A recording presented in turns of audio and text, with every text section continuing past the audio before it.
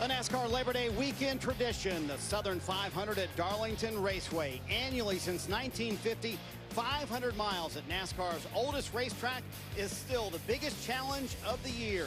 And tonight, this crown jewel event sets the field for the 2024 Cup Series playoffs.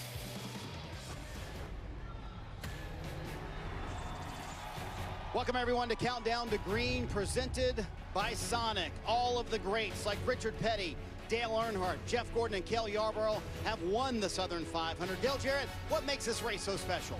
Marty, you know, every week the drivers are the stars, and yes, they have to do their job here tonight to win this race, but the racetrack is the star. Make no mistake about it. It is the hardest test as a driver in NASCAR that you will ever find, and you have to complete 500 miles to go to that victory lane and collect the trophy that every driver wants to have in his trophy case. Yeah, you mentioned it, Marty. It's the history of this place. No other speedway holds the history or the ghost of the greats who have crossed across that finish line out there and hoisted the Darlington Trophy over their head.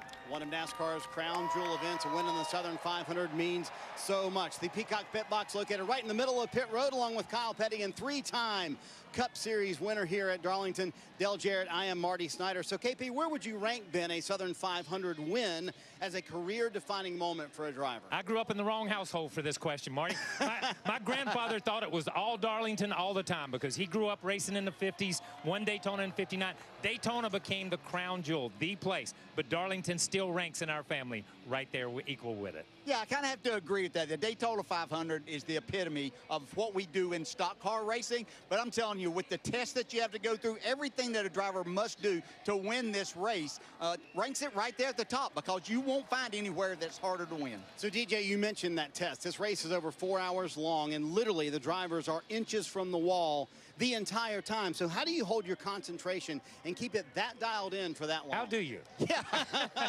I don't know that I'm best person to ask this, because I won 3 of the 400 miles races, but I could never get to that one that took 500 miles to win the race and get the trophy. It is such a level of concentration that it's unmatched in any other races that you go to. You know, as a driver, that there's times that you're just going to have to give that wall a little bit of a break, because challenging it lap after lap after lap, even the very best, and even when your car is the very best, it's easy to find yourself into the wall, and that could take you right out of your opportunity to win a Southern 500. Well, you can see why it's one of NASCAR's crown jewel races. And oh, by the way, the race that decides who's in and who's out of the playoffs in 2024. So, KP, is there some merit tonight to a driver, quote, earning it if they race their way into the playoffs? Well, Bubba Wallace and Chris Buescher this week have said it's the collective work of the 25 races that got us here. It's not all about this one race. Having said that, Bubba's crew chief, Booty Barker, has a saying: there's no free lunch, which means you got to work for it.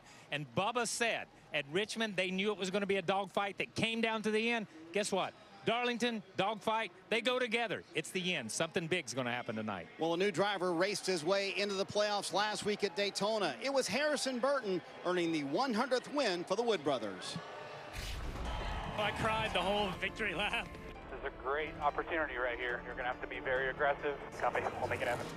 Go to the green. Green, white, sugar. Coming back, bottom. Top. Sugar flag. Jeff, your little boy, has done it! Harrison Burton wins in Daytona! Yes! Thank you!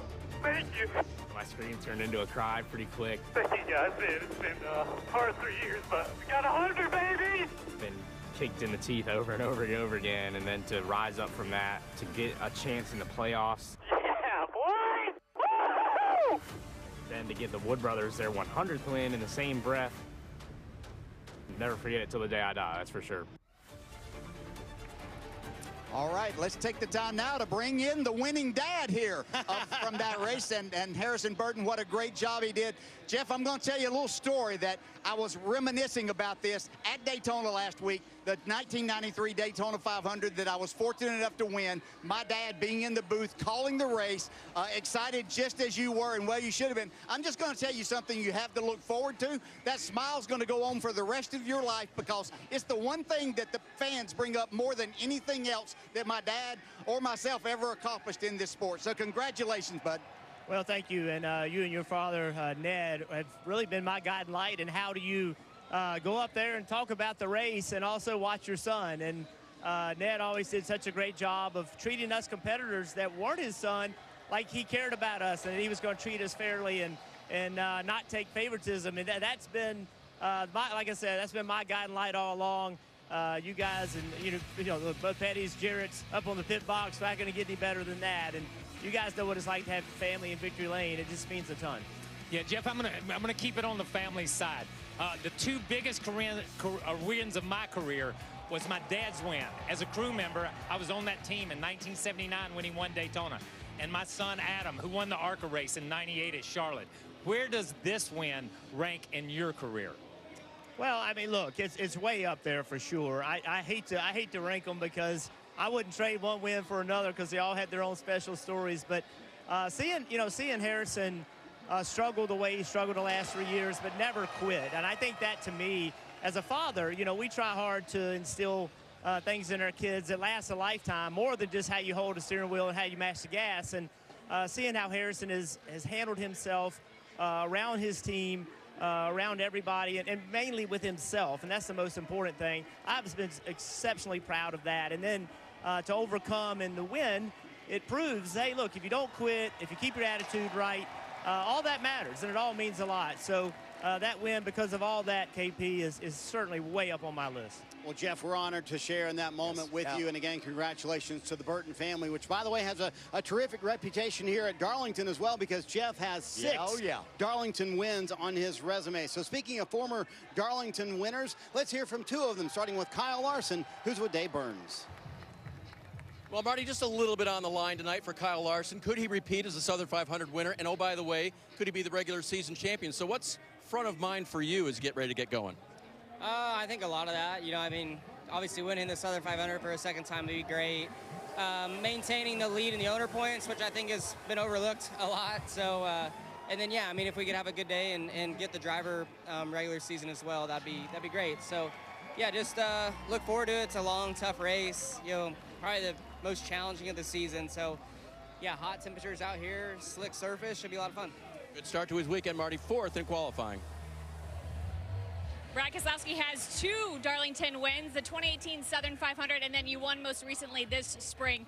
How much discipline does this track demand from drivers in order to be successful? I think it's a tricky track, Kim. You know, it just, the speed is right up next to the wall, and it's great until it ain't when you hit it. And, you know, over 500 miles, like, you're going to have laps where you make mistakes. So it's like, what buffer do I want to give myself? And I don't want to leave too much speed out, but I also don't want to hit the wall. And just, that's like a challenge every corner, every lap, you know, and the tires are changing and just a lot going on here. But that's what I think makes this race so special. And, you know, I tell people all the time, what makes someone really good at Darlington is if they can run like in the top 3 or 4 the whole race and not hit the wall. And I ain't done it yet. But hopefully today we can do that with our fast Mustang and get another win. And Brad has a very special paint scheme running the names of over 250 veterans on the number 6 Ford here tonight. I don't think it's any coincidence, Kim, that the 2 Darlington winners we just talked to, 2 former Cup Series champions as well. Coming up for the 2nd straight week, could a driver currently out of the playoffs race their way in tonight? And could that be Bubba Wallace? He's on the pole. We'll hear from Michael Jordan's driver next. Did Larson really say this is going to be fun? Yeah. You're watching Countdown to Green, presented by Sonic. Who's up for a little bit of chaos? Hold on. It's Larson. A dash of drama. A touch of temper. Who's down to take it to the streets? To ring the triangle? To hit the bricks? Who's game for a little fireworks between friends? See, that's a trick question. With the playoffs coming, there are no friends.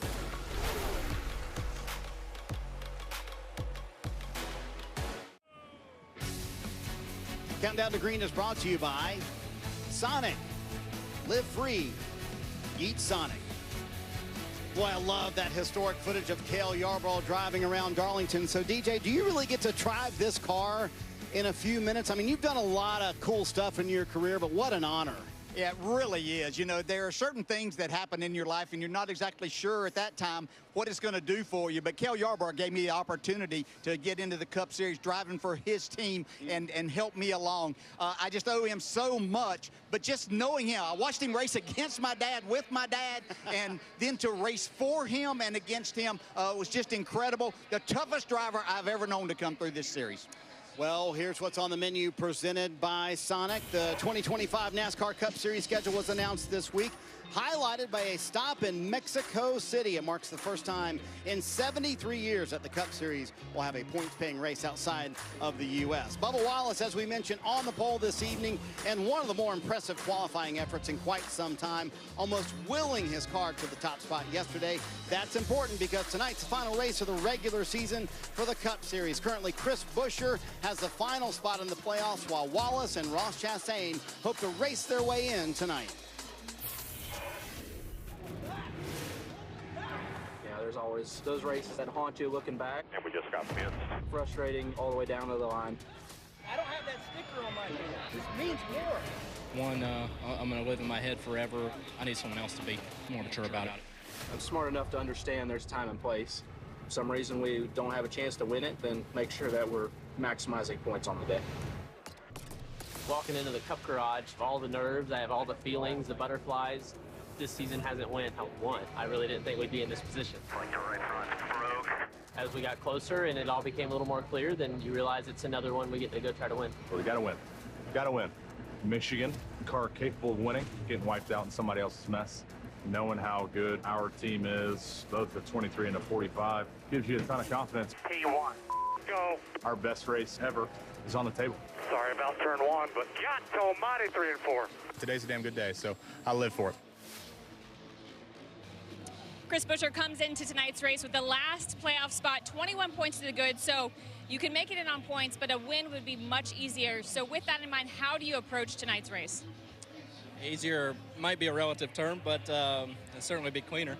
I think, for us, we've been so fast here. We've been, close enough to feel like we had a shot at winning the last 2 races in Darlington. So want to do that same thing here tonight with our Build Subs Mustang. Feel like we're able to make that final round, so that was good. Going tonight here, I always feel like we get better as the sun goes down, and seems like we're off to a pretty decent start. So go figure out how to win this thing. That would certainly be the best way. And then, if we need to play defense a little bit there towards the end, then we'll cross that bridge when we get there. Speaking of defense, how much information do you want to know about the other drivers that are kind of around that elimination line points-wise? Not much to start. I want to race our own race, and Darlington is well known for being its own battle. So fight the racetrack first. Figure out how far we can get in this thing. Try and get some stage points just simply by running up front here the first half, and then get down the end. We need to be aware of scenarios, but ultimately it's for us to go out here and do what we've been doing here, and most of that will just take care of itself. Chris Buescher looking for a coveted playoff spot. Well, Kim, so is Bubba Wallace, and he started things off the right way here at Darlington, grabbing the pole yesterday for your first one here at Darlington. How big was that? It was huge. We've been decent here in qualifying. We qualified second in the last year's spring race, so thought we had that one. We've been really good here at qualifying and executing. Obviously, the finishes have followed with that, so just need to keep it all in check tonight and make the most of it and go out and have some fun. Last week after Daytona, you told us this week, just got to go get it done. How much was yesterday, the whole day, including the pole, a step towards that and getting the win tonight, or even just pointing your way in? Yeah, well, like I mentioned, Dave, last week, I take that responsibility on my shoulders and proud to carry that weight. And I wanted to show up here and make a statement and flip the pressure switch to the enemies. So I think that's what we did. But we also know it's a new day. It's a new opportunity for everybody in the field. For me, I wake up excited every Sunday morning because I know one of us is going to be in victory lane, and hopefully it's us tonight. Marty, consider it pressure switch flipped. So, KP, let's talk about that pressure that Dave and Bubba talked about right there. Does being on the pole add to or take away from the pressure he's feeling tonight? Well, that's a great question, because I think it does put the pressure on the other teams, because they say, hey, they showed up. Bubba Wallace showed up this week. Bubba made the statement, I have to portray the best race this week that I've ever portrayed in my whole entire career to make the playoffs. That means he's putting pressure on himself. So he lived up to that pressure on qualifying day. Will he live up to that pressure today? I think he is in the mindset, and that team is ready to come here and take that position, and move on into the playoffs. DJ, is his car owner Michael Jordan, and your buddy Michael Jordan texted him this week, said, quote, "Things you want cost more." Does Michael Jordan, being his owner, bring out the best in Bubba Wallace? 100%. This is a perfect match for Bubba to have Michael there. There was no one more confident in his own ability than Michael Jordan in any sport. He's the best athlete that I've ever seen in my entire life. For him to be able to talk to Bubba about those things only makes Bubba a better driver. All right, KP, time to put your money where your mouth is for the final spot. Is it just a battle between the 3 drivers that are near the bubble? And if so, who has the edge? I'm going with Ross Chastain, the Watermelon Man, and all I'm going to say is Martinsville 2022. I'm telling you, you see that car, you see that man, but you can't see his heart. You don't know what he's willing to reach down and grab and make happen. My money's on Ross Chastain. I'm not going to be surprised to watch all 3 of these drivers inside the top 10 the majority of this 500 miles. I will tell you, and I won't be shocked if all 3 of them are in the top 5. Who can get down the most and get the job done? Chris Buescher is the one that has shown me that at this particular racetrack, he's ready to go to victory lane. So those are your bets for this evening. How about the DraftKings odds? How are they shaping up for tonight, DJ? Well, I think they got the, unlike last week where we had everybody that could win. Yeah, right. They've got it, the favorites here. Certainly Kyle Larson, Tyler Reddick, and Denny Hamlin. You have to look at them. Ryan Blaney, I think, was maybe the very best car in practice yesterday. But you got Bubba Wallace. You got 12-to-1 odds on the pole sitter, who is very fast here. Yeah, DraftKings Sportsbook is an authorized gaming operator of NASCAR. And this week, beautiful evening at a completely sold-out Darlington Raceway, where lately the tempers have been about as hot as the temperatures here in South Carolina, Kyle. So why does this track lend itself to angry drivers at the end of the race? For 4+ hours, you're stuck in that car, not being able to go a lot of places, slipping and sliding, 90-degree plus weather, and the racetrack. You got to race it. You got to catch people and get around them, but you got to use the racetrack. It's got to be your friend. I'm sure one group doesn't help either, does it? They're always in your way. 2 cars in one place doesn't always work. Because it was built for what? Cars to go 120 miles an hour, Kyle? 120 miles an hour on an 8-inch tire, and now they're running, what, 160, 70 miles an hour, whatever they're running. So to that point, as a driver, who's the biggest competition here? The other competitors or the track itself?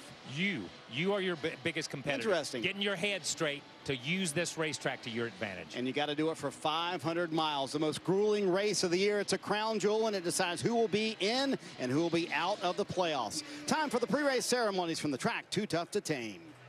Race fans, please rise as you are able. Remove your hats, and veterans render a hand salute as the Spring Valley Junior ROTC Color Guard presents our nation's colors.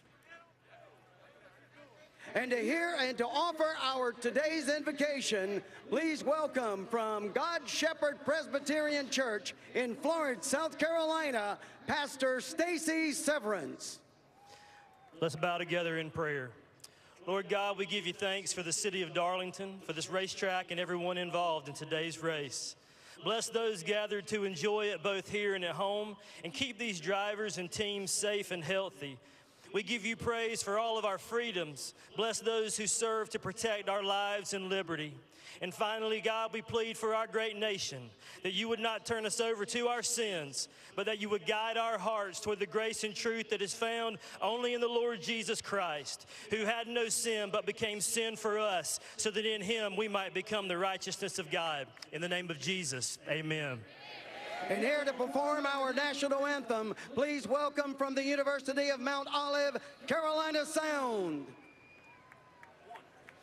Oh, say, can you see by the dawn's early light what so proudly we hailed at the twilight's last gleaming, whose broad stripes and bright stars through the perilous fight o'er the ramparts we watched were so gallantly streaming, and the rockets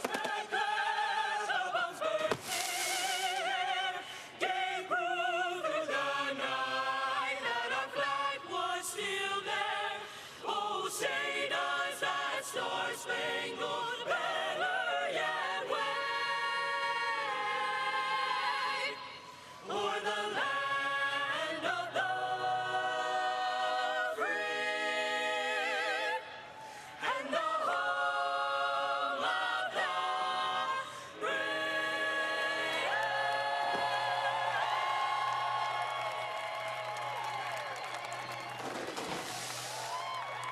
race of the regular season for the Cup Series is moments away. We'll get the engines fired here at Darlington next on USA.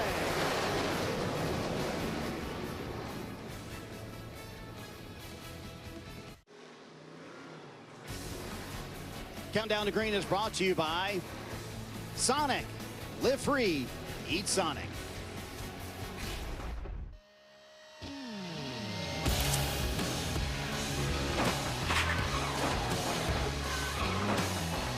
Southern 500, baby. Hell yeah! Southern 500 for winner. Southern 500. Hell yeah. DFH. That's what I'm talking about. Great work, man. Hey, hell yeah! Oh, baby! Hell yeah! Hell yeah, guys. Great job today. The person I'm most proud of is you, Kyle Larson. You believed in yourself and you did it. We won! We won! That's so freaking proud of you! Woo! Yeah! We got it! Thank you. A win in the Southern 500 can be a career-defining moment for a driver, and tonight it could also mean a spot in the playoffs. Who has a game-changing night this evening in Darlington? It could be Tyler Reddick, who's also battling for the regular season title and might have the best car in the field. In fact, one crew chief in the garage area told me this afternoon the 45 car is, quote, lights out. Can he put an emphatic stamp winning at the Southern 500 and also claiming the regular season title, Kim? Marty, the playoffs will be officially set at the end of tonight's race, and Ross Chastain currently finds himself outside of it. 18th on the playoff grid, 27 points behind the elimination line. Pointing his way in is still an option, but Ross said it would just be way easier to come out and win this thing. He almost did that here last year in May, leading until a very late caution crash with Kyle Larson. He did win the truck race here in the spring. I asked if that gave him confidence. He said a little, but he told me, Dave, this place humbles you very quickly. Christopher Bell knows that very well. His best finish here is 5th. He's never won the Southern 500. Would like to do that tonight. He's got 3 wins, so he's in the playoffs. But the bigger picture for him is that he's got a couple of positions he can gain in the regular season. More playoff points, more points you can carry throughout the championship. Dave, how about this? From the pit box to Cale Yarbaugh's race car for Dale Jarrett. That's pretty cool. That's a pretty cool moment, isn't it? That is an awesome moment here at Darlington. By the way, how about this hurdle? I don't know what's better, the drive in the Cale Yarbaugh's car, but getting over the pit wall. That's pretty impressive, Kyle. Can you do that? There's a reason Dale Jarrett's a legend, okay? And that just added to the legend of Dale Jarrett. But you got to drive your dad's car around this place just like this. I mean, what a moment. What a moment. Got to drive my dad's car. Got to drive the 72 Mercury for the Wood Brothers, David Pearson. This is an honor. After more than 8,000 miles of racing over 28 weeks, it all comes down to this. Time to get the engines fired and set the Cup Series playoff field. Darlington Raceway, this is the moment we've been waiting for. Please welcome Cookout representative Rue Reeves. Driver, start your engine!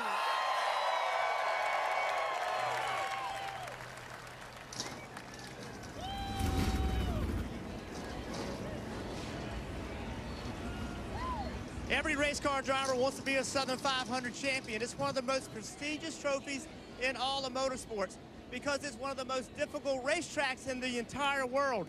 It starts with this asphalt. This stuff is coarse. It eats the rubber right off the tires. Car drives horrible, and then to do well, you got to put the car right here on the boards. You got to be right against it. You got to all night long find a way to be literally this far from it. You get too close, you hit it, your night's over. Green flag next.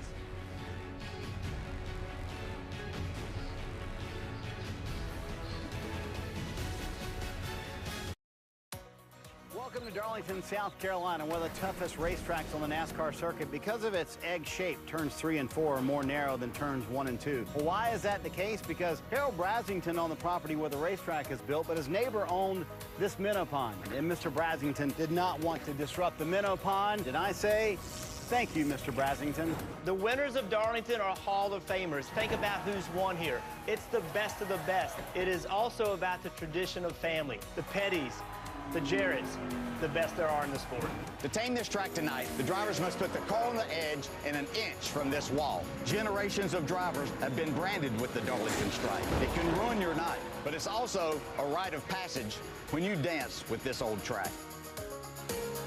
This race is a Labor Day tradition. What better way to end the regular season than a party in Victory Lane? One driver will add their face to this legendary trophy. The tradition, the history, a win in this race is career-defining. Let's set the playoff grid. This is the Southern 500.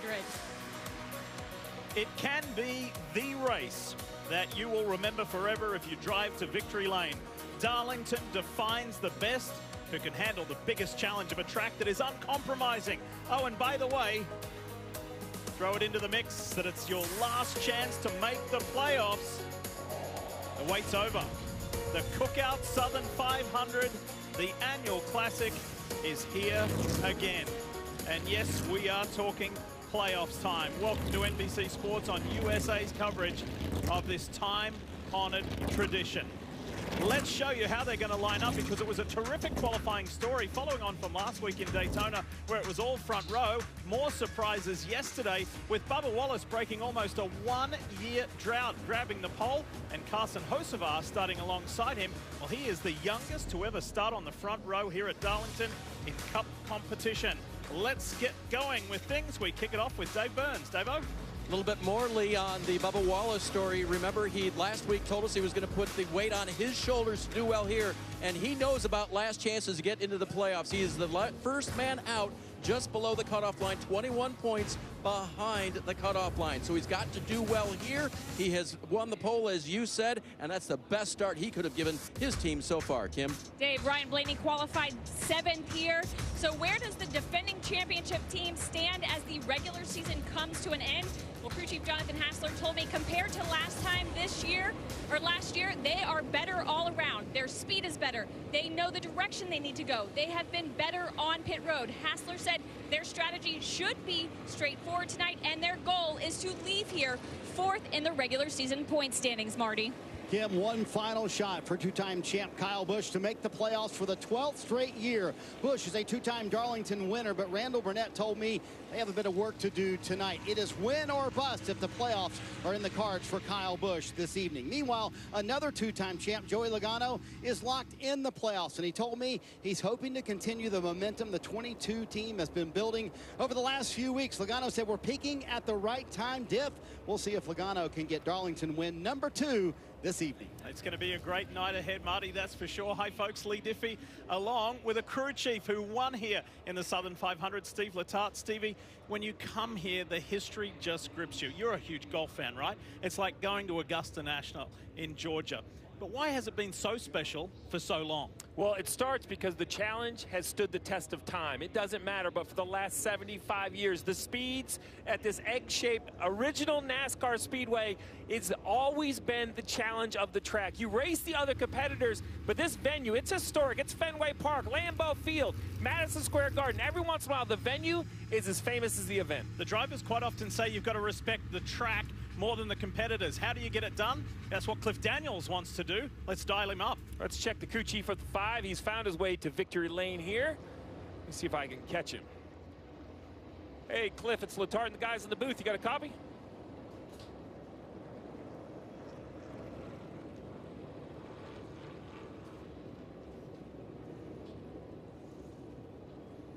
Hey, Cliff, it's Letarte and the guys in the booth. You got a copy?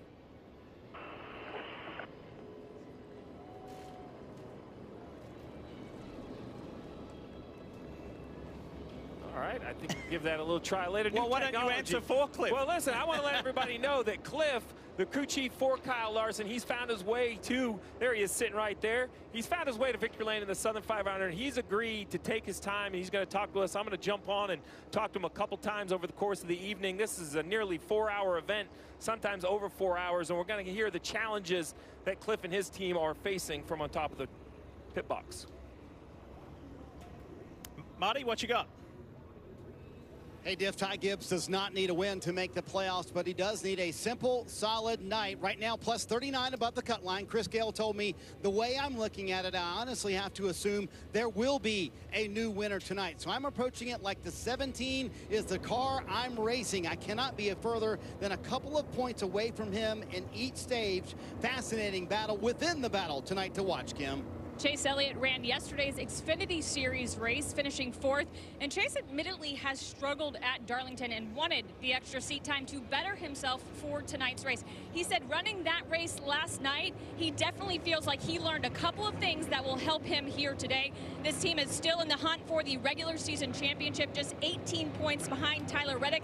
But they've got some work to do tonight, Dave, rolling off from the 20th position. Kim, there's only one way in for Chase Briscoe, and that is to win tonight in the Southern 500. The 14 car is good, but it needs to win the race. It's out of the points as far as making it in. So what did Chase do? He qualified 3rd. Is that a one-hit wonder? No, not according to crew chief Richard Boswell. They had a practice where they ran long runs, and over the long run, the 14 was very good as well. He said, we just hit the balance right in qualifying to put ourselves up front. We want to stay there. We want to win our way in. Lee? Dave, let's remind everybody at home just what's at stake here again by looking. If you're in yellow, you're good. You go into the playoffs next week in Atlanta. If you're in white, if you're above that cut line or below, there's a lot on the line here tonight. Feeling a little more confident if you're Martin Truex Jr., but the closer you get to that red line, the more nerve-wracking it is, the more pressure-filled it is, like the pole sitter in the Air Force Camry, Bubba Wallace, who is 21 on the wrong side of that cut line. And we've talked, this is your first trip to Darlington, Lee, and you continue to ask, like, what makes it special from a competitor? And it's just the lack of gimmicks. There's nowhere to hide. There's no secret to be good at this racetrack. You have to have a great pit crew, a great race car driver, and a great race car. That's very hard to do. And then be nearly perfect all day long. If you think you're going to be perfect, you're crazy. You're absolutely going to touch this wall, Jeff. You talked about it. You were just out there in the pre-race. You showed us a nice, clean, painted wall, but you can see all the scuff marks from the years. You have to accept mistakes are going to happen. They are going to happen, Steve, and the key is how they happen. The angle at which you brush the wall. If you hit it, you know, with the right front too hard, it's going to damage the car. If you hit the right side at the same time, the right front, the right rear, you can get by with that as long as it's not too hard of a hit. And Lee, the key is for 500 miles, you have to operate at 99.9%. You can't go right around and say, I'm not going to hit the wall, because you're going to get lapped. So you got to operate right at the edge of grip, and if you cross over it, you're going to hit the wall. Ready to operate at 99.9% is our Marty Snyder. Marty, what you got? Well, let's go for not quite 100, as you said, 99.9. Let's chat with Cliff Daniels. So the guys in the booth talking about how you can't quite be at 100% all night long here. Why is that the case at Darlington? Yeah, really, Darlington's just all about racing the track. And, you know, our team is, we've learned that the good and the bad way in the past. And, you know, so much confidence in our team tonight, so much confidence in Kyle. Going into tonight, we're leading owners' points. That's something we've tried hard to earn, you know, all year. Of course, we want to go try to get the driver's points tonight. But big thanks to everybody at HendrickCars.com and Chevrolet. Hey to the boss back at home. And, you know, we're going to stay locked in, race the track, do our thing, and we'll see where we end up. And Diff, they're also going to try and defend their Southern 500 win from last year. Good stuff, Marty. Thank you. Let's go inside the 23 team for that last-minute pep talk. Have a listen. You got me, Bubba? I got you, dog. All right, man. Proud of you. Go after it. No prisoners. Yes, sir. Thanks. Good stuff. This man showed tremendous resilience and guts yesterday. Bubba Wallace, not once, but in 2 qualifying runs, to show how determined and how driven he is to race his way into the playoffs, just like Harrison Burton did. It's time to bring the action at Darlington Raceway. It is time to continue one of the best traditions in racing. It's time for the Southern 500.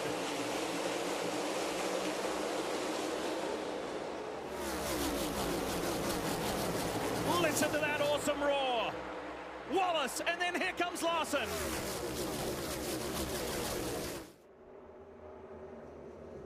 Hocevar's being shuffled back a couple of positions as Reddick moves his way up to 3rd.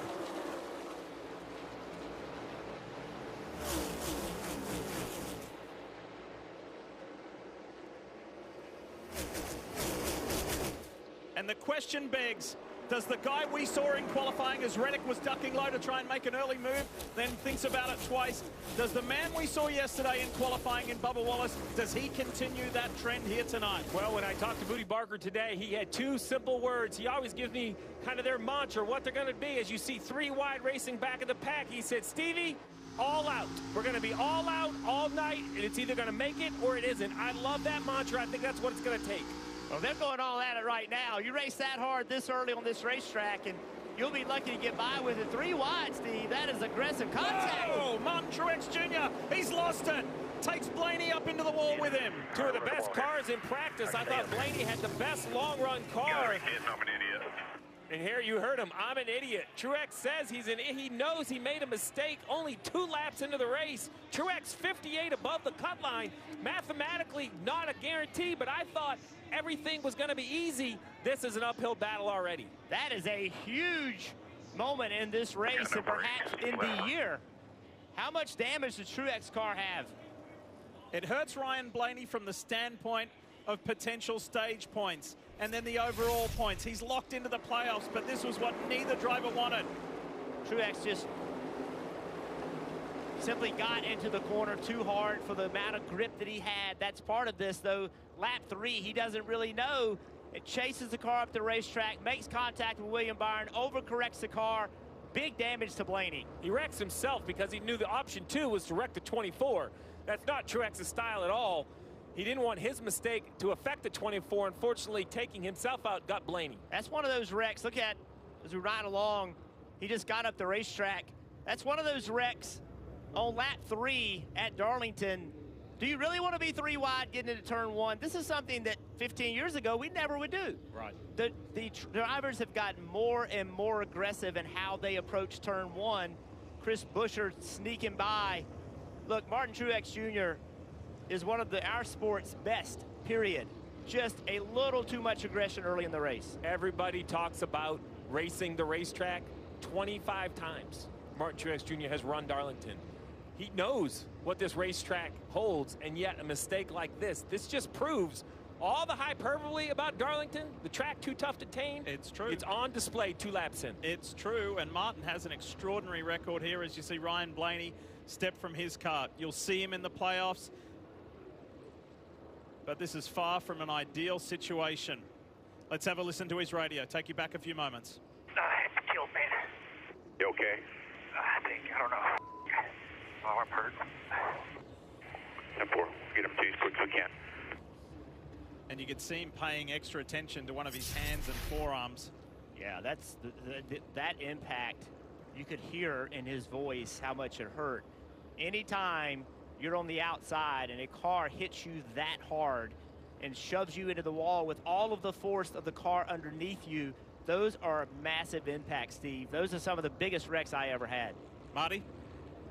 This is just massive for the playoffs, as everyone has talked about. Martin Truex Jr. came in plus 58, and the word just now from James Small telling Martin Truex Jr. to get out of the car. Truex came in the weekend, said, we just need a clean, smart race, and early on, they're going to be out of it. And man, can they make the playoffs now? That's something we're going to be watching all evening long. Look at that. Currently, dead even. No more points to gain for the 19. Gibbs, Buescher, Chastain still on the racetrack, and that's without a new winner. We know that's Bubba Wallace's goal tonight. The race had only just got going, and one of the playoff contenders is out.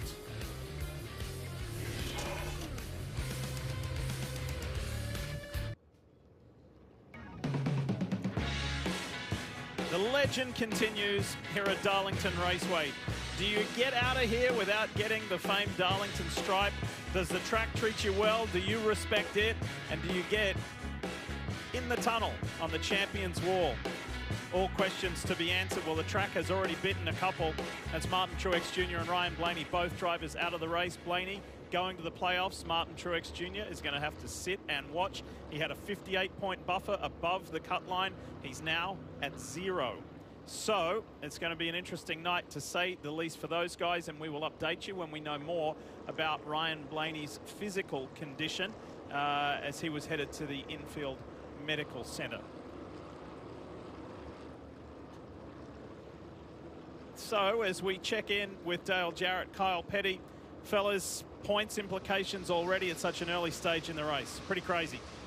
Yeah, Lee, it's just amazing. We sat here and talked about the difficulty of that, but we also did it, just like Jeff Burton said, been there, you know, and you understand what's at stake here, but, you know, you're still a race driver, and that's your mentality, KP. Yeah, it's amazing. As you watch this, and they called it perfectly in the booth, we see Truex just get in over his head a little bit, wants to stay off the 24, overcorrects, and takes Blaney up into the wall. What's fascinating is we sat here, as we watch all these angles, we sat here and talked about Gibbs, talked about Buescher, talked about Wallace and Chastain. We never mentioned Truex. No.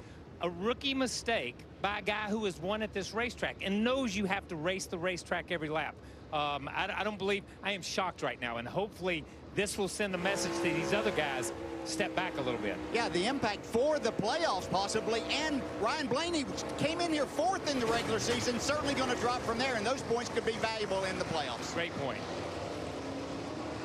And these images from a few moments ago, Truex stepping from his car and also heading to the infield medical center just for a check. Jeff, you highlighted it in one of those replays. Chris Buescher, one of the playoff hopefuls, just narrowly avoiding that incident. Sometimes luck's on your side. It wasn't for Blaney. It was for Chris Buescher. Yeah, you have to have those things go your way. And look, I've been in that situation. You heard DJ KP talking about it. You make a mistake when you know it's your job, right? It's your job not to make that mistake, but you're pushing. You're trying to make something happen. You feel horrible because you feel like you let your team down, but it's just you can't get it back. Well, in all of that, now it's back to the task at hand. We have Bubba Wallace and Larson on the front row, Reddick, Briscoe, Hocevar back to 5th. But I thought Carson, you know, 21, youngest guy to ever be on the front row at the Southern 500, Jeff, you just was patient early, right? Like, he gave up a few spots, making sure he didn't make that mistake. Long night ahead. All right. AMR safety team done an excellent job helping the situation, clearing the situation. We're ready for a take 2. Let's get this Cookout Southern 500 going again. Let's do it. Huge crowd here in Martinsville, and we're back to action.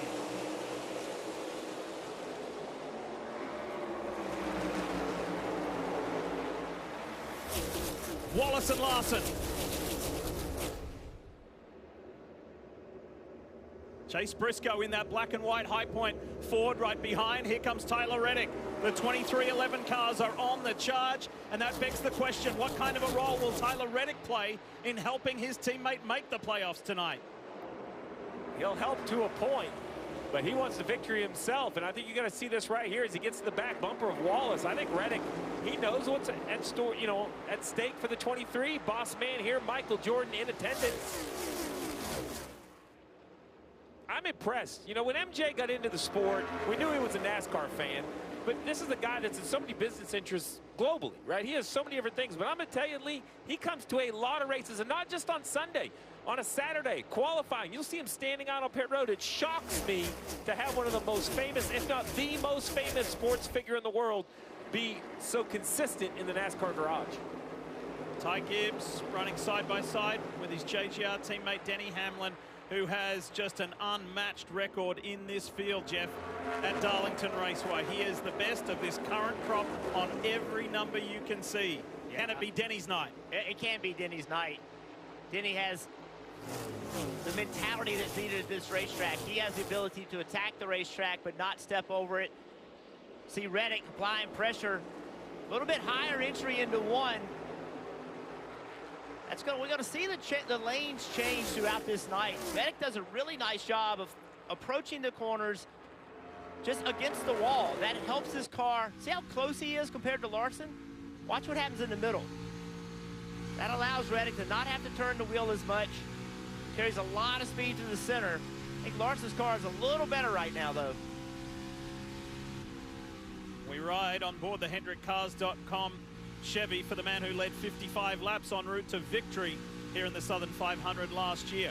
We'll get back to that. Let's hear from Kim Coombe with Ryan Blaney for the latest. Yeah, Ryan Blaney, part of that incident with Martin Truex Jr. We heard you talk about your arm or your hand. Are you okay, and what happened? Yeah, I'm all right. I don't know. I saw Martin get loose and kind of hit the 24. I thought he was going to spin to the bottom, and so I kind of gassed up to get around him, and he, like, terrible time, and he overcorrected, and we were right there. So just, gosh, I hate it. Wreck on lap 2, but yeah, it's one of those things. It's like you think he's going to spin to the bottom, and then like his rear's hooked up, and he just came up. So just, I hate it for everybody, Menards and Ford. I thought our car was great and just didn't even get a run any laps, but hopefully next week goes a little bit better. Great to hear from Ryan. That was some scary radio that we heard after the incident, but nice to hear him talk to Kim, and I'm with him. I thought it was one of the best cars in practice as well, and we'll just never know. Look at Spires. Carson Hocevar in the 77. Running well. Last time he started on the front row. was in the Truck Series last year at Homestead Miami Speedway. And that great performance came from that. So I wonder if the same trend continues, the same for the youngster, for the 21-year-old here tonight in Darlington. So we've heard from Ryan Blaney. Kim, tell us the Martin Truex side of the story. Yeah, Martin Truex Jr. out of the care center, out of the race. First of all, we heard you say idiot on the radio. Clarify what you were talking about and what happened. Clearly me. Yeah, it was all my fault, all my doing, and yeah, I got a run on the 24 and went to the inside and thought everything was going fine, and the car just took off and I ran into him. So obviously that was on me, and I hate it for my guys at Bass Pro Shops and Toyota, everybody. We had a phenomenal race car, and I know this is like the longest race of the year. Just a dumb mistake on my part.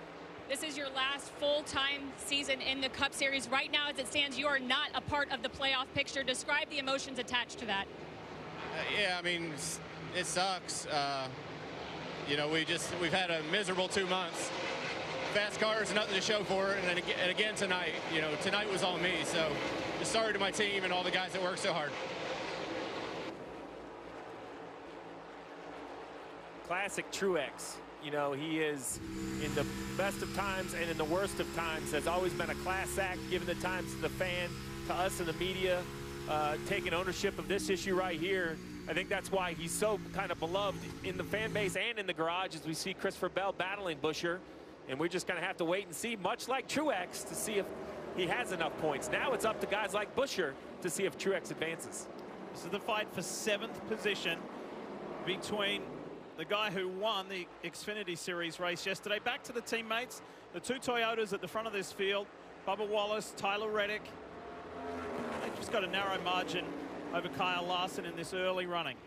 Talk in the garage this morning was that these two cars had a lot of speed on the early part of the run. There was also some talk that they were not good on the long run.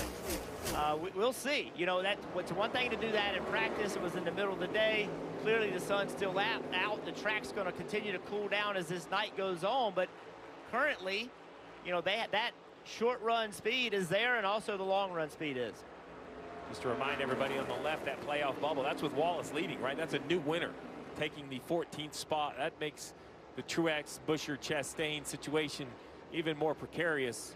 If Wallace is not leading the race, that complexion will change completely. But we saw Harrison Burton a week ago. Yeah. Why not Bubba Wallace? Why not Ross Chastain? There's other names. I mean, Hocevar's running 6th. He's playoff eligible if he won this race. And let's not discount Eric Jones, a 2-time winner here at Darlington, who just so happens to be the biggest mover in the field so far. He's up 10 positions. Jeff, how can it be? I mean, Legacy Motor Club will admit they've switched to Toyota. They're still trying to improve. It's been a little bit of a down year. Does it still surprise you? Because it does mean that Eric Jones shows up to Darlington and the light switch just flips. How can it just be, I don't want to use the word easy, but this straightforward for this driver? He knows exactly what he wants. He knows exactly the feel that he's looking for. When his car doesn't have it, he does a great job of describing it. And he's not going to push too hard, get himself in trouble typically. And that's kind of Eric Jones, right? I mean, if you think about the success he's had in this sport, he's a very consistent race car driver, and he loves the racetrack. I think that's part of it, Steve. Some guys come here and they just don't like it. They just simply say, I don't like this facility. Eric has always liked it. Dave, tell us more.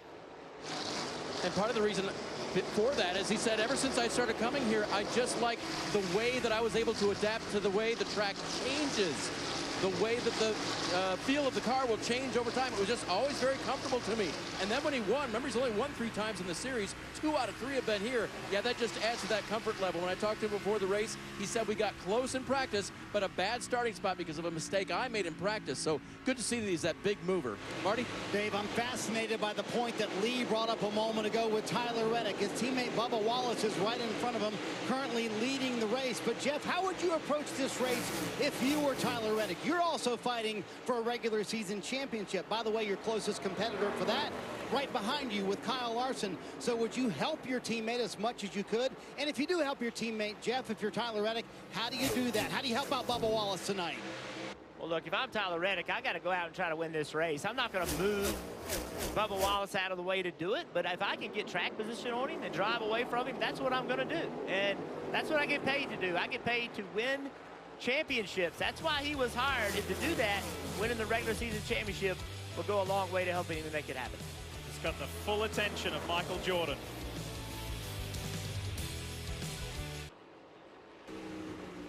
Here's a quick reminder that you can join NASCAR's free rewards program and start earning points that turn into member-only rewards. You can earn every time you check in for a race, trade in points for free tickets, exclusive gear, autographed merchandise, and one-of-a-kind race day experiences. Simply head to NASCAR.com/fan rewards.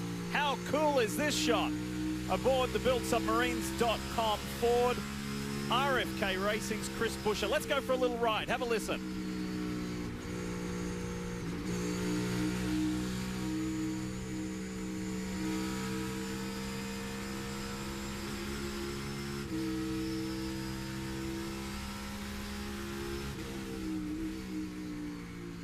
All right, Mr. Southern 500 winner, you like what you see? You like what you hear? I do like it. You know, against the wall, but not inches away from it the way he'll have to be. But with only 33 laps in this race, is now the time to be right against the wall? Probably not.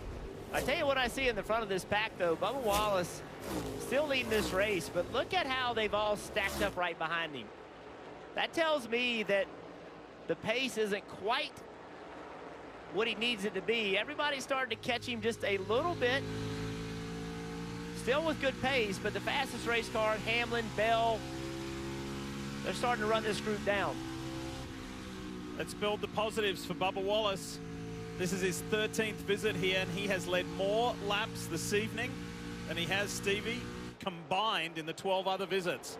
Off to a great start. Off to a great start, and it really started in qualifying. What we saw yesterday, I don't think can be overstated. You mentioned it didn't take one effort, but two efforts. Yeah. And I mean, he's kind of taken the performance of the 23 and put it on his own shoulders. He said, we have to be better. We have to win races. I have to do better behind the wheel. I like that approach from Bubba.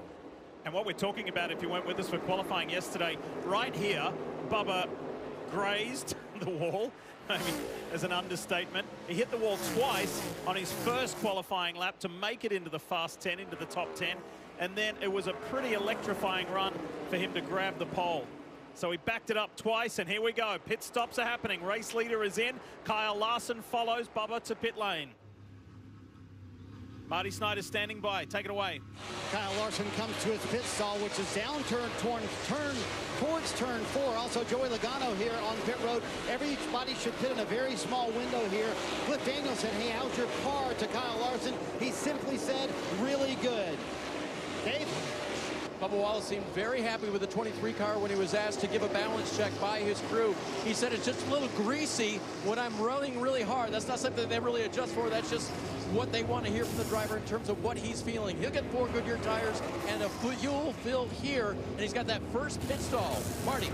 Tyler Reddick, who ran second to his teammate Bubba Wallace for much of that run, said at the very end, I feel like I'm burning up the rears just a little bit so I could stand to be a hair tighter. Otherwise, very happy as green flag pit stops. The first set happening here at Darlington in the Southern 500. And look how busy pit road is, Lee. And successful for Kyle Larson. The 5 beat the 23 off. Yeah, that first pit stop for the 23 will be a big advantage under yellow, but under green, no real advantage, almost a disadvantage because you're so close to getting up to speed as we see Reddick pull away. Kyle Larson overtook the 23 car. Still some cars to come to pit road, but the 5 will assume the lead of the race when it cycles.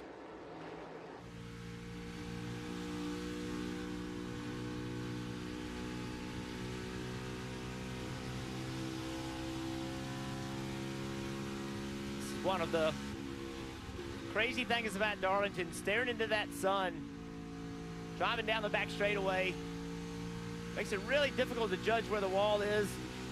Run straight away, no problem. Here comes William Byron. Marty's headed your way. And he narrowly, Lee, avoided some contact with Martin Truex Jr. He was the car that Truex almost got into before he got into Ryan Blaney. He said it's cars just a little bit too free. So see these cars running just a little bit longer here. Will there be an advantage for them on the back end of this run? I don't think so. I don't think they've run long enough for the fresh tires to be an advantage. I kind of dissected the last 2 or 3 races here. Now, if you can run 10 laps longer, it kills you. You lose like 20 seconds, but you do have those fresher tires the whole next run. The problem is, it seems like you just burn your tires up so much working through traffic. You see Kyle Larson easily drive by Denny Hamlin.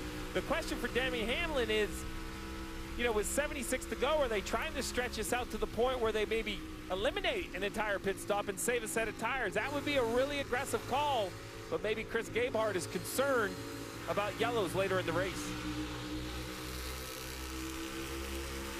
Larson goes by, so too Wallace.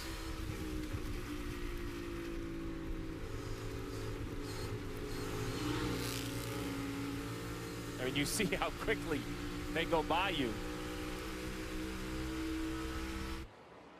Now, the advantage to this strategy is if a yellow comes out right now, you see a Bubba Wallace on back or a lap down. So Denny Hamlin will pit. Everybody would take the wave around, but he instantly would be the first car on fresh tires. It would be a huge advantage for Hamlin. There's only 3 drivers following or 2 other drivers following the Hamlin strategy. That's Kyle Busch and Shane Van Gisbergen, and everybody else has come to pit road. In about 2 seconds a lap. Maybe not quite 2 seconds a lap, right, Jeff? I'm impressed with that. You know, I think that Denny Hamlin, their ability to run this pace on this many lap tires, I think that's allowing them to play this strategy. 2 seconds is a lot, but we've seen it much more than that. Here he comes to pit road. Dave? Kyle Busch has come to pit road in the 8 car. He was running second to Hamlin.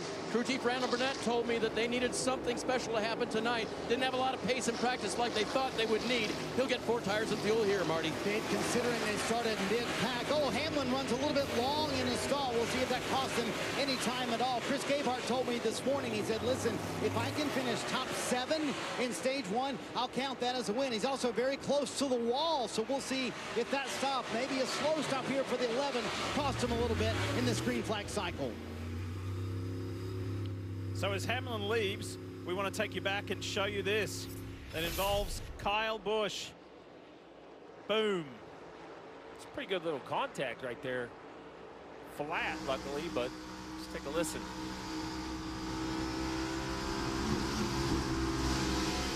That's a part of the racetrack where the wall actually comes back out into the track off of turn 2.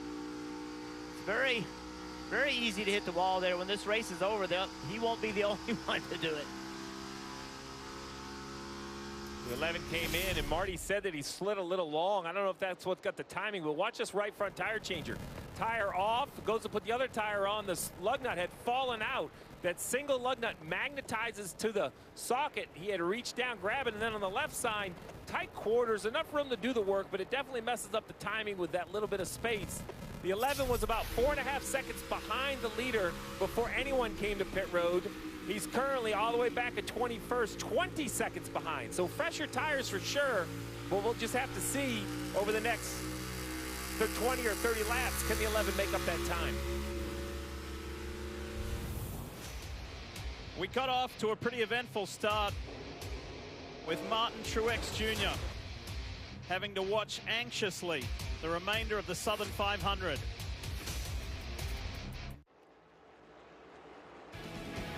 On a beautiful Labor Day weekend, long weekend, Sunday evening here in South Carolina, pleased to let you know it is a sellout crowd for this Cookout Southern 500. Thank you to the race fans for supporting and continuing this awesome tradition.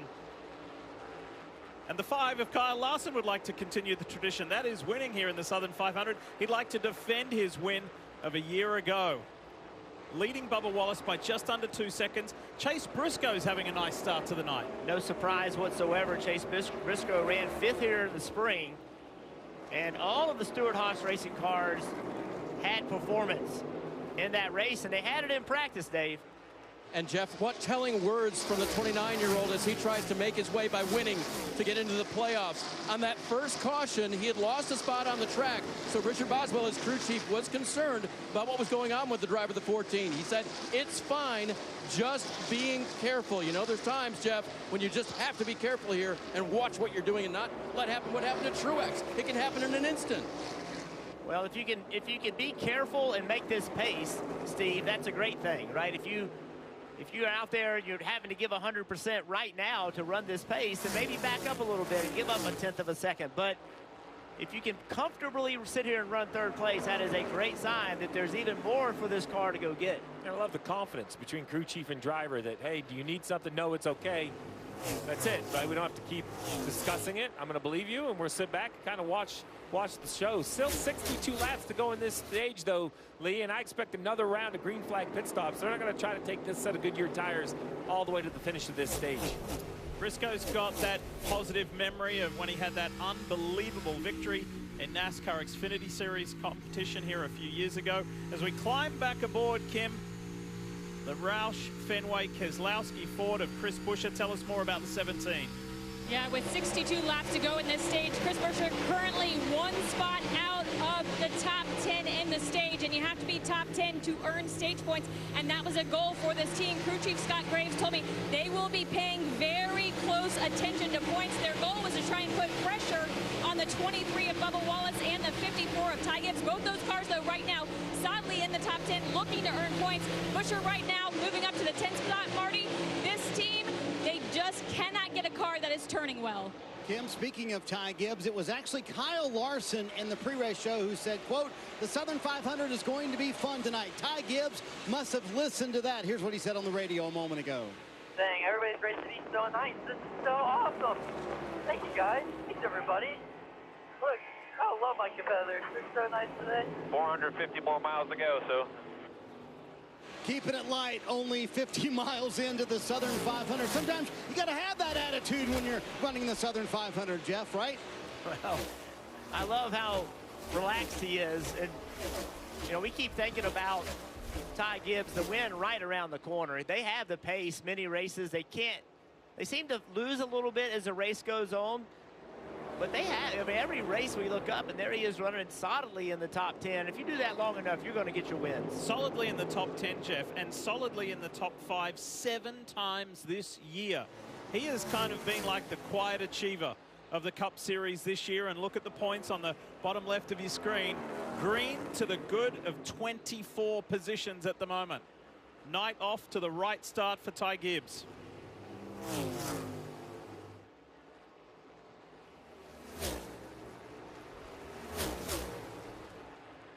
Kyle Larson up front has increased his lead by, I don't know, 1.5 seconds or so over Bubba Wallace, then Tyler Reddick. Two teammates still running well, then Briscoe.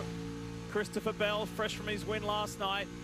And then William Byron and Josh Berry, who had that highly dramatic Daytona race last weekend when he was running at the front, involved in that huge wreck and ended up going upside down and was able to step from the car when the AMR safety team rescued him.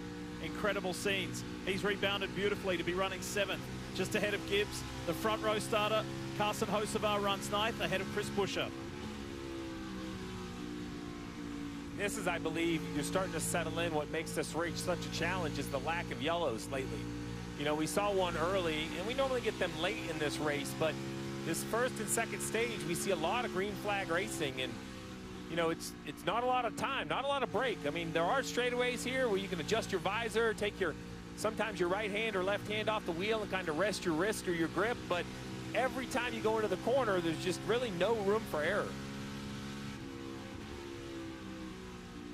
DraftKings Sportsbook is an authorized gaming operator of NASCAR, and this week new customers can bet $5 and pocket $250 in bonus bets instantly. Download the app and use the promo code SPEED when you sign up. DraftKings Sportsbook, the crown is yours. What numbers and drivers jump out to you, Steve? Well, Larson was the favorite earlier. He just his odds continue to drop down at plus 320, so a little over 3 times your money. Hamlin, Reddick, no surprise. Toyota's right behind Larson with Bell also and Wallace. You got to look down for a little bit of value. Do you think it could be Kyle Busch's night? It's so 16-1. And how about Chase Elliott? Rarely do we see Chase Elliott with longer odds like that. He currently runs 15th. You could bet live Chase Elliott 16-1. Let's talk more about the man who started on the pole position in the 23, Bubba Wallace, with Dave.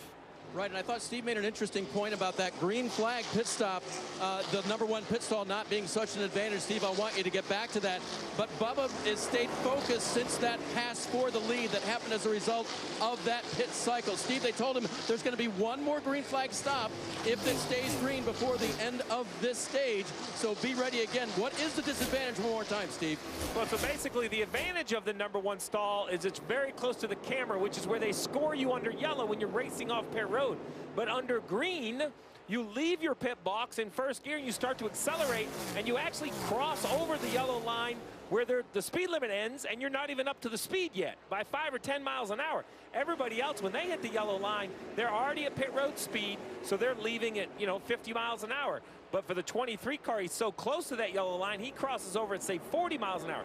It's not a huge disadvantage here, and I would absolutely take it, because under yellow, it's a huge advantage. Only 22 feet to that scoring line. Under those late cautions, I'd take the stall #1 anytime. Kyle Larson leads Bubba Wallace and Tyler Reddick. And John Hunter Nemechek gets a Darlington stripe in his 5th Cup appearance.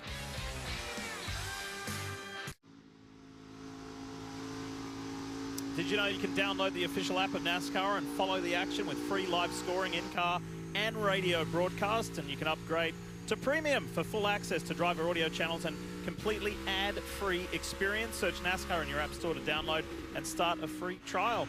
Welcome back to Darlington Raceway. The Cookout Southern 500 continues. Lee Diffie, Jeff Burton, Steve Letarte. Let's show you something that is fascinating here at Darlington. Jeff, you had a magical year in 1999, winning the spring race, winning the Southern 500.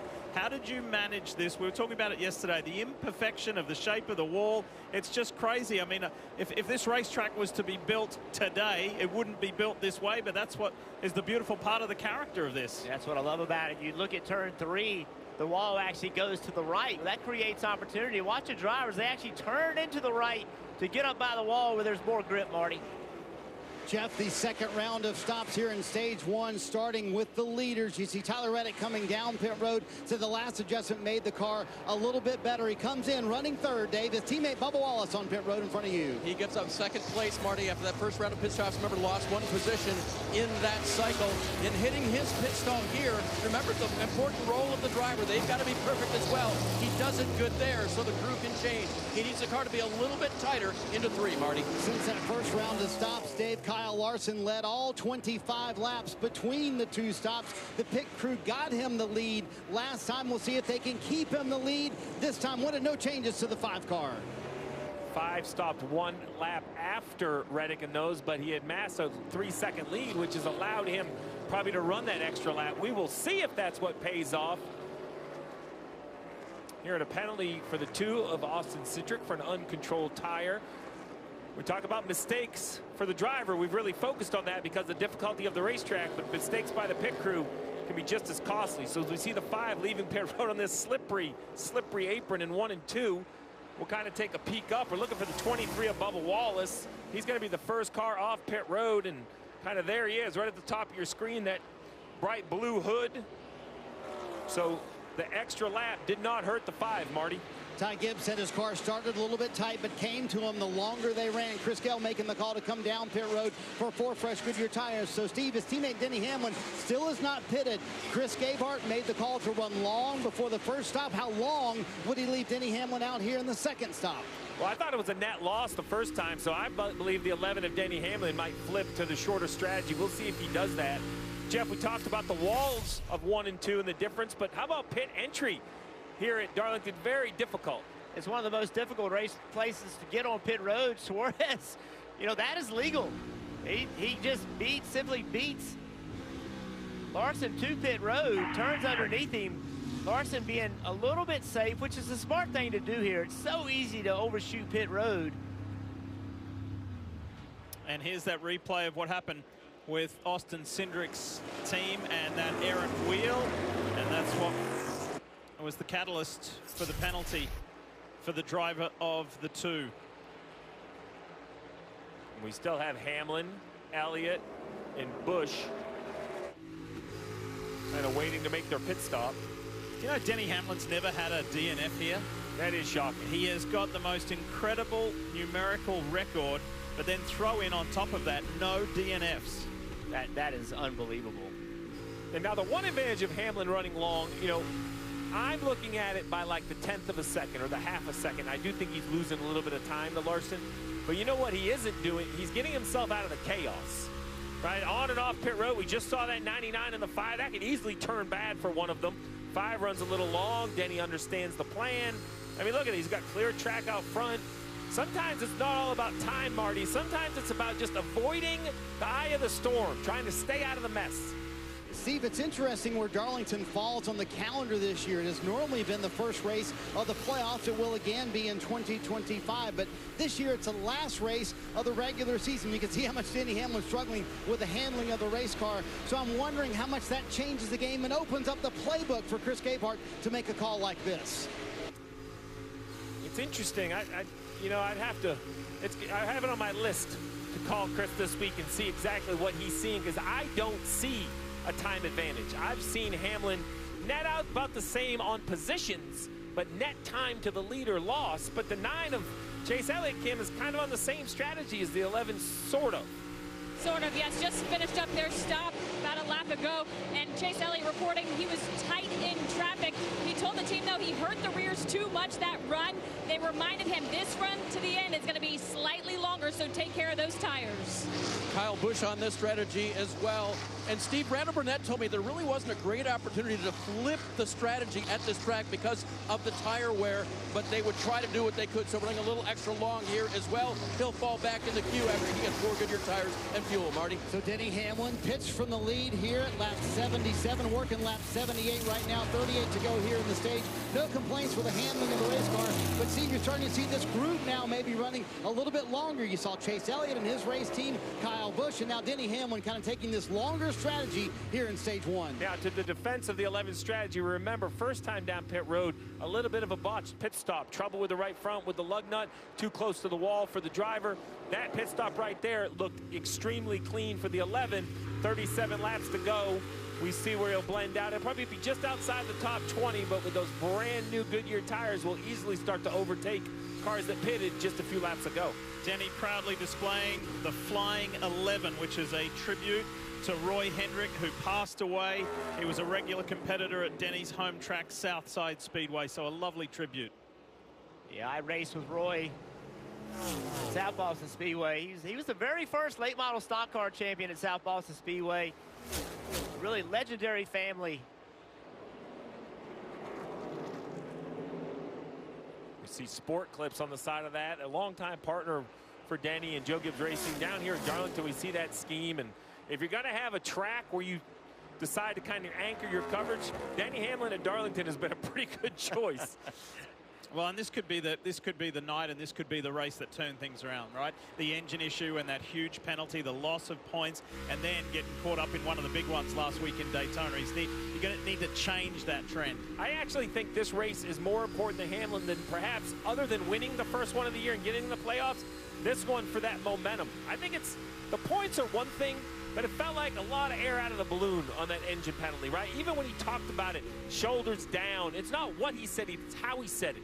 He wasn't that kind of pound your chest Denny Hamlin ready to thunder into the playoffs. A good run here perhaps could correct that. If you've never been to Darlington Raceway and wherever you're watching from around the world, we're about 100 miles southeast of Charlotte, North Carolina. We're northwest of Myrtle Beach, South Carolina.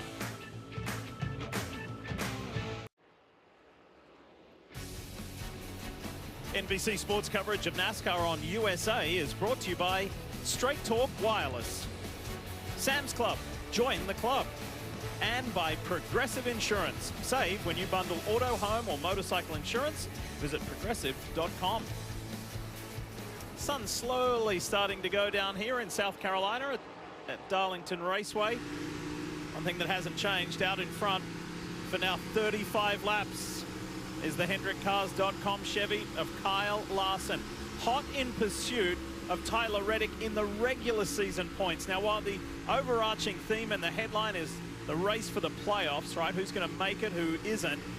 Kyle Larson said that it's deeply important to him to win the regular championship, to win the regular season. And he wants to do that here tonight.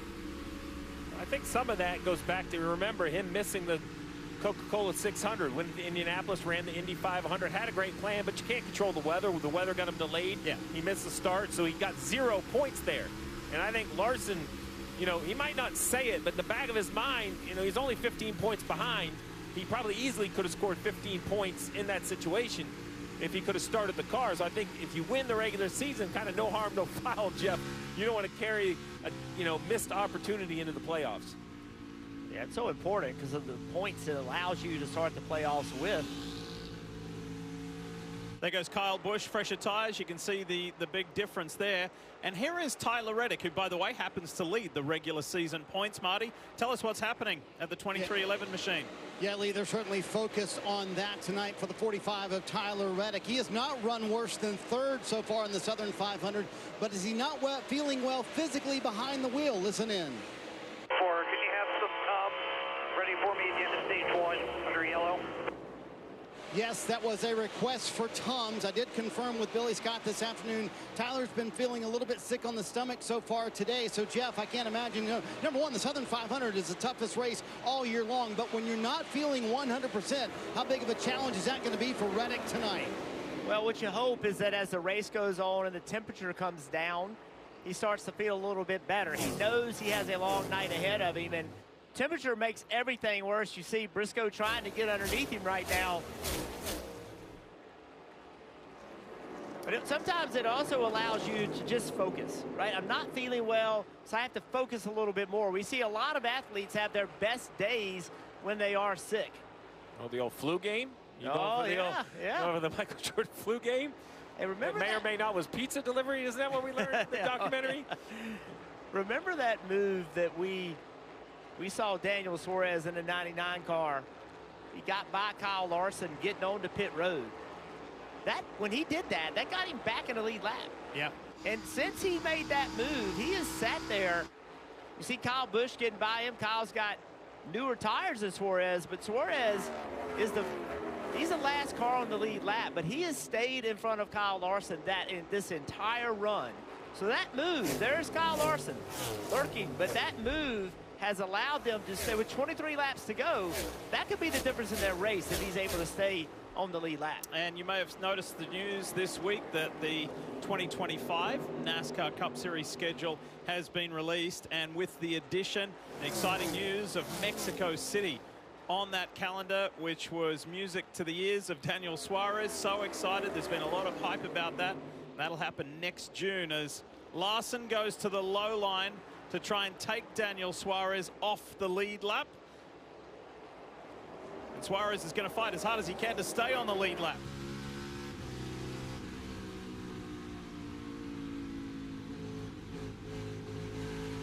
Remember, Suarez got taken out of Daytona last week in the most bizarre incident when he was pitted ahead of Denny Hamlin. Hamlin fired up, the 11 went to take off. There was flames, there was a little bit of excess gas on the ground, and a fire ignited, and Daniel had to bring his then Coke machine back to pit lane, and he was a retirement. He's fighting tough right here. These are hard passes at Darlington. It's always been difficult to pass. Larson going to try to drive right here. This is tight. Larson's being aggressive, but not overly aggressive. No one's really pushing him, so he wants to lap him, but he doesn't want to get himself in trouble doing it. Now he's trying to run the bottom of the racetrack. It's hard to get grip down there. If he can stay side by side with him here, which he can't do it.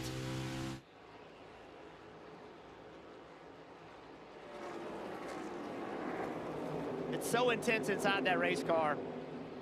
Oh, I like this move, though. The higher entry, he's going to turn to the bottom. Very tight side by side, but I think he has momentum now heading to turn 3. Yeah, so is he going to try to slide him, overdrive the entry to the corner? There he goes. Suarez with great entry speed, trying to stay even with him. He can't do it. He'll get momentum on the exit on that high line. Oh, he got there, but not quick enough. Kyle Larson closes the door on Daniel Suarez and puts him a lap down. As for his Trackhouse teammate, Ross Chastain runs 15th. Here's a reminder of what went down a week ago. It was a pretty crazy scene for Suarez, and that thing lit up fast. Yeah, it's scary, very bizarre. Fire department right there to put it out as quick as you can. You look inside the car, you see the flame pouring out of the trunk. A backfire of the 11 right here. You see the left side kind of spark. It lights the fire, the fuel that's on the ground, which just chases forward and goes into the trunk. And that was Daniel. That was a replay of Daniel watching a replay of how it all transpired. So 17 laps to go in this opening stage of the Cookout Southern 500. And Kyle Larson has led the most laps, 46 over Bubba Wallace's opening 34 laps led. And Wallace is about 2.5 seconds behind the Hendrick Motorsports driver. And has had a really solid night. Chase Briscoe ahead of Tyler Reddick. And then Christopher Bell having a nice quiet run by himself in the top 5.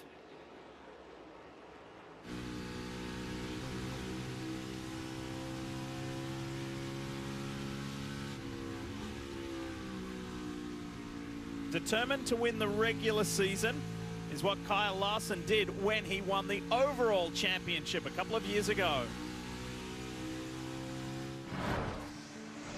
That's my team out there. If our network goes down, lives are at stake. Our comms have to work. Or the mission won't. That's why we partner with Verizon Frontline, the network that truly prioritizes first responders. So we don't worry about getting through. And they're the most reliable 5G network in America. Out here, reliability is everything. Extreme or routine, Verizon Frontline delivers. The #1 network choice in public safety. Learn more. Your mission is our purpose. And Doug. And if we win, we get to tell you how Liberty Mutual customizes car insurance, so you only pay for what you need. Isn't that what you just did? Service! Stand back, I'm gonna show ya how Doug and Lee roll ya. You know you gotta live it if you wanna win. Time out. Only pay for what you need. Liberty, liberty, liberty, liberty. $5 all-you-can-eat pancakes are back at IHOP for a limited time. Or free with select combo purchase. Now you can get stacks on stacks. At IHOP, we don't just put food on your plate, we put a smile on your plate. I was drowning in debt. I had over $36,000 in debt. If I would have just made the minimum payments, it would have taken me 59 years to pay off. National Debt Relief can significantly reduce the amount you owe. National Debt Relief reduced my debt by over $27,000. With National Debt Relief, you have a powerful team that knows how to talk to your creditors. National Debt Relief, they got me out of debt. Call or visit nationaldebtrelief.com to get started. You can only get Wendy's new saucy nugs at Wendy's. So if anyone ever tries to tell you they have saucy nugs at home, you might want to see what else they're hiding, because that person lies. For a whole new way to nug, gotta be Wendy's. After the 26-week grind, 16 gather. Heroes, hopefuls, hot shots, hot heads. Their demeanor may vary. Their determination does not. Fortune brought them to this moment. Now, it's up to them. The NASCAR playoffs begin in Atlanta on USA.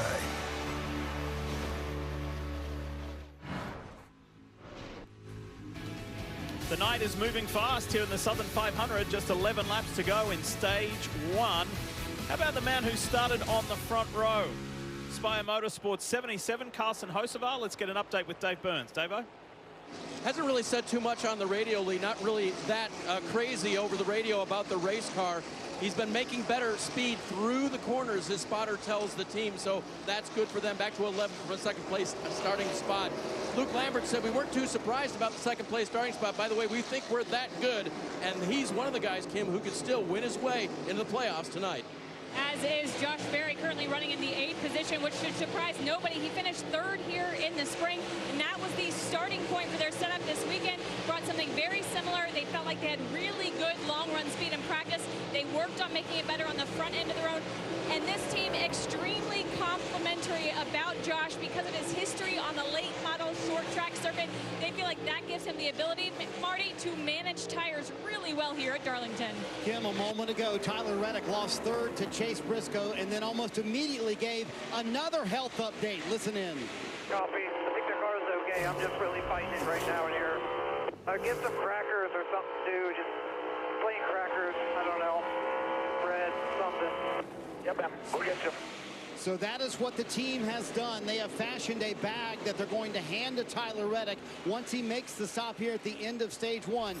In that bag does have the Tums and also 2 packs of crackers and some regular crackers as well. So Steve, I can't imagine being in Billy Scott's shoes right now. So put me in those shoes. You kind of feel, I'm sure, helpless as a crew chief, right? You can't do much to help your driver. What would you do if you were Billy Scott, Steve, to let your driver make sure that he can make it to the end of the race? Well, we would definitely want to aid him with whatever he needs, whether it's hydration or some nutrition if that settles the stomach. But the other thing is, you know, Martin Truex Jr. is out of this race, a fellow Toyota driver, a guy that knows how to get it done. Now, the physical limitations will be a little bit challenging. Tyler Reddick, much shorter than Truex. I don't know how much adjustment there is in that seat. If you could get, maybe even change the seat liner itself, although then you're talking about perhaps losing a lap under yellow here. But if Truex is somewhere here in the infield, I might reach out to TRD or Joe Gibbs Racing and see if there's any way he can hang out. Remember, we're not even to the end of stage 1 yet, Diff. This is statistically around a 4 hour and 10-minute race. So if you're ever going to feel poorly, this is not the one.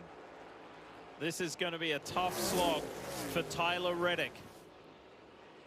I want to take you back just a moment ago. We were talking about Carson Hocevar not long ago. Here's Chris Buescher on the low side. And a close call between 2 guys trying to race their way into the playoffs. Buescher used all of the racetrack. Got the 77 car up in the wall a little bit. Buescher sitting there running 11th place, trying to get a stage point. Bubba Wallace running in 2nd. You look right now, Bubba's, if it goes just like it is now, he's going to get 9 points. Buescher will get 0. And the updated playoff bubble situation, bottom left of your screen. As they run, who's in, who's out on that cut line for the top 16. Buescher is agonizingly close, but out at the moment, but such a long way to go. 4 to go in stage 1 to open up the Cookout Southern 500. 59 laps to the good. Out in front, Kyle Larson coming up on one of his Hendrick Motorsport teammates in Alex Bowman. Bowman's down in 23rd position at the moment and about to go a lap down.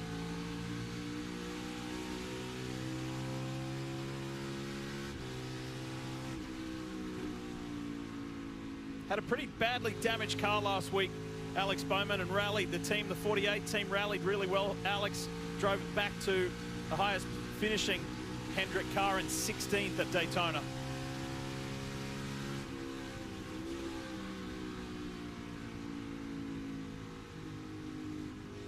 Right now, Diff, is it really, you see forward 48 of Bowman really loose on the bottom of the racetrack. This is a really important part of the race because this is the time that the drivers really need to be having conversations with their crew chief. Sun's starting to set. There's no sun on the racetrack. Track temp's starting to come down. What is my car doing? Give the crew chief a little bit of time to think about it.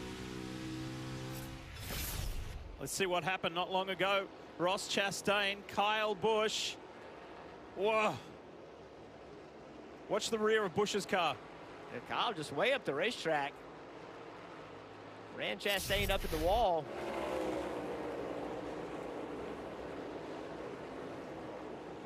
Chastain's not having the night he needed. He's a good, solid run. On board with Denny Hamlin, Coca-Cola came up to 6th. Only 7 seconds behind the leader. 14 seconds behind before running long. So while the first strategy of running long wasn't a net gain, this one, almost a 7-second gain. Good to note for the next stage and how people are going to decide to break it up. Final lap of stage 1. Kyle Larson, it has been a very strong performance. It's his 9th stage win of this 2024 season, his 5th at Darlington, and some more valuable playoff points. And if you're Bubba Wallace, mission accomplished, right? You started on pole, you stayed within touch, you finished 2nd in stage 1.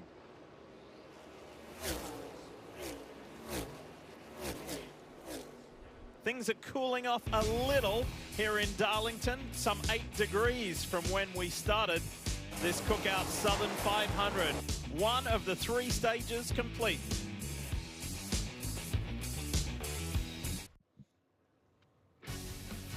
NBC Sports coverage of NASCAR on USA is brought to you by Coca-Cola Zero Sugar. Is it the best Coke ever? Credit One Bank NASCAR American Express card. And by Toyota. Let's go places. Stage 1 complete. And pit stops are about to happen. We talk about the history here at Darlington Raceway. And have a look at this. From the very first running back in 1950 in the victory by Johnny Mance, it was a whopping 6 hours, 38 minutes. The man who's led the most laps so far and the defending race winner of the Southern 500 did it 2.5 hours faster. That's how far things have advanced. Let's go to pit lane. Marty's there. Impressive stage win for Kyle Larson, who said the only adjustments I would want is if you feel like the track is going to change. For Tyler Reddick, this is part car maintenance, part driver maintenance. He said anything you can do to help me feel better, I would appreciate it. They're going to hand 2 bags inside the car to Reddick. They asked him, are you worried about getting sick inside the car? He said, yes, Dave. Chase Briscoe hits his mark, touch free on entry, then free across the middle. That hurts his exit. As for Bubba Wallace, still he is no front grip off the corner. He needed an adjustment on that car, and he's going to hold his position. Does not gain this time with that first pit stall. Dave, that's a good phrase, hold the positions. Look at all of the zeros on there for lack of change. And fans, NASCAR and its premier partners want to say thank you for your support. Let's take a look at one of NASCAR's biggest super fans, Nas Carl, and his experience at Michigan International Speedway. Welcome back to Darlington Raceway, Cookout Southern 500. We're in that pause period between stages 1 and 2. Kyle Petty, what did you make of the start of tonight before the green flew, where we got to see our friend and teammate Dale Jarrett enjoy a very special moment? A very special moment. Darlington has always been about history, but one of the most special moments for me came tonight when my friend Dale Jarrett got to drive that number 11 Cale Yarborough Special. Yeah, thank you, KP, and it was special for me too. Someone that helped me get a good start in my career to get in this Southern 500 winning car. Never been in one of those because never won the Southern 500. But to do this, to honor Cale Yarborough, the great 3-time champion and Hall of Fame driver that he was, the toughest driver out there. And also, look at this helmet. This is from the 79 Daytona 500. KP, remember what happened there on the last lap as he and Donnie Allison were racing? Listen, this could have been you tonight. No, this is spectacular. And that's how tough Cale was. Cale's in here. He's on the gas. He's stabbing. He's steering. And look, the helmet that Cale's swinging right there looks an awful lot like the helmet you were wearing tonight. That's exactly the helmet where he was trying to fight off the 2 Allison brothers as he did that. So huge honor, and it's great that we could be here to honor him. Yes. His wife Betty Jo, his daughters Julie and Kelly were there along with the grandkids. So just a very, very special moment. Another piece of Darlington history. Great night to be a part of it. Hey, I will add this too. Marty, tell him to get Tyler Reddick ice cold Coca-Cola. That always worked for me. Well, that was special, that was significant, and it was just plain cool, DJ, because we were standing up here in the booth watching you do those laps. Really neat. Yeah, that was awesome. You know, Dale Jarrett is, you see everybody choosing which lane. Dale Jarrett, Kyle Petty, were lucky to have those 2 guys, legends of them on their own. Marty. So, Jeff, following the health of Tyler Reddick, listen into this radio conversation. I'm just curious for CJ's feedback here. You worried about throwing up or no, just stomach stuff? Yeah, I'm throwing up, being myself, all of it.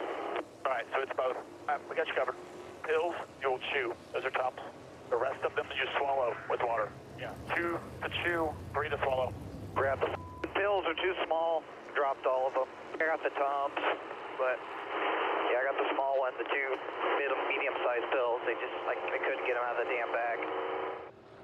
So what Tyler Reddick is going to do on the next stop, Billy Scott is going to mix up all the medicine he needs, Steve. They're going to hand that to Reddick because he did not get the medicine that he wanted. But yes, he is very sick inside the car.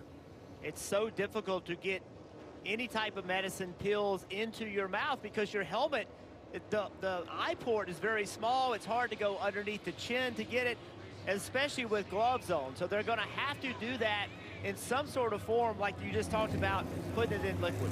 And you heard him mention on the radio he's worried about throwing up. He is not feeling well. Ready for stage 2 here of the Southern 500. Kyle Larson and poleman Bubba Wallace. Let's go here at Darlington. This is going to be a tough slog for Tyler Reddick. Can he hang in there? He's up on that high line. Chase Briscoe is doing the chasing of Kyle Larson. Reddick around his teammate to third.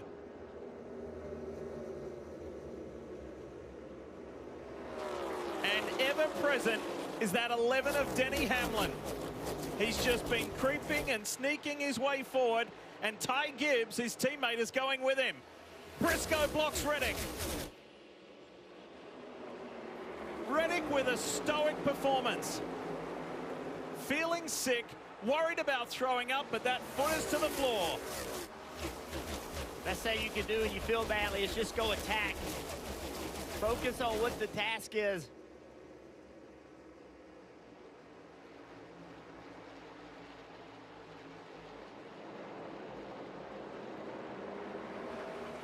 It's been a great night for Chase Briscoe. In that high point Ford, sits second there for Stuart Haas Racing. Wouldn't it be something if he raced his way into the playoffs? He's only had one appearance. That was 2 years ago.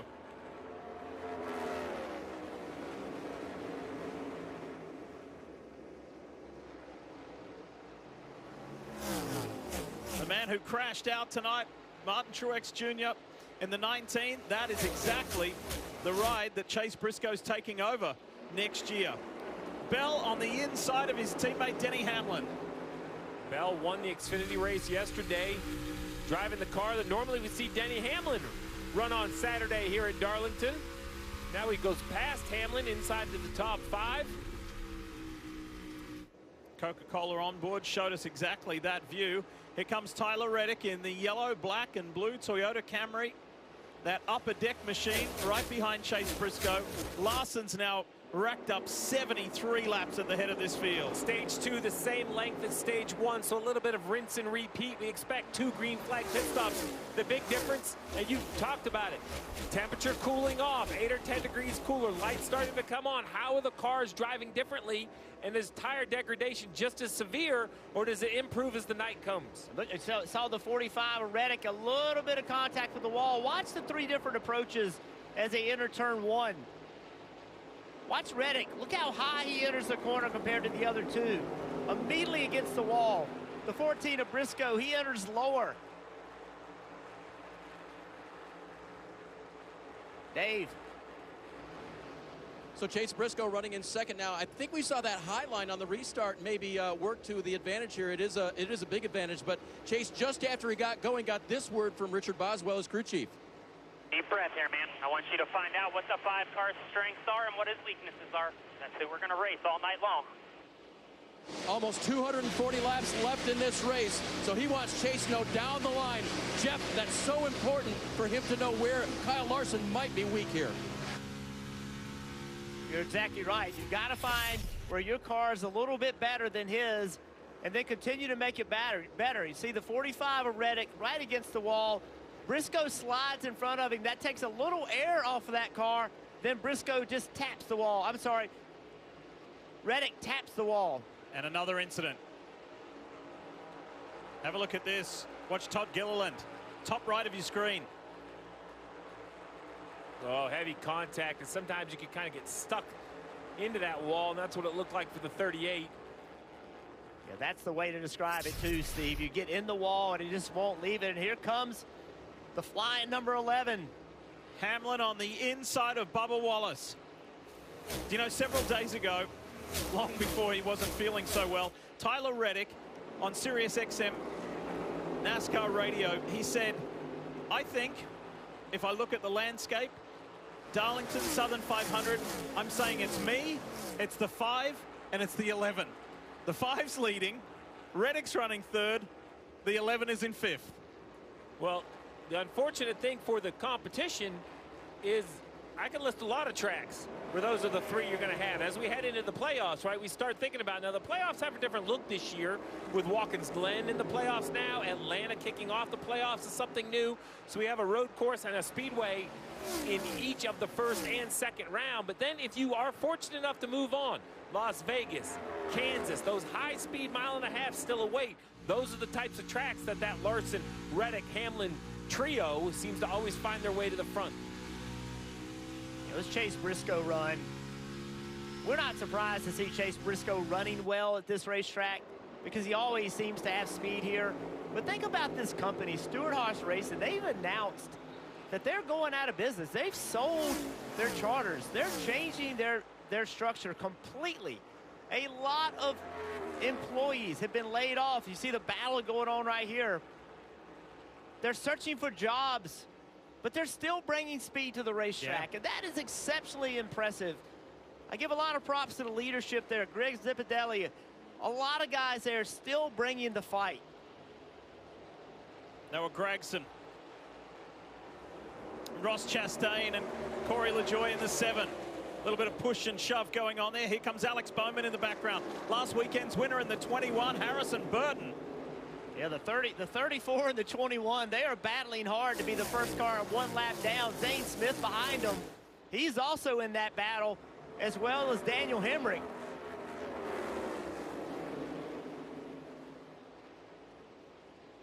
We show you the battles up front, but can you imagine trying to run 4 hours like this? And this is what it looks like back here for the lot of the race. The right rear on that 7 car, it looked like the Goodyear was missing, like he had made some wall contact or contact with another car.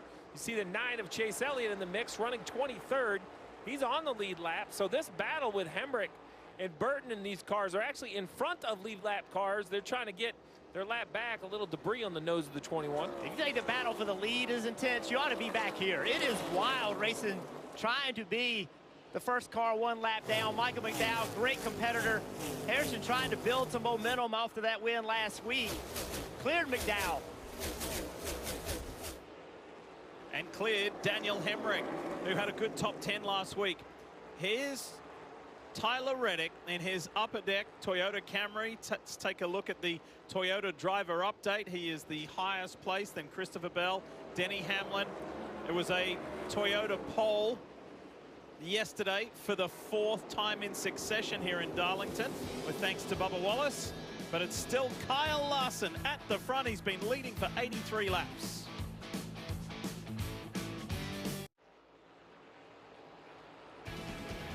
Kyle Larson in the HendrickCars.com Chevy continues to control this Cookout Southern 500. We welcome you back. We're at the beginning of stage 2, and as you've seen in each and every race here on NBC Sports this Cup season, we like to go embedded in the second stage, and that's where we join Dave Burns. Dave? Lee, we're with the 43 Legacy Motor Club crew today. That's Eric Jones as a driver, and I'm standing by with his jackman, Kellen Mills from Mesa, Arizona. How does an Arizona guy get into NASCAR? Well, I'll tell you what, first of all, he's a tough guy because he was a walk-on at Arizona State. That's the first question I want to ask you, Kellen. What's it like being a walk-on and making your way into football that way? Yeah, I'd say it's actually a lot like working yourself onto a NASCAR pit crew. You got to kind of find a way to fit yourself in the situation, and then just work really hard, and hopefully things turn out right. They've turned out well for you. How's your situation tonight? How are the 43 pit stops? It's been a good day so far. Obviously, it's a long race. It's a really hard race. So we're going to try and make sure we keep the ball in Eric's hands and try to be at the end and have a good finish. All right, good luck the rest of the way.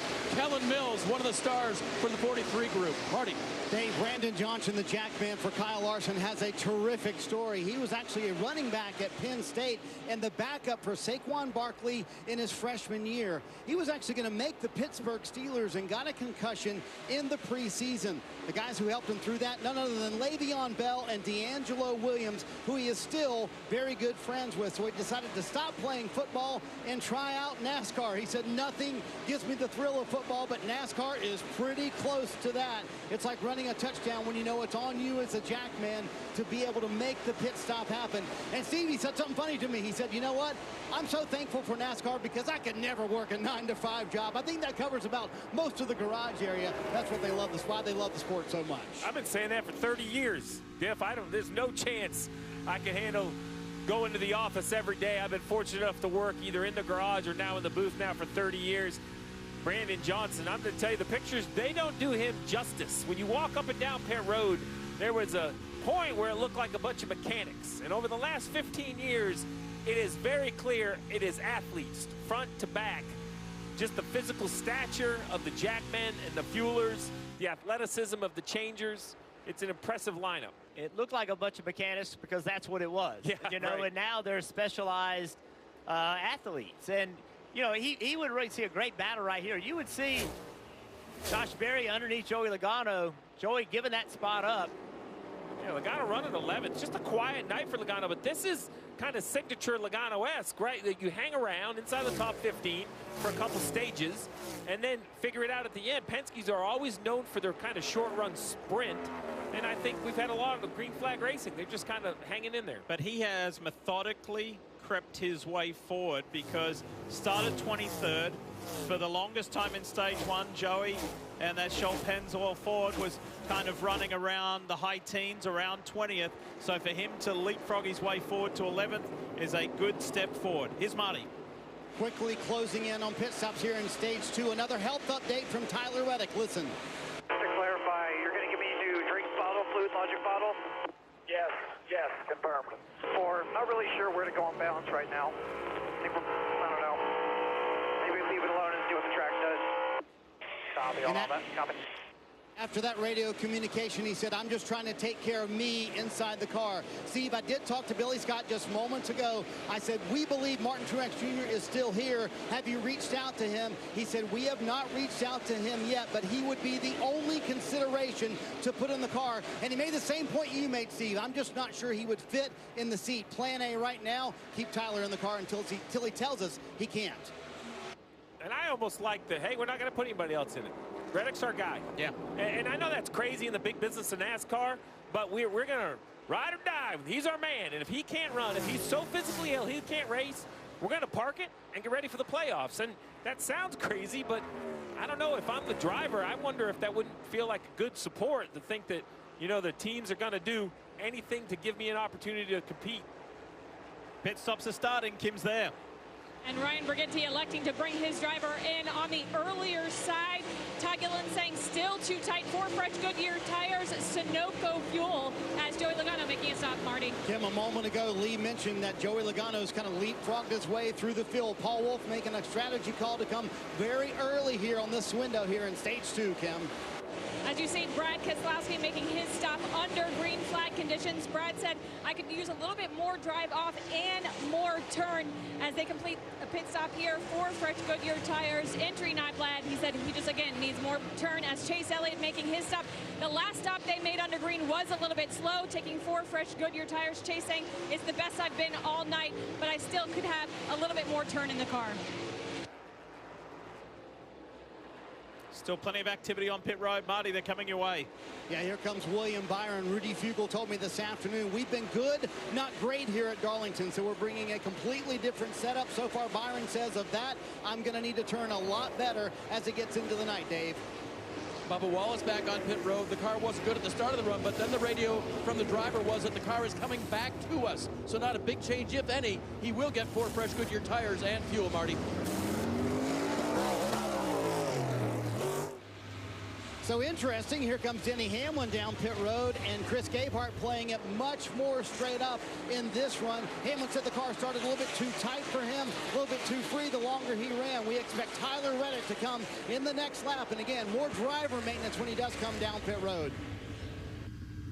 On board with the 5 There's of Kyle Larson. Larson. Yep, down pit road, Steve. Yeah, there's Kyle Larson, who again said the car has been so good for them. They have dominated here in the Southern 500 tonight, trying to win back-to-back races. Meanwhile, here comes Tyler Reddick, who once again wanted to clarify with Billy Scott, what am I getting on this stop in terms of nourishment so they can hand on the bottle. There goes the bottle inside the car. That's a fresh water bottle and the bottle with the medicine that he needs and wants, Dave. Chase Briscoe, the 14 car, the guy that's been keeping the pressure on Kyle Larson up front. His car was going freer at the end of that run, needs an adjustment for that. Good stop by the crew. Nice work from the Stuart Haas group. Chase Briscoe serviced and sent. And let's see what the rest of the night looks like for Tyler Reddick. Just battling those health issues. Can he hang in there? He still leads the regular season championship. A lot of valuable bonus points on offer as Austin Dillon brings the Toys for Tots Chevy to pit road. Dave Burns is there.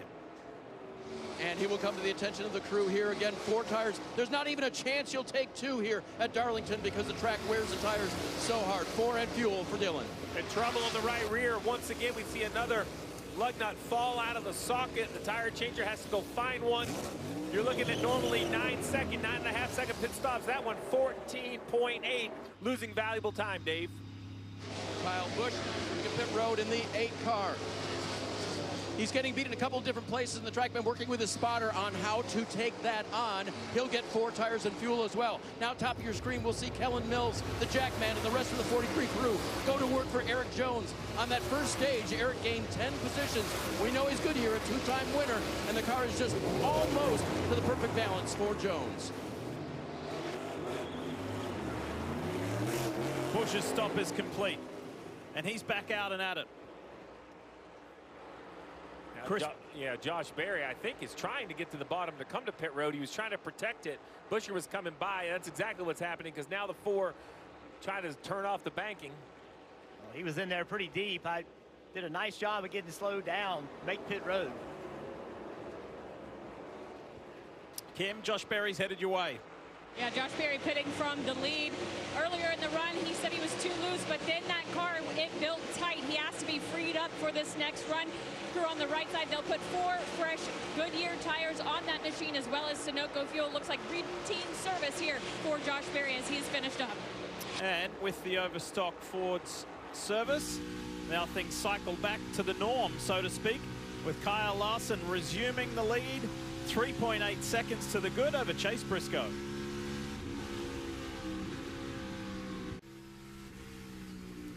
Reminding you that you can sign up for the NASCAR newsletter to stay up to speed on all the latest from the track and to get your chance to win 2 tickets to a 2025 race of your choice. Simply scan the QR code that you see on your screen.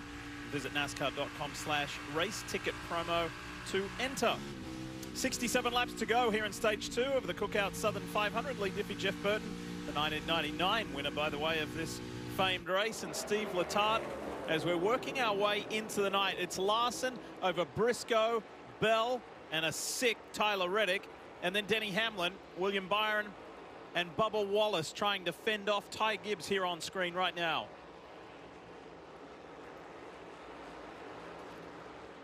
How did the playoff points look so far? Well, Bubba, after starting on pole in the US Air Force Toyota, he's 7 on the wrong side of the line. Chris Buescher is 7 to the good. And this story, you get the feeling it's just going to go all the way to the end. Can Bubba get that second appearance in the playoffs?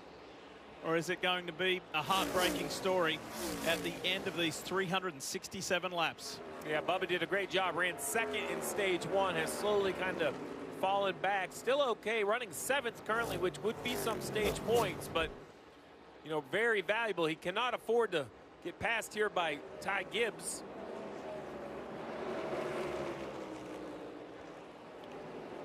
Well, let's take a look at the Xfinity fastest lap, and it belongs to the man on your screen, and he did it on the 2nd lap. Yeah, clearly unloaded with a lot of speed this weekend, sat on the pole, but now as the sun has gone away and the track has changed, it seems like they've lost a little bit. They're not running poorly, but they need a great night, right? And Buescher he seems to be getting a little bit better in regard to pace compared to Bubba Wallace. They're going to have to continue to work on this car. And it's going to change even more.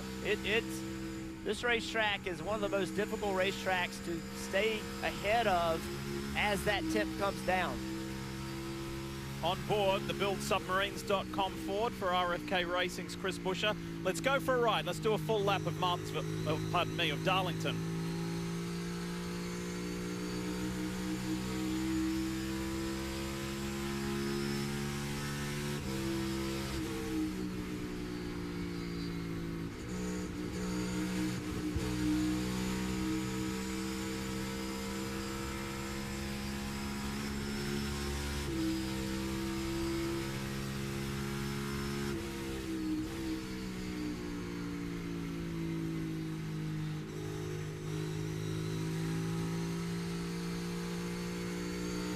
Drivers love this racetrack, and you can see why. You got to use all of it. One of the more challenging parts. Oh, you see Ty Gibbs underneath Bubba Wallace. It's a tough pass right here. Things get really tight. Both those guys working well together. I thought for sure you gave him the announcer's curse right there. They were going to go in and bang doors. Oh, they're still not done as the fire comes out the pipes on the 23.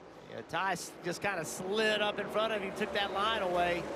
Well, this is what happens. That fire out the pipes of the 23 now. You have the 16 of SVG kind of right on the rear bumper of Bubba Wallace. Bubba's a little bit under attack. SVG has a little bit fresher tires, about 8 or 9 laps. And I mean, you see, that's all it takes. Not for a position, but now one more car worth of dirty air in front of the 23. Van Gisbergen had a great drive yesterday in the Xfinity Series race, going from the high 20s on the grid. He got as high as 6th, ultimately finished 7th, so continues to build his oval learning experience. Marty, what you got? Lee, it's been fascinating to watch Ty Gibbs and Bubba Wallace not so much work together. I'm going to challenge that one, Jeff, because Ty has had some choice words for Bubba Wallace here in stage 2. And a moment ago, he wanted to remind Tony Hirschman, this is what I'm talking about. Listen in. Just like that right there. He is not going to let us do that move. I'm telling you, you got to inch your way there. I know it's frustrating. Deep breath, get zoned back in. Pick it apart here a foot at a time. It's all good. Running our race. So he finally was able to pass Bubba Wallace. But, Jeff, we talked about it in the pre-race. Even for Ty Gibbs, who was so jovial and happy and loved all of his competitors earlier in the race, this is what Darlington does to you. It makes you frustrated behind the wheel. And, oh, by the way, there's still 195 laps to go in the race. When you go into the race, oh, a little bit of contact. I don't think it's any big deal, though. But you go into this race thinking, okay, I'm going to be smart. I got to be aggressive, but I got to be smart. And then you catch somebody and you're faster than they are, and they don't let you go, and it frustrates you. But you see right here, Ty Gibbs is trying to get every bit of speed he can, just a little bit of contact, but that's the kind of contact that's okay. Watch how it hits. The whole right side, the right rear actually hits first. A little bit of a nudge, and then the right front kind of just touches it. That's an okay hit. When it hits the right front directly, that's when you damage the race car, but that should be okay. Ty Gibbs said that his brilliant result earlier this year has buoyed him. It's given him so much more confidence for tonight's Southern 500. He finished just over a second behind Brad Keselowski in 2nd place. And at the moment, running in a solid 7th.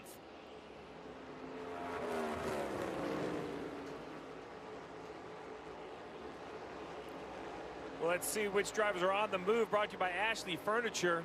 The 38 of Gillen all the way up, running in the 15th position, having a nice quiet night right now next to his teammate, the 34 of McDowell, doing a nice job right in front of Gillen. The 41 of Ryan Preece. You had mentioned SHR, the story about shutting down the upper management, Jeff. Well, Preece currently in the 12th position, running really well in this 41, quiet. And if there's any track you want to have a quiet night, Darlington is it. Let's see how high he can climb as Larson continues his domination of this race.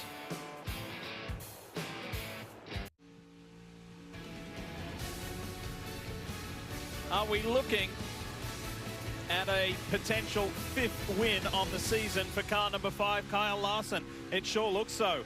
123 laps led thus far.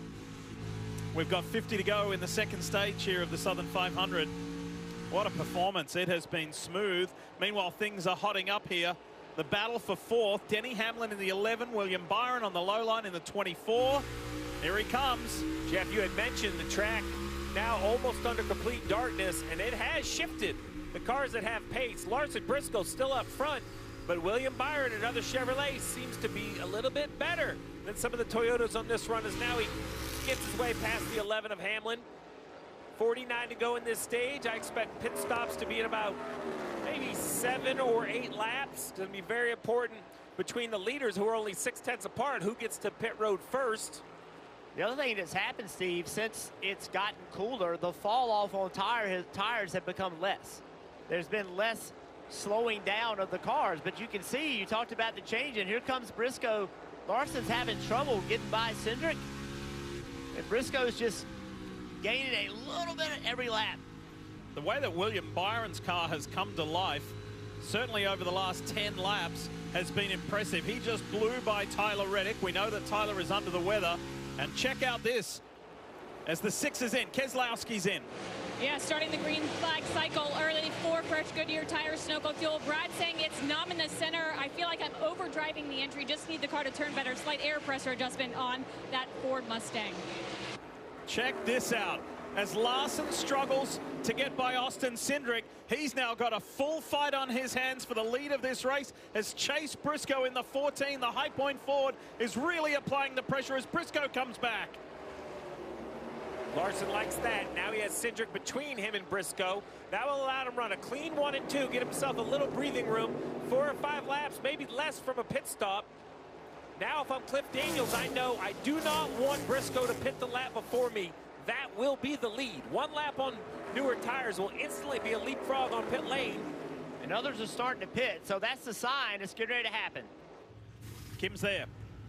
With Chris Buescher, you see the onboard camera from his stop for fresh Goodyear tires. They just do not have the car that they need. He was reporting still a little too tight, Dave, on that machine.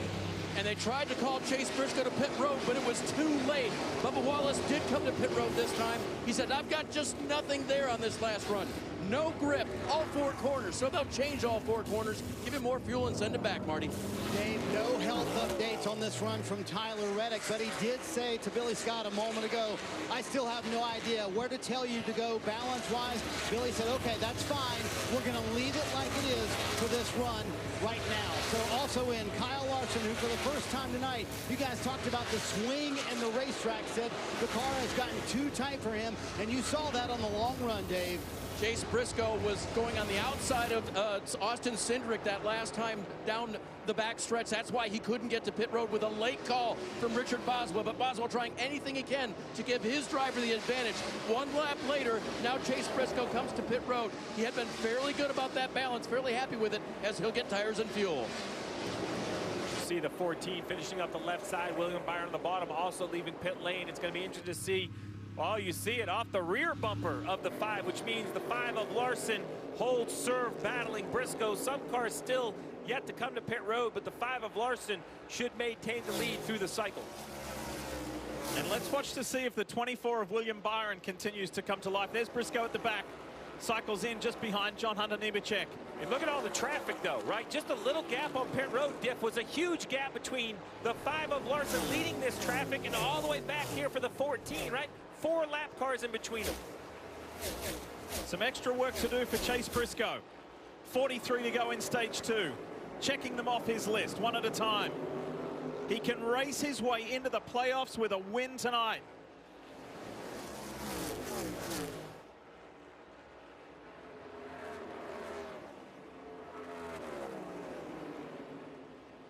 It's been impressive, Jeff.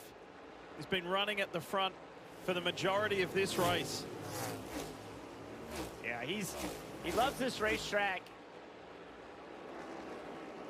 And on top of that, you know, racing a guy like Kyle Larson, who everybody believes is the best race car driver, I believe the best race car driver in the world, to be able to stay with him all night, try to understand where do we need to be a little bit better. That's confidence building. Sorry, Jeff, right behind the 14 of Briscoe's, that 9 of Chase Elliott. You had mentioned he had gotten last. They're trying to run long to see if they can get a lucky yellow, but you just see how slow the old tires are. I mean, it looks like they have a problem. They don't even look like they're up to speed. There's just so much less grip. We're looking at well over 2 seconds slower for the 9.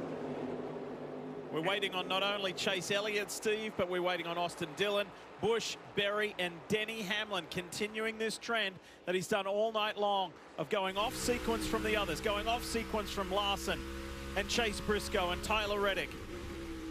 The Coke on board one more time.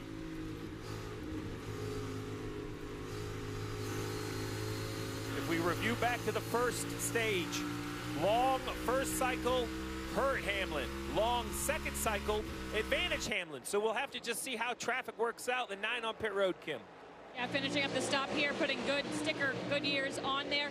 He just talked about how he has a hard time feeling the front of the race car in traffic, so that front end just a little bit numb. And again, slow stops by the 9 has been their plague tonight, Dave. Kyle Busch again cycled to the front, again has to come to pit road, not lose too much time to the others. He'll pit for 4 tires and fuel here. The Morgan & Morgan onboard shows us Kyle on pit road, and this is per the sequence similar to Hamlin.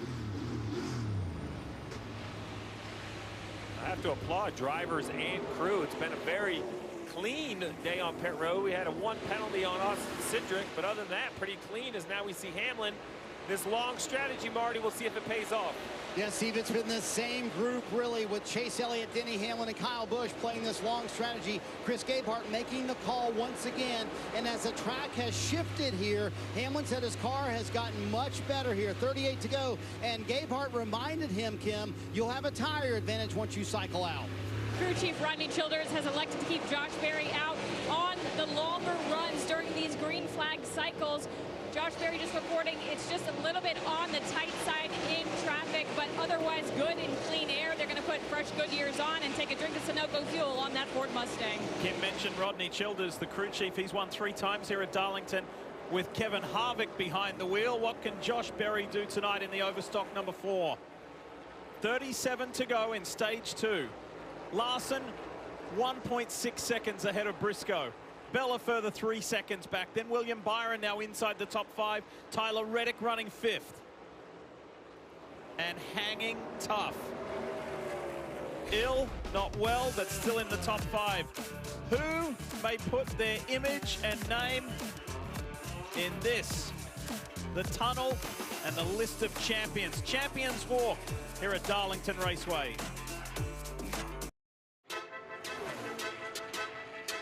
I just love being behind the wheel of a race car. I want to be the best race car driver in the world someday. Oh my God, guys! Yes! Unbelievable. You guys are the best. To start here, it's everybody that's won a championship. Terry, Jimmy, Chase, and you. Made it. You made it, man. You're on my wall. Whether it's in a NASCAR Cup Series car, an Indy car at the Indianapolis 500, a midget, a sprint car, Marty, whether it's on asphalt or dirt, this guy is phenomenal. He certainly is, Lee, and Kyle Larson has done his job tonight, but the pit crew has also done their job, including Blaine Anderson, his front tire changer. They gave him the lead on the first green flag stops of the night, and he has controlled the race since then. And Blaine was a football player at Alabama, actually walked on for Coach Saban, and these shots are from the 2015 National Championship game. He was a safety and also a special teams player. I asked him the #1 lesson you learned from Nick Saban. He said, honestly, discipline. I said, with what? He said, with everything, no doubt about it. But he gives credit to Scott Cochran, who he tells me is the most famous strength coach in college football, Dave. He said he's the one who told me, try NASCAR for your football career, and he's still here all these years later. Well, Marty, you know where to go if you're researching famous people and things about them. Well, if you were looking up stuff on Eric Jones, you might go to Wikipedia and you'd see that one of his nicknames is That Jones Boy. That Jones Boy? Well, where did that come from? Well, it came from the legendary and late Ken Squire, and it happened right here at Darlington Raceway a couple years ago. Well, we're ready for a start for the second segment. Coming to the line, Larson there with Truex, Hamlin, then Keselowski in the second row, and then it's that Jones boy in the number 77 running fifth. That's right. Thanks to Ken Squire, that Jones boy is Eric Jones, two-time Darlington winner. And Lee, last November, we lost Ken Squire to a battle with cancer. We loved having him around, loved having him call stage 2 here with Petty and Jarrett and that legendary voice. And he gave him the nickname, Eric Jones, that Jones boy. And it'll stick around forever, Dave, that's for sure, as Eric is in 17th at the moment, trying to edge his way a little further forward. And as a fellow New Englander, the highlight of my 9 going on 10 years in television is with Ken Squire. Threw it back to Jeff and myself and called our names out, Jeff. I felt like we had gone back 20 years. I mean, that is the voice I grew up listening to, owned forever a racetrack up in Vermont, Barrie, Vermont, Thunder Road. I went there so much as a kid. It was so special having Ken a part of these broadcasts. His voice brought racing to so many people. And it made you understand it. He made you love it.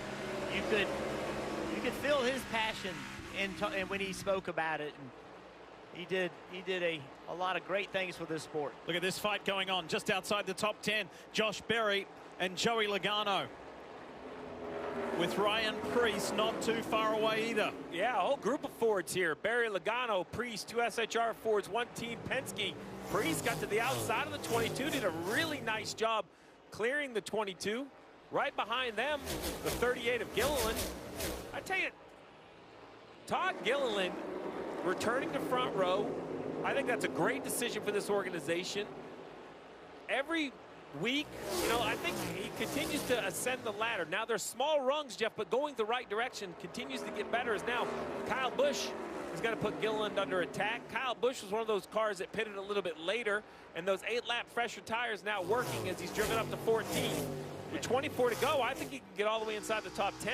Yeah, Kyle Busch and Austin Dillon both over the last month, 3 weeks, they're showing life. I mean, everybody had RCR pretty much counted out. They really didn't show much speed at all, but it's starting to happen for this team. It's a little, maybe too late for this year. We'll see.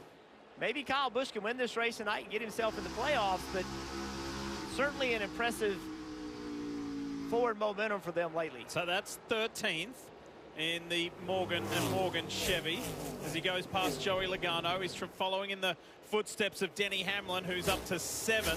So let's get an update on somebody hopeful of making the playoffs, and that is Trackhouse Racing's #1 of Ross Chastain. Kim? And Lee, he currently runs in the 16th position. And this afternoon, I asked crew chief Phil Surgeon, what's in your toolbox for tonight? And he told me it will all come down to how the first part of the race goes. Who's having a good night, who's not. Well, this team did not score stage points in the first stage. They are not in position to score stage points in this stage. So it looks like it is a must-win situation in the final stage here tonight. And so Phil told me if we are in a position where we have to win, we will throw a Hail Mary in the final stage. So, Steve, we think about Darlington as relatively straightforward. We know how much tires mean. What does a Hail Mary strategy-wise look like in the final stage of the Southern 500? Well, the only thing I can assume is opposite of the field. I expect the field to pit twice in the final stage. Pitting only once, I think, is not very advantageous. You're out there slipping and sliding on old tires, but math says that there's a chance you could pit an extra time. Actually pit 3 times because the third stage is longer. Keep the one on fresh tires and see if you can try to overcome the gap. Well, we've seen Ross do some pretty wild things in the past. Let's take you back to Martinsville 2022.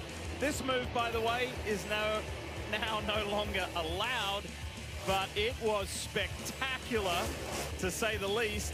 An objective achieved. Still, in person, one of the craziest things I've ever seen. I mean, it didn't look real out of the window, and it just shows you the will of athletes and what he was willing to do on that afternoon. It kind of shocked the whole racing world. Yeah. Really cool scheme on this car. Somewhat of a throwback with the Busch machine for Ross Chastain.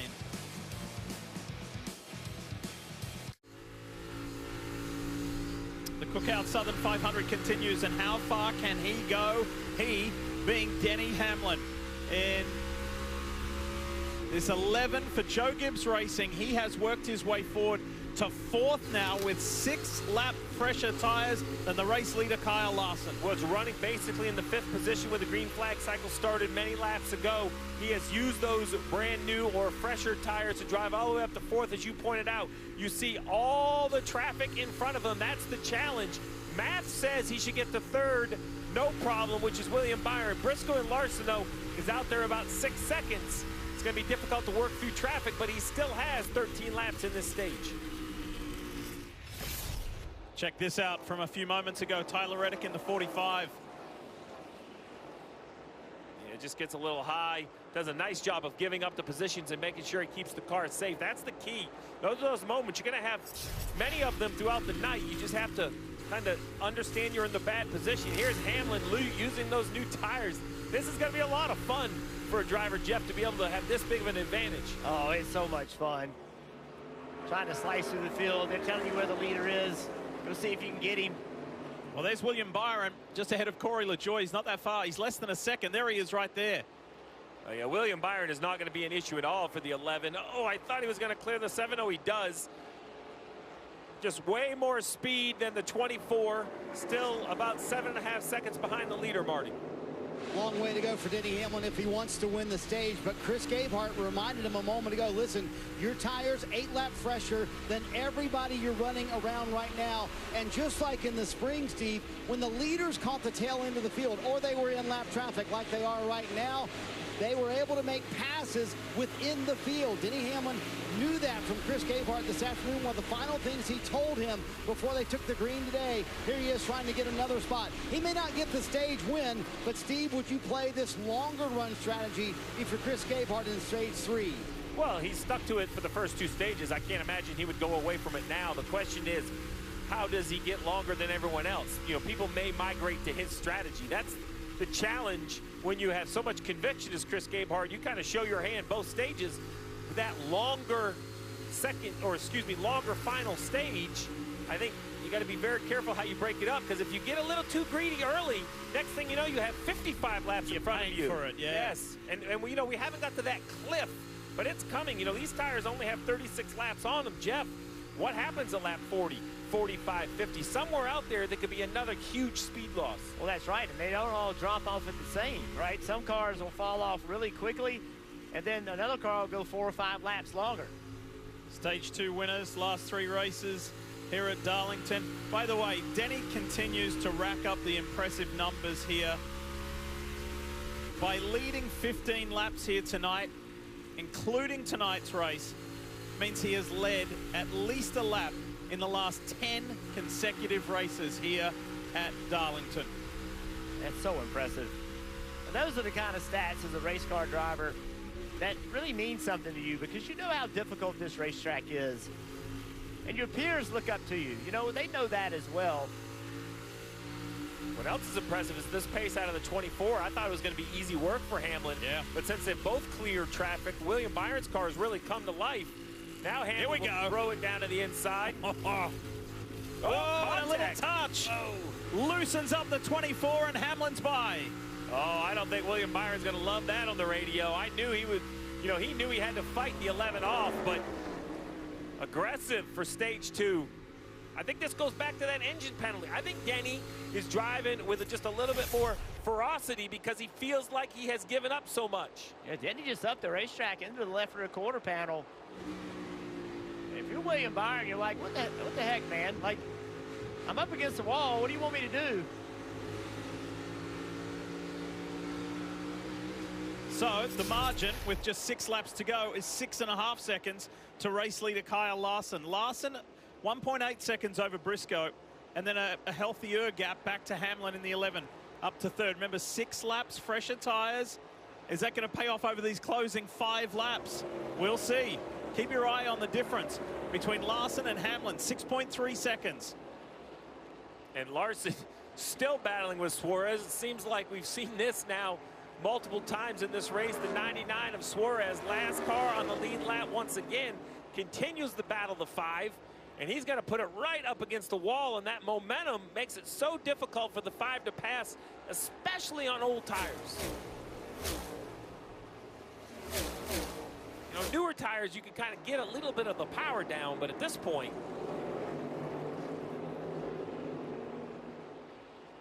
I think Lawrenson at this point, with no pressure from behind, is like, okay, I'm not going to fight you here. I'm not going to get myself in trouble. And I think that's a wise decision. Absolutely. You know, Briscoe is about 1.5 seconds behind. While our main focus, and understandably so, is on the playoff points structure and who's going to make it and who doesn't. 3 laps to go in this second stage. Remember, Kyle Larson is determined to win the regular season, and he started this Southern 500 17 points back from Tyler Reddick. He's shaved that down, fellas, down to 8 now. And leading to 163 laps while doing it. So not only gaining points, but asserting himself as the dominant car from the sunshine into the dark, yet continues to lead. Hamlin's making inroads, but he's going to run out of time and run out of laps in this second stage. But it's been pretty impressive. He is, but remember, that final stage is 20 so laps, maybe a few more than 20 laps longer. So, you know, the long run cars are going to be tested even more.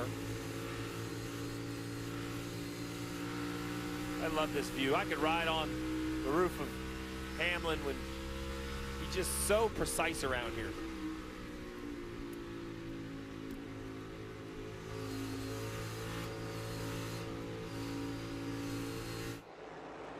Final lap of this second stage, and the pilot of the HendrickCars.com Chevy for Hendrick Motorsports won stage 1 in Vegas, won stage 2 in Vegas, and drove all the way to victory lane in Vegas in just the 3rd round of this 2024 Cup Series Championship.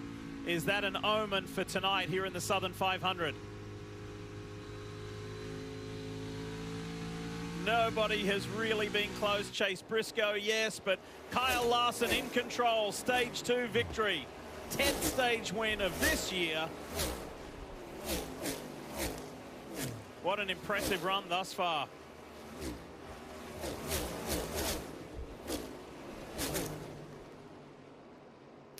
Briscoe follows him in second. Hamlin up to 3rd. Byron and Bell. For Tyler Reddick, who is trying to hang tough, he has drifted back to 8th at the end of this second stage. It is a tough night. Everybody knew it would be in the Southern 500, and they're all chasing Kyle Larson.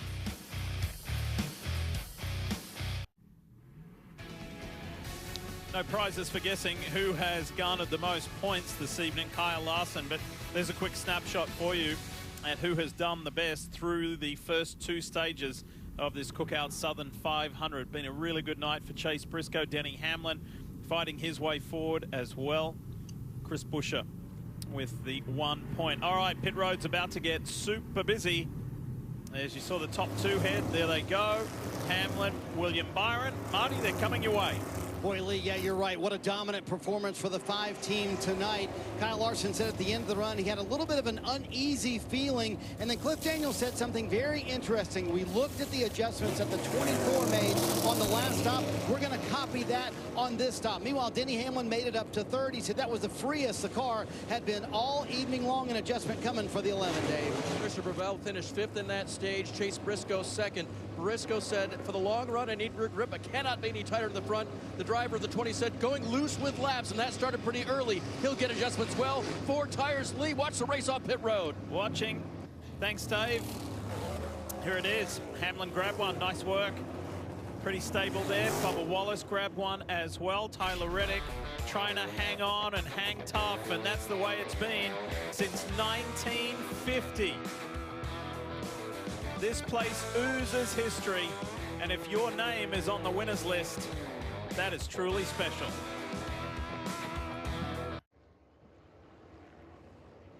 What a sight it is at night. Darlington Raceway and the Labor Day tradition that is the Southern 500. And I want to remind you that as NASCAR gears up for the home stretch. Powerball is back again with its own version of NASCAR Playoff. Last year, Stephanie Walker of West Point, Mississippi, was the $1 million winner at Phoenix Raceway. Congratulations to these 16 lottery players locked in through their state lottery for the chance to win $1 million. Follow along as we will reveal the 4 players who will win a VIP trip to the NASCAR Championship weekend and an entry into the $1 million draw. Powerball, the official lottery game of NASCAR. So, we were fortunate enough to have the 7-time champ with us on the broadcast last weekend. And Dave has found Jimmie Johnson here tonight as well. And Lee, so good to have access to Legacy Motor Club this weekend and the 43 car and the 7-time champ and the 3-time Darlington winner. And it was going so well for Eric. He was making forward progress, but now we've had some things happening with Eric's car. What's going on?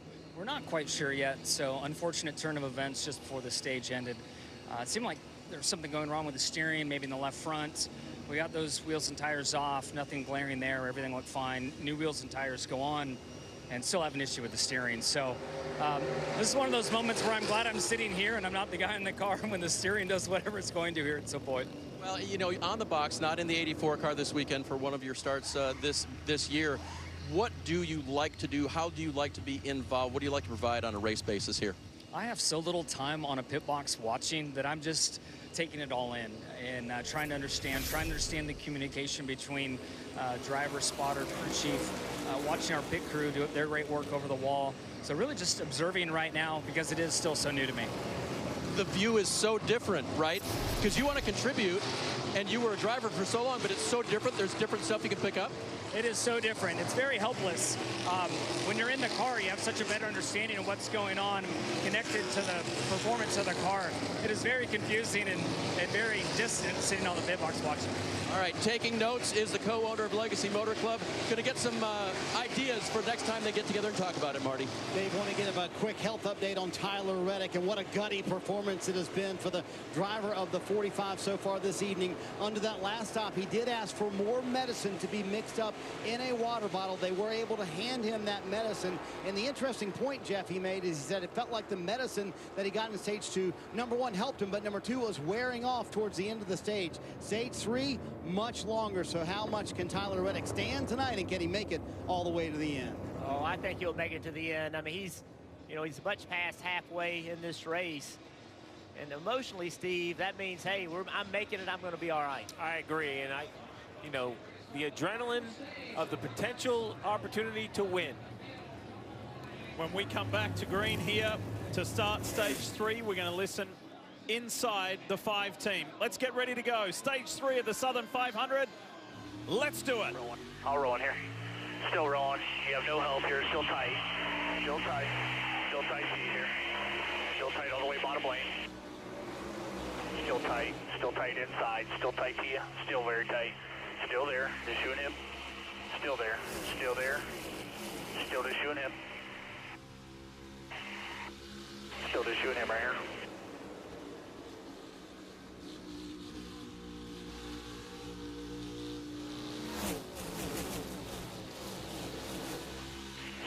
Still there, tight quarter. Still just shooting him.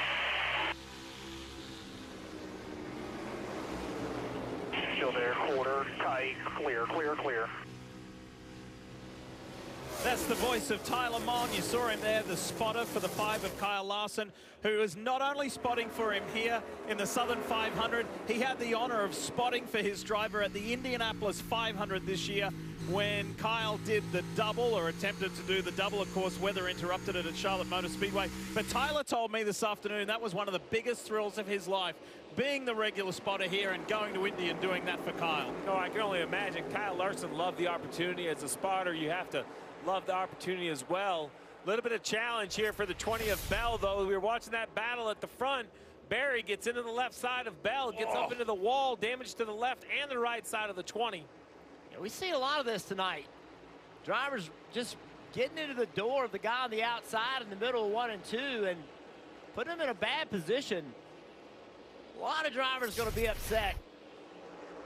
Well, here we are in the final stage. 241 laps complete, 127 to go.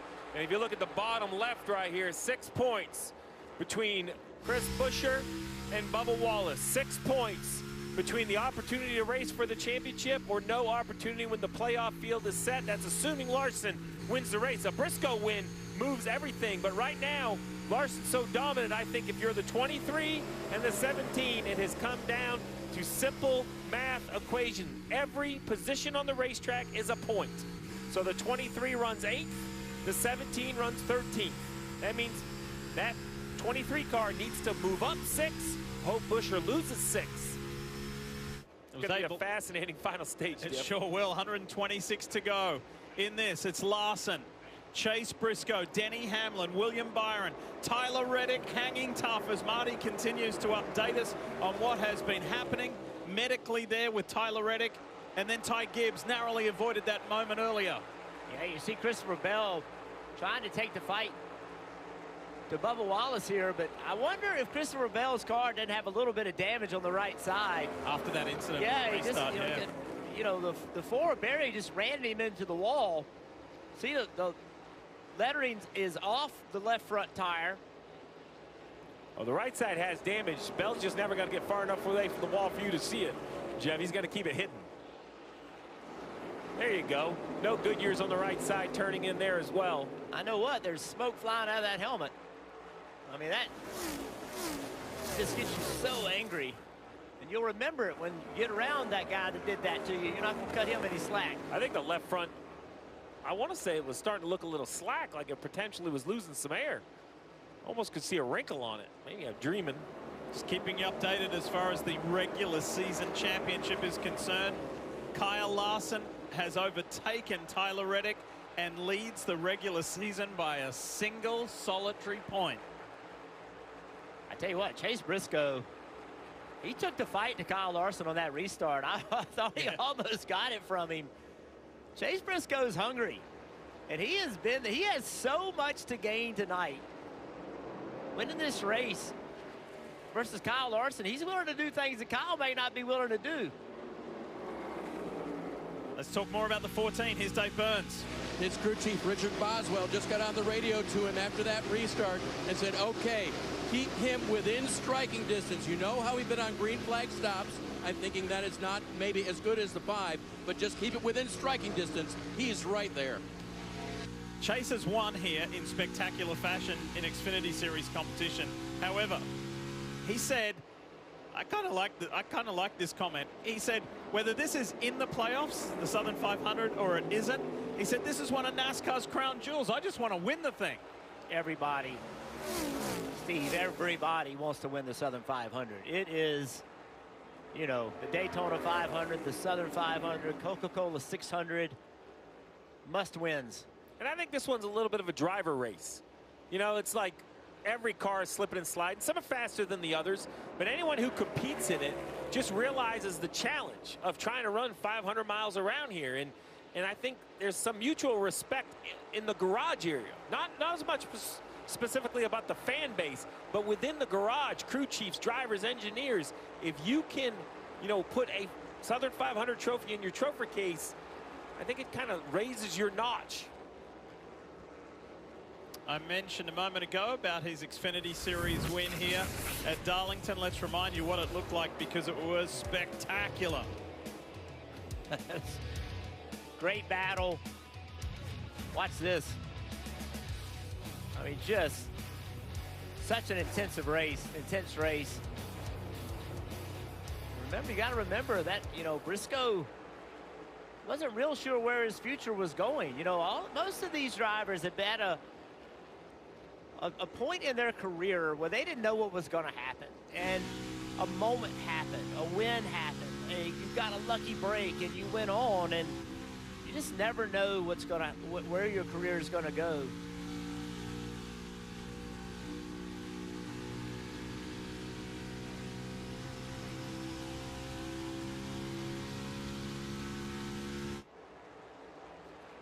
And for those Stuart Haas cars running with Briscoe in second, Josh Berry just rebounding wonderfully so after that huge moment in Daytona last week. Berry runs in 6th.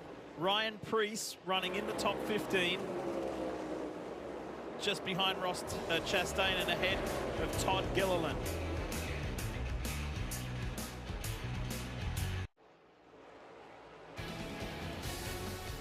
How far can he go? Kyle Larson is edging closer and closer to leading 200 laps in this Southern 500. He's up to 190 already in a dominant display. Now under the lights here at Darlington Raceway. It was a race that started with a little bit of a bang, a big bang in fact. On the second lap, Martin Truex Jr. gets out of shape, and poor old Ryan Blaney was in the wrong place at the wrong time. Both out of the race pretty much as soon as it had started. However, there is somewhat of a silver lining in this for Martin Truex Jr. as we show you the updated playoff standings. Stevie's highlighting it there with the telestrator. Truex, purely because of where we are in the duration of this race, with stage points in stage 1 and 2 having come and gone, Martin is locked into the 2024 playoffs. Yeah, and this being his last full-time season, you know, I'm indifferent on who has great runs and who doesn't. I just hope for great racing. But when you see somebody like Truex and this career that he's had and the way he's carried himself in the sport, I think I was hoping that he would be in. I want to see him make a run at a championship. I hope that he wins at least one more race. I want to see a race win in his final full-time season for the fans, for Johnny Morris, for Joe Gibbs Racing, for everybody around him, for Martin. I think he's had such a great career. If you can earn such a right, I think he has. Unfortunately, the racing gods don't care. You're going to have to go earn it on the racetrack. That's what makes racing so beautiful, is when you line up on the grid, it doesn't matter if you've won 0 races or 63 races. Your opportunity in front of you is the same. You have to make it happen. Since the stage 3 restart, Tyler Reddick has hung tough and rebounded somewhat. He's up 3 positions to be back running in the top 5. As we take you back just a few moments ago, Shane Van Gisbergen and John Hunter Nemechek. Check this out. Yeah. SVG on the low line. Seen a lot of cars make contact right here. I think SVG was expecting John Hunter to be a little bit closer to the wall, which I think is fair for him to expect. Normally the guy on the outside will be out by the wall. Now, we've seen multiple times where it didn't matter the guy was out by the wall. They've been run into, but in that case, I feel like he was just expecting a little more space. And Jeff, we're kind of getting to a little bit of a fork in the road right here, lap 261. If you break down this final stage, you do a little math, you expect to pit a couple times. You're going to come around lap 270 and maybe around lap 315 or 320. But there is this outside chance. We talked about the potential, what's a Hail Mary? The one said would do something crazy. Well, I think option A, and what most will do, will be pit twice, as I just mentioned. Option B is you pit 3 times, which means you're probably going to be on pit road at like lap 267, 268. The crazy strategy, what I think is the scariest strategy, is not pit until almost all the way to lap 300. That puts you out there on old tires for a long time. Now, a timely yellow, it's like, that Powerball playoff, you're hitting the lottery ticket with a yellow. The Morgan & Morgan onboard shot. Hey, Marty, I know that you've been following the radio on the 11 and you're monitoring the progress of Denny Hamlin. What do you think they're going to do? They're going to follow suit what they've been doing for the early part of the night? Yeah, Diff, I just asked Chris Gabehart that question a moment ago. I said, do you think the running long strategy will pay off? And he said, yes, I do think it'll pay off. And he reminded Denny Hamlin of that a moment ago. Listen. Time to be all in yet. When he gets in front of the 14, you'll have to pound. Chris, I know you're studying, but I'm doing the best I can. I got it. Just doing my job. Steve, the first part of that was, it's not time to be all in yet. That's code from Chris Gabehart to Denny Hamlin to say, hey, you're still conserving your stuff in this run. That leads me to believe that, yes, indeed, they will play that long strategy like they've done all night long here in stage 3. All night long, and kind of their signature. I mean, look at their best average finish here. In 8.3, 24 starts. You mentioned it, Diff, that he just has completed all the laps, hasn't really had any issues. No DNFs. No DNFs. Where it's a track where you can have some like slugfest to finish. It'd be easy to get turned into the wall on one of these green-white checkers or these crazy races. So no DNFs is so impressive. And I mean, their signature is normally long. And if anyone can take care of rear tires, it's Denny Hamlin. Remember that win back in Bristol when the tires were just disintegrating off these race cars? Who made it last? The 11 of Hamlin. By the way, Goodyear tells me the same tires will be at Bristol when we're there soon in the playoffs. Exciting times. The thing about favorites is they're only your favorite until a new favorite tells your old favorite to beat it. Introducing the all-new Sonic Smasher. So good, it's about to be your next new favorite. Yo, I'm not a big fan of change, but I'm willing to try it. I gotta tell people about this.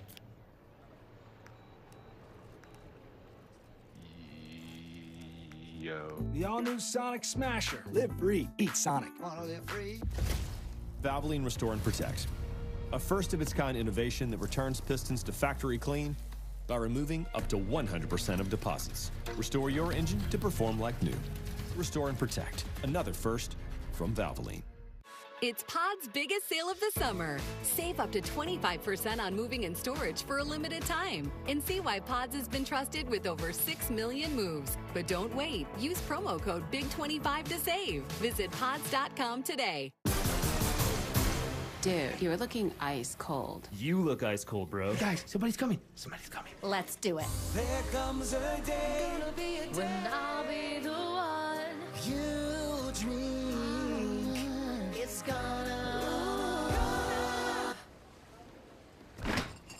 It's gonna be May. Dude, are you crying?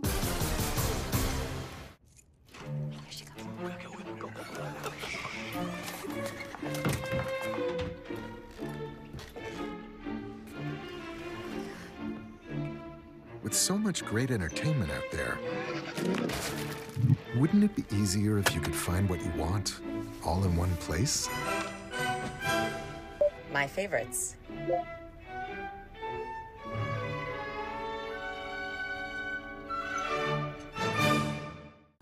Welcome to the land of the free, where we pledge allegiance to the flag, salute the heroes of old, and raise a cup to the new gladiators who dare take on the last great Coliseum. The Bass Pro Shops Night Race NASCAR weekend returns to Bristol Motor Speedway September 19th through 21st. Get a weekend package and see Dale Jr. race on Friday. There's no place like Bristol. It's not just a race, it's Bristol, baby. And green flag stops have started here at Darlington. Teams showing their hand. Ross Chastain finishing up his stop. We talked about that Hail Mary Phil Surgeon talked about. They're going to stop 3 times this final stage. Brad Keselowski also in. Will stop 3 times. That 6th car just a little numb. Felt like he had Novocaine on the front end of the car was his report. And remember, when we stop 3 times, it's not because of Sunoco fuel. You can run over 70 laps on fuel. You just don't want to try to run these Goodyear tires more than 50 laps. So to try to think only one more stop, I think would just be asking too much. By the way, 12 sets of Goodyears for this Southern 500. How do you use them? How do you look after them? All part of the overall and overarching management, race management strategy. Here's Ty Gibbs in the Monster Toyota. Yeah, Lee, we talked about how there would be the race within the race. So this is Chris Gale answering what Phil Surgeon did a moment ago. Remember, all of these drivers around the cut line. Right now where Ty Gibbs is, feels pretty comfortable above the cut line, but he's just covering what the one had done on the last stop coming in the lap before. He's coming for 4 fresh Goodyear tires. Tony Hirschman constantly reminding his driver, Ty Gibbs, take care of the right side of the car. We're truly racing ourselves tonight. It's Chase Briscoe. Been a great night for him, Dave, and a win is still on the cards if he can do anything about Larson and keep Hamlin at bay as well.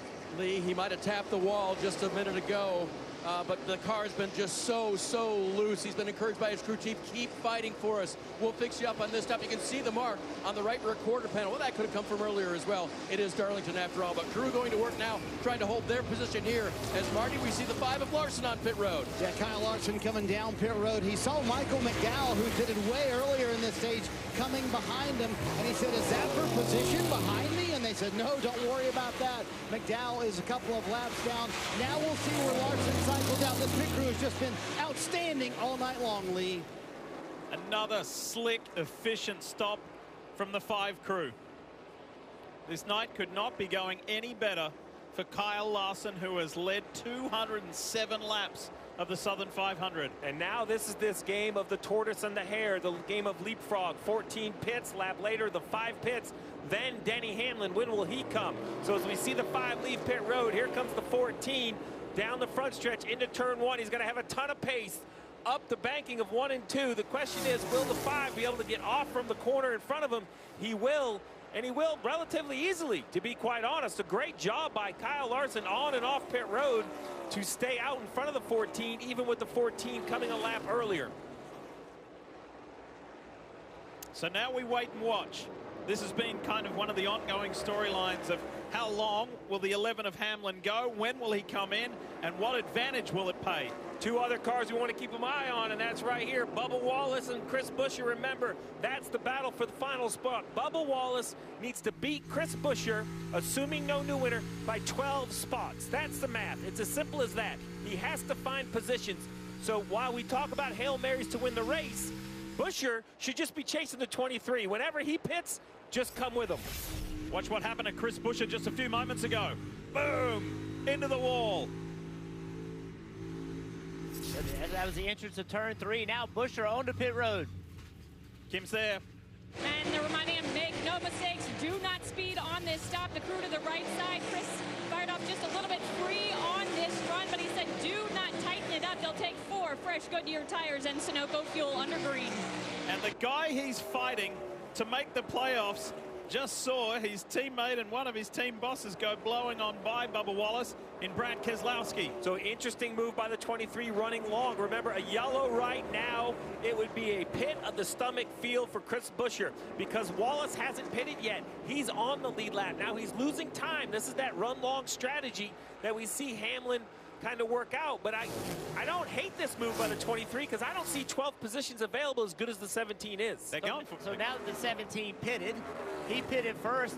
If you're crew chief in the 23, are you now saying we have to run long? I think because they beat me to pit road, they kind of flipped over my cards for me. And I said, oh man, well, now what I need you to do is run long. We're going to chase. And if you're going to chase anybody, I'd follow whatever the strategy is, the guy that owns the team. So since Denny Hamlin's long, I would jump on that train. There has only been 1 caution for on-track activity, and that was on the 2nd lap with Martin Truex Jr. and Ryan Blaney. The other 2 are for the stage breaks. Here we go.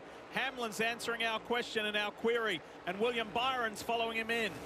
Both got the pit road clean. That's the first challenge right here. And now, Marty, it's up to the pit crew. They don't need the perfect stop, just a solid 4 tires. And here's the interesting part, Steve. Rudy Fugle has now flipped to the strategy that Chris Gabehart has played all night long. And these 2 cars, as you will see, just 1 pit stall apart. William Byron has a little more trouble getting into his stall. Denny Hamlin said this car's a little bit too free the longer he goes. And William Byron has been so good on the long run tonight, but a little bit too free at the end of that run. And Hamlin and the 11 team gaining a good bit of an advantage over the 24 on that stop. Now the race win will be between these 2 and the 5 of Larson. Now I expect Larson to definitely jump in front of the 5. We'll just have to, or excuse me, the 5 in front of the 11. We just have to see how the new tires pay off. Bubba Wallace, Jeff, now comes to pit road as well. Dave. And before the cycle started, Steve, Bubba had only picked up 1 spot on the track. So you got to do something different, right? So I think that's why they switched strategies here and went to the one that Denny Hamlin and others were running as well. 1 lap later, Bubba Wallace comes to pit road, expecting his pit crew to do a quick stop for him, maybe a little bit of a change, but really no complaint from the driver on the balance, perhaps just keeping up with the track. 2 tires on. Here come the other 2. Fuel going in. Christopher Bell on pit road as well. Busy pit road, decisions by crew chiefs. Let's set the stage for the win. 5 of Larson, still a pit stop to go. A little bit fresher tires, about 6 laps on Denny Hamlin. Huge gap, but a huge advantage. Can the 11 chase down the 5 car? It's nearly a half a lap, but almost 6 or 7 tenths of a second faster every lap on the newer tires.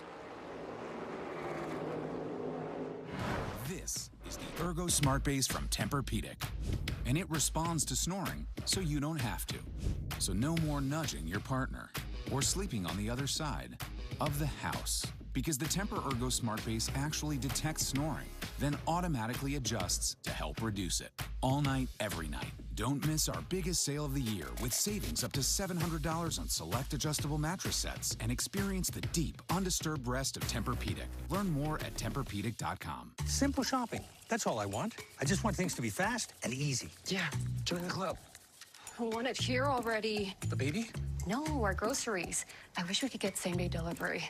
Yeah, join the club. And free curbside pickup would be nice. You know, stay in my car. They bring it to me. Yeah, join the club. Yeah, join the club and get free curbside pickup. We bring it to you. See, she brings it to me. Club members now get free curbside pickup on qualifying orders $50 or more. The Barn Bar. The county's best hangout just got better. Here's to living smooth with the always smooth, easy drinking Keystone Light. All the parts you need at the prices you want. Guaranteed to fit every time.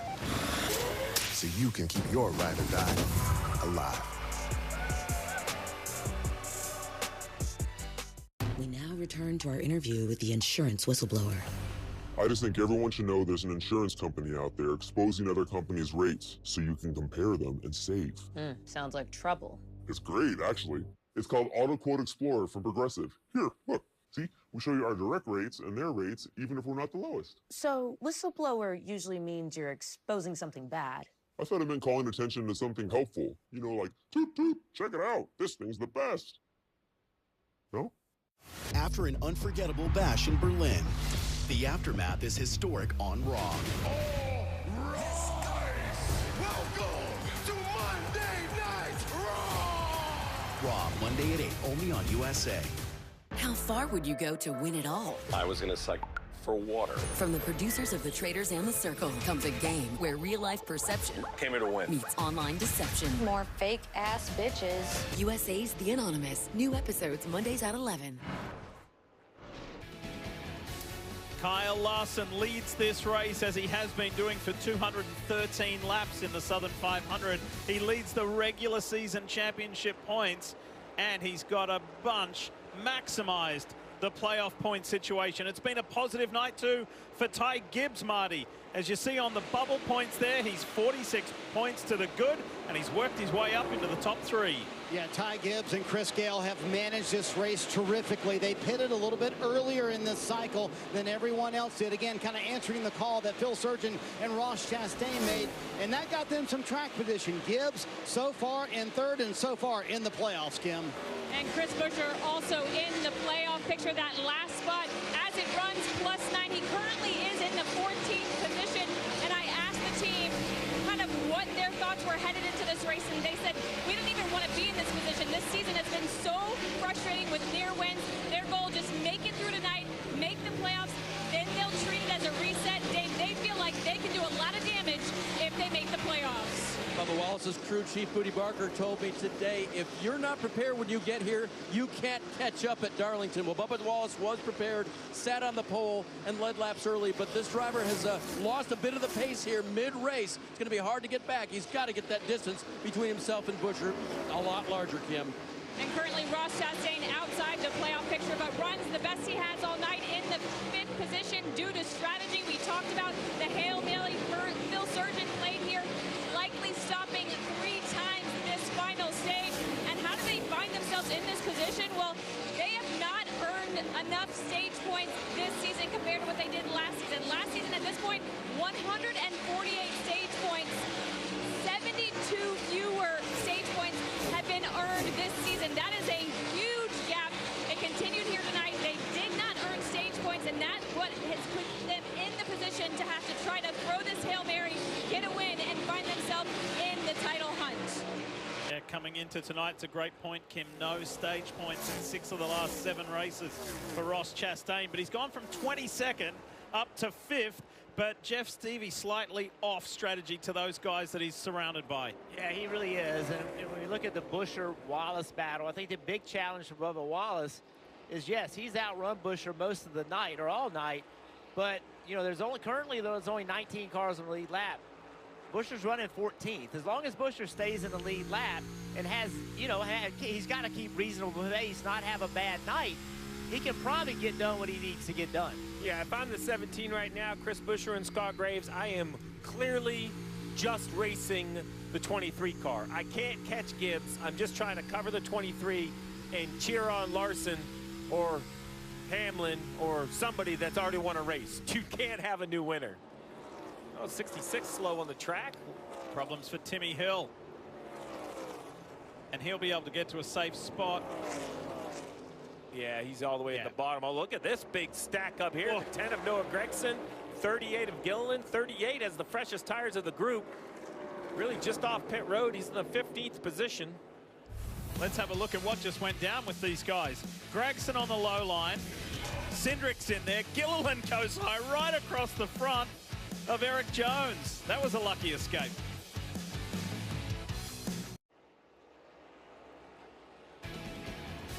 Only 70 laps to go in the Cookout Southern 500 here at Darlington Raceway, and this is the driver and the car that has been in total control for almost the entire way. Pole sitter Bubba Wallace and playoff hopeful Bubba Wallace led the opening 37 laps, but then slipped back, and as soon as Kyle Larson got in front, it was look out, pretty much lights out. Whenever he's led more than 200 laps, he has a 30% conversion rate of winning. Pretty successful, and it's looking like that to defend his Southern 500 win of a year ago. Yeah, and the split road maps are slowly coming back together. The 11 of Denny Hamlin came out of pit road well over 10 seconds back, almost 13 to be quite honest. Now he's got it down to 5 seconds back, and now he's working past Briscoe. And I think this is when this strategy of running along gets difficult, because he's better than the 14. He has better tires, but you kind of have to like dispose of them. If you get stuck in that air for a couple extra laps, it just really puts you in a bad spot. Hamlin knows it. He's working all he can. This is a good run right here. Good run here. That's still not quite good enough. What he needs is for Briscoe to run that bottom lane in 3 and 4. Briscoe to the top. That forces Hamlin to go to the bottom. The car just does not rotate like it needs to in the middle. Good forward momentum here, side by side with him.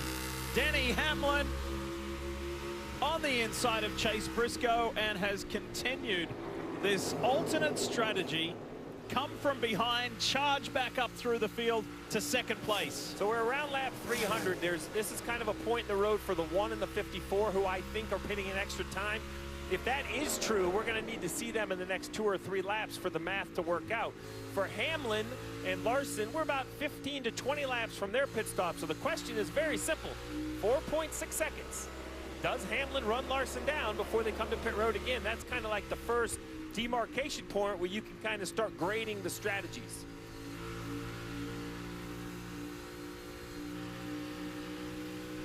Enjoying the ride around Darlington Raceway with Denny. Think about next week. Can you imagine kicking off the playoffs at Atlanta? I mean, it's going to be these playoffs stiff with Atlanta and Watkins Glen, the Roval, Talladega. These first 2 rounds have, I think, the most roller coaster potential, right? We could have moments, wrecks, anything could change kind of the complexion of these playoffs.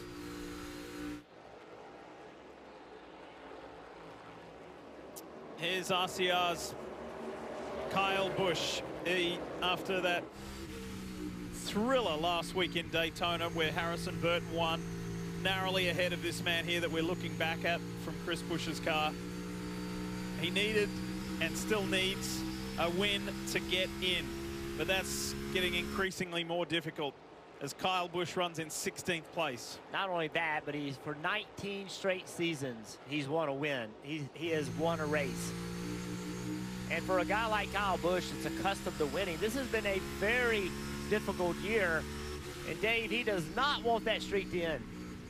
No, he does not, and he'd like the car to get a little bit better, but he says it's okay tight, meaning it won't steer a little bit, but that is good, but then it just goes loose the longer the run goes on. So haven't been able to quite fix that for Kyle Busch tonight.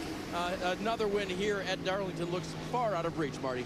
Dave, at 231 laps led and counting, there have been very few cracks in the armor for Kyle Larson tonight, but the handling not quite as good on the 5 car. Listen in. I can maybe stand just be a little bit freer. air. When you can wrap the top of the wall off of 4, that was a really good pocket for speed, and I think you have to turn well enough to be able to do that. It'll be very small on the next adjustment. I've benefited with clean air here too, so trapping up already tighter. So with a 3.5-second lead, Jeff, Kyle Larson and Cliff Daniels feel like the car can be even better. But how does Cliff Daniels even know that there might be a little bit of speed if Kyle Larson takes that exit a little bit higher off turn 4?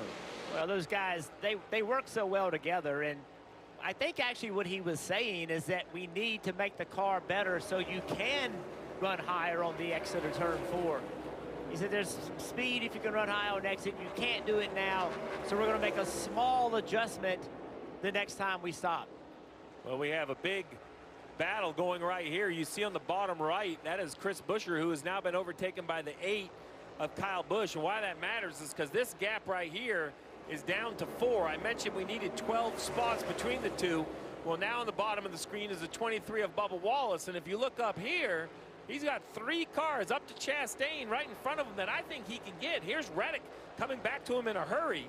I mean, the 23 is much better than the 45, the 1, and even the 54 in their tire situation. So now it's down to 3 points. I think this is going to be a high-pressure, high-nerve situation for the 17 and the 23 over these last 60 laps. Could it be back-to-back races at Darlington Raceway that breaks Chris Busch's heart? Remember earlier in the year when he was fighting with Tyler Reddick and he was looking good for a victory, and Reddick tried a slide job on him and ended up in the wall. And he was furious. Buescher was furious with the driver of the 45 then. So now it's down to 2. Buescher is 2 above the cut line. Wallace 2 behind. But the balance of power is massively swinging Bubba's way. It is. And this whole time, Hamlin has run Larson down, only 2.7 seconds behind. 59 laps to go. These leaders are sliding around on like 36 laps. On the Kyle Larson machine, we have Ross Chastain on 41 lap tires.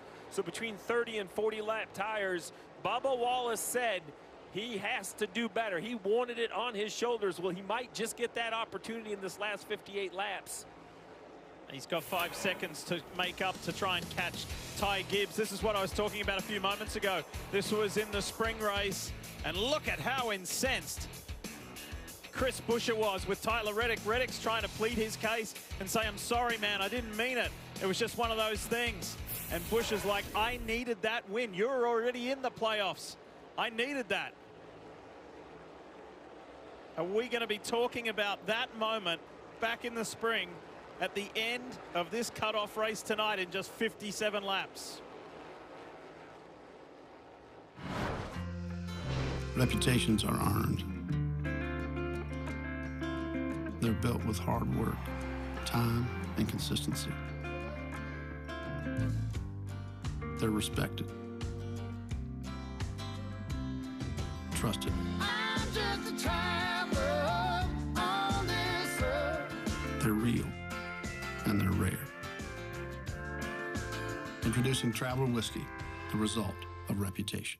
Labor Day mattress deals are happening now at Ashley. Save up to $1,200 on select mattress purchases. Plus, get 0% interest for 5 years on in-store purchases. With the best mattress brands under one roof, Ashley has you and your sleep covered. Shop more deals in-store and online. Negra, I want to be an actor. So why don't you act like a good sister and get me some more of those baby back ribs? I want to be a director now. Let's try a scene where you go get your own. And action. And cut. A lot of drama on this set. Action. And cut. Maybe I'll just go get wings for everybody.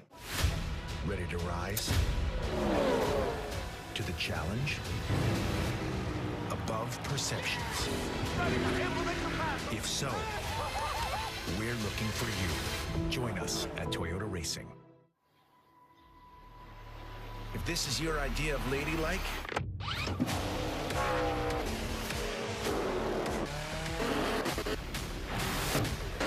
you're gonna fit right in. Join us at Toyota Racing. It's good to get some fresh air. Fresh air? Hi, guys. Bill, you look great. Now that I have Inspire, I'm free from struggling with the mask and the hose. Inspire? Inspire is a sleep apnea treatment that works inside my body with a click of this button. No mask. No hose. Just sleep. Give me this thing. Where are you going? I'm going to get Inspire. Inspire, sleep apnea innovation. Learn more and view important safety information at inspiresleep.com. After the 26-week grind, 16 gather. Heroes, hopefuls, hot shots, hot heads. Their demeanor may vary. Their determination does not. Fortune brought them to this moment. Now, it's up to them. The NASCAR playoffs begin in Atlanta on USA.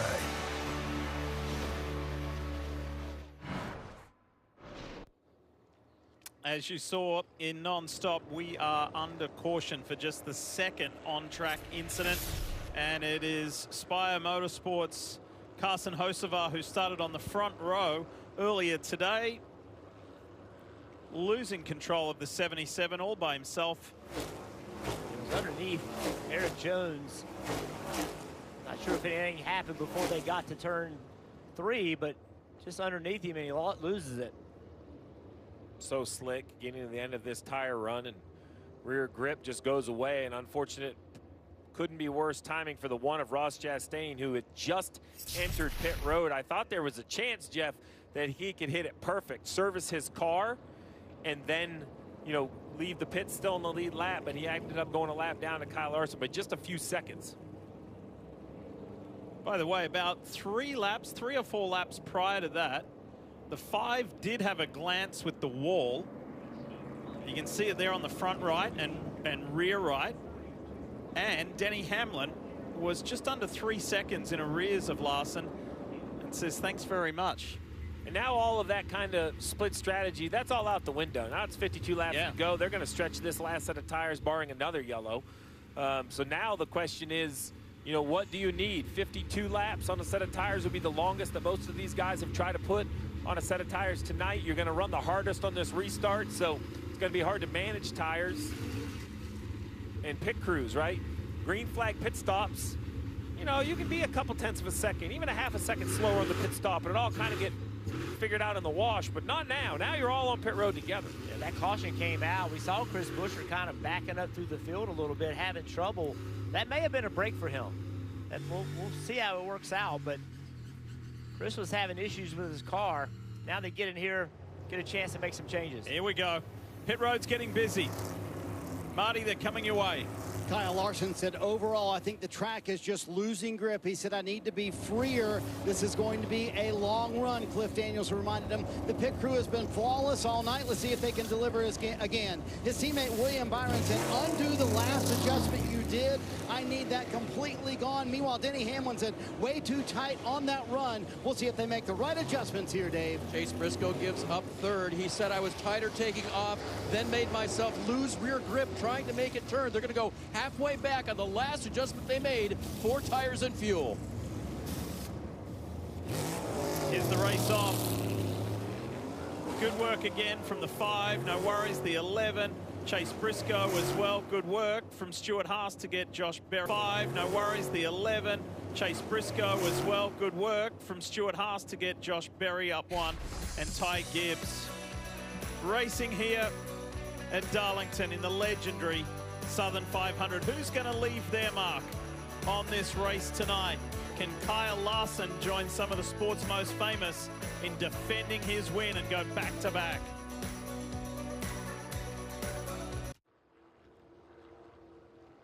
NBC Sports on SiriusXM, NASCAR Radio Channel 90, live Wednesday at 9 a.m. Eastern.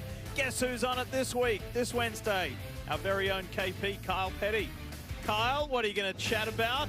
And DJ, what do the two of you make about what has gone down, and are we headed for a tiebreaker for that final bubble position between Chris Buescher and Bubba Wallace? You know, we talk about it all the time. It's a team sport. It's a team sport. And you see these guys on pit road. They falter a little bit. They give up 5 or 6 spots. These guys, the 23 of Bubba Wallace, the 17 of Chris Buescher, it's one-on-one. It's Michael Jordan. It's one-on-one. That's all they care about. 12 positions, as we've heard Steve Letarte say. Yeah, Buescher right now probably has more cars that he can pass as he looks ahead of that. But he's going to have to dig down. His car was not good on that last run. Put themselves right in this position. Going to be exciting once again. Kim, how about that 17? And then a very slow stop. Left front wasn't fully installed. Couldn't get the lug tight. They were also slow in the right rear, but just marginally, the team told me. Here's what they told Chris on the radio after the stop. I got enough, man. We honestly picked this up for you all night. Or not all night, but the last few stops. So we're putting it on your shoulders here at this point. We're out at the moment. You got to get to those fast boards. So you heard it. They're putting it on Chris's shoulders. He's got 49 laps to get his way into the playoffs here tonight. Oh, boy. What a nail-biter. Between 23XI's Bubba Wallace and RFK Racing's Chris Buescher for that 16th and final spot to contest the final 10 rounds, the playoffs of this 2024 Cup Series. It is Kyle Larson and Denny Hamlin with 48 laps to go. Let's go! Hamlin on the inside. And it's the first time in a long time that we've seen anybody really hassling Kyle Larson. Hamlin's ahead. They touch, heading down the back straight here in Darlington. Larson is unrelenting. He does not want to relinquish the lead. He has led for 245 laps tonight and is making life hard for Hamlin.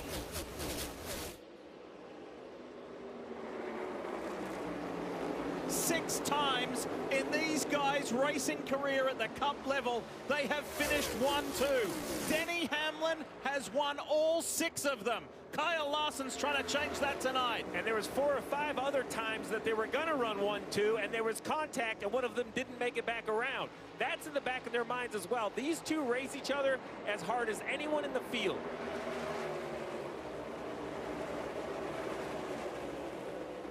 And Jeff, as hard as you want to push right here, 46 to go is forever at Darlington. If you slide those tires more than needed or more than required, you will pay the penalty. Yes, you will. Oh, contact at the 17. Oh! He gets into Todd Gilliland. They ran out of real estate on the exit of 2. It started with the 38 sliding up, pushing the 17 into the wall. Lucky for the 17 to avoid this. Let's have a look at what happened to the front row motorsports driver. Yeah, Gilliland underneath Buescher, trying to make the pass, gets up the racetrack, squeezes Buescher a little bit. Buescher back down into him. Listen. So how bad was that hit, Jeff? I don't think it was that bad, but what, you know, when Buescher gets into the wall, he then comes back, you know, hits the wall, then it comes back and hits the 38.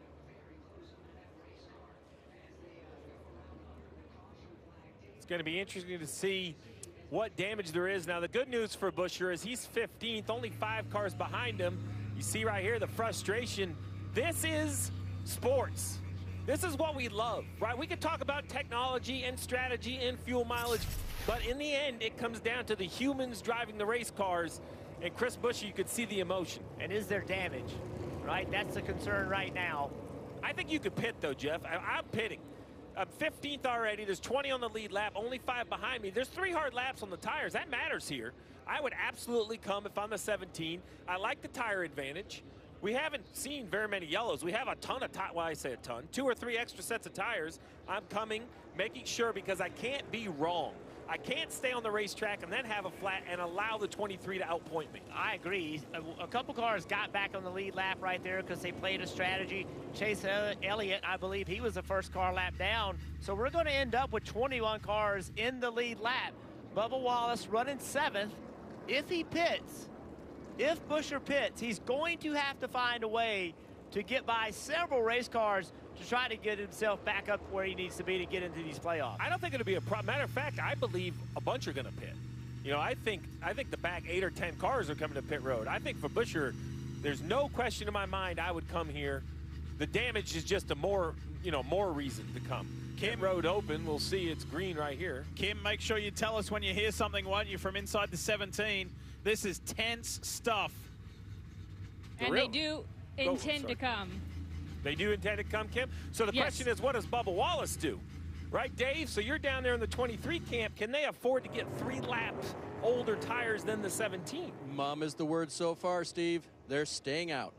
You would think 3 laps is nothing, but here it is. Oh, a lot of guys came. Oh, I'm sorry, they all faked me out, but here they come from about 8th back. And there is the 17 of Chris Buescher. They'll do a quick assessment on this, Kim. And they said the pictures look okay. They asked about the steering wheel. Chris said it seems okay, somewhat straight, just scuffed up on the right side. They think fresh tires are going to help him, but Chris Buescher absolutely not happy with the 38 of Todd Gillen. Felt like he just fenced him for no reason.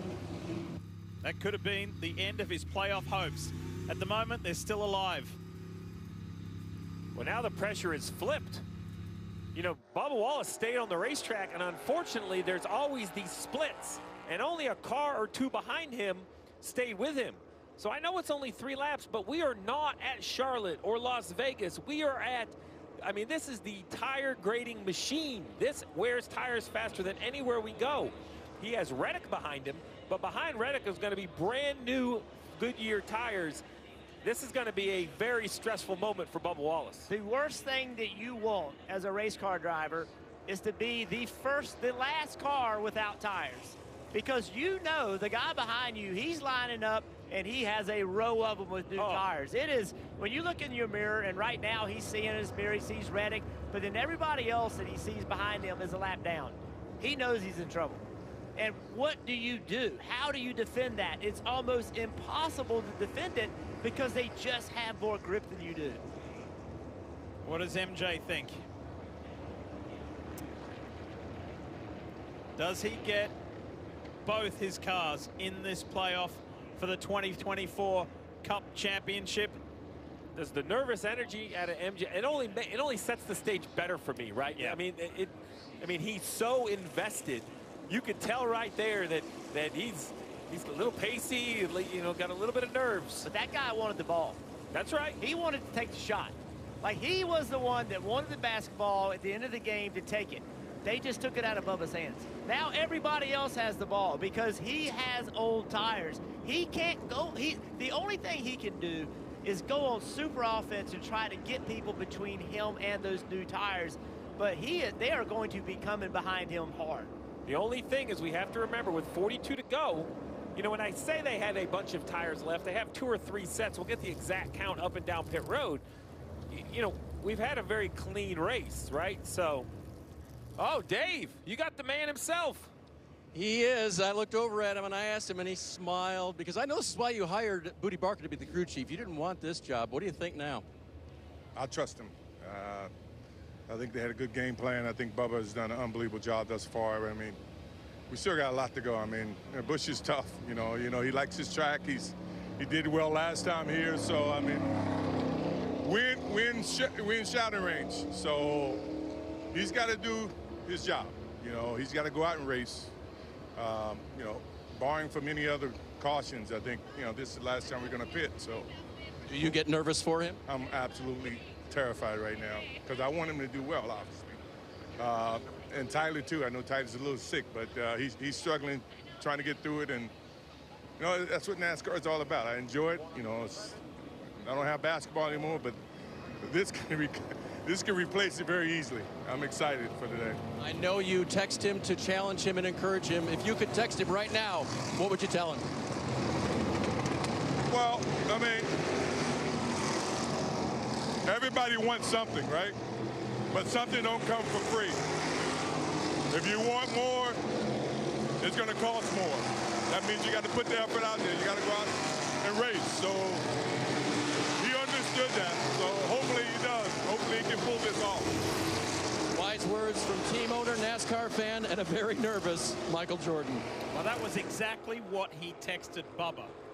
I'm fired up. Yeah. I mean, he fired me up. I was already excited. I mean, think about those types of words of encouragement and coaching and where they're coming from. And if Michael was in the 45, what do you think he would do? He would make that 45 as wide as this racetrack so that Chris Buescher had no way of getting close, or anybody had any way of getting close to the 23. Well, the story is right here, last pit. Where are the new tires? Right there. 2 spots behind Bubba Wallace. Brand new tires on belt. 40 laps to go. when the green flies here in Darlington. Let's see how those closing 40 laps shape up. Larson gets a great restart. Hamlin pushed him last time, and here comes Chase Briscoe.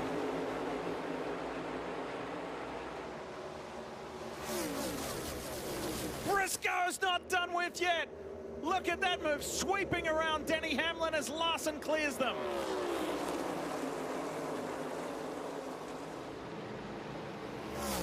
What a run off turn 2 that was for Chase Briscoe. And now he's got Larson in his sights, and here comes Chris Buescher, bottom right.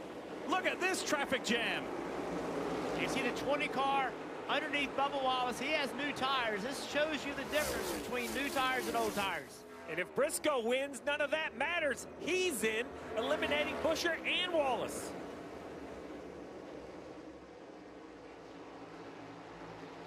What a run from the 14. The Stewart-Haas Racing Ford, the High Point machine. He got his career best at Darlington last time out with a top 5. And now Chase Briscoe.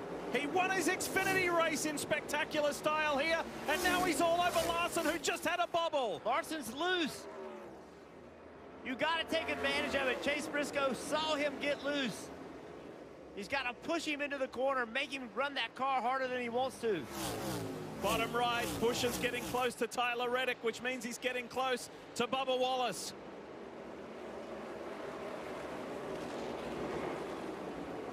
Where do we look? Which box do we look in? It's all happening here at Darlington Raceway on cutoff night. Who makes the playoffs and who doesn't? Buescher on the inside of Reddick. And Ross Chastain, let's not forget about the one as he comes storming by Buescher as well. Briscoe is thinking everyone has overlooked me. Keep talking about the cut line. I'm going to jump in with a win. Could it be in successive weeks we get a win and you're in situation? Harrison Burton last weekend in Daytona. Could it be Chase Briscoe here in Darlington? Chase has had a fast race car taking off most of the night. Kyle Larson has been a step away from him as the tires get older. Have they made the right changes on the 14 car?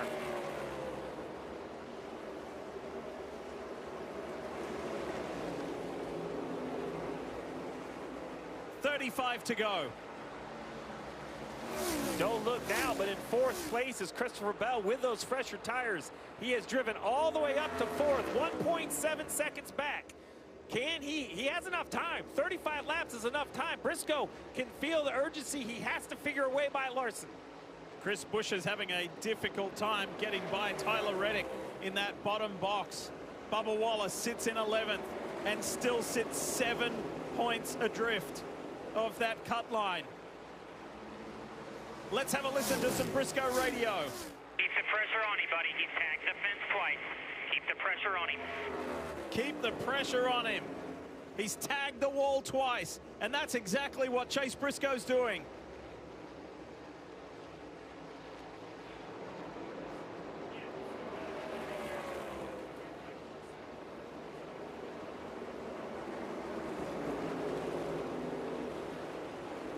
Nothing between the top two.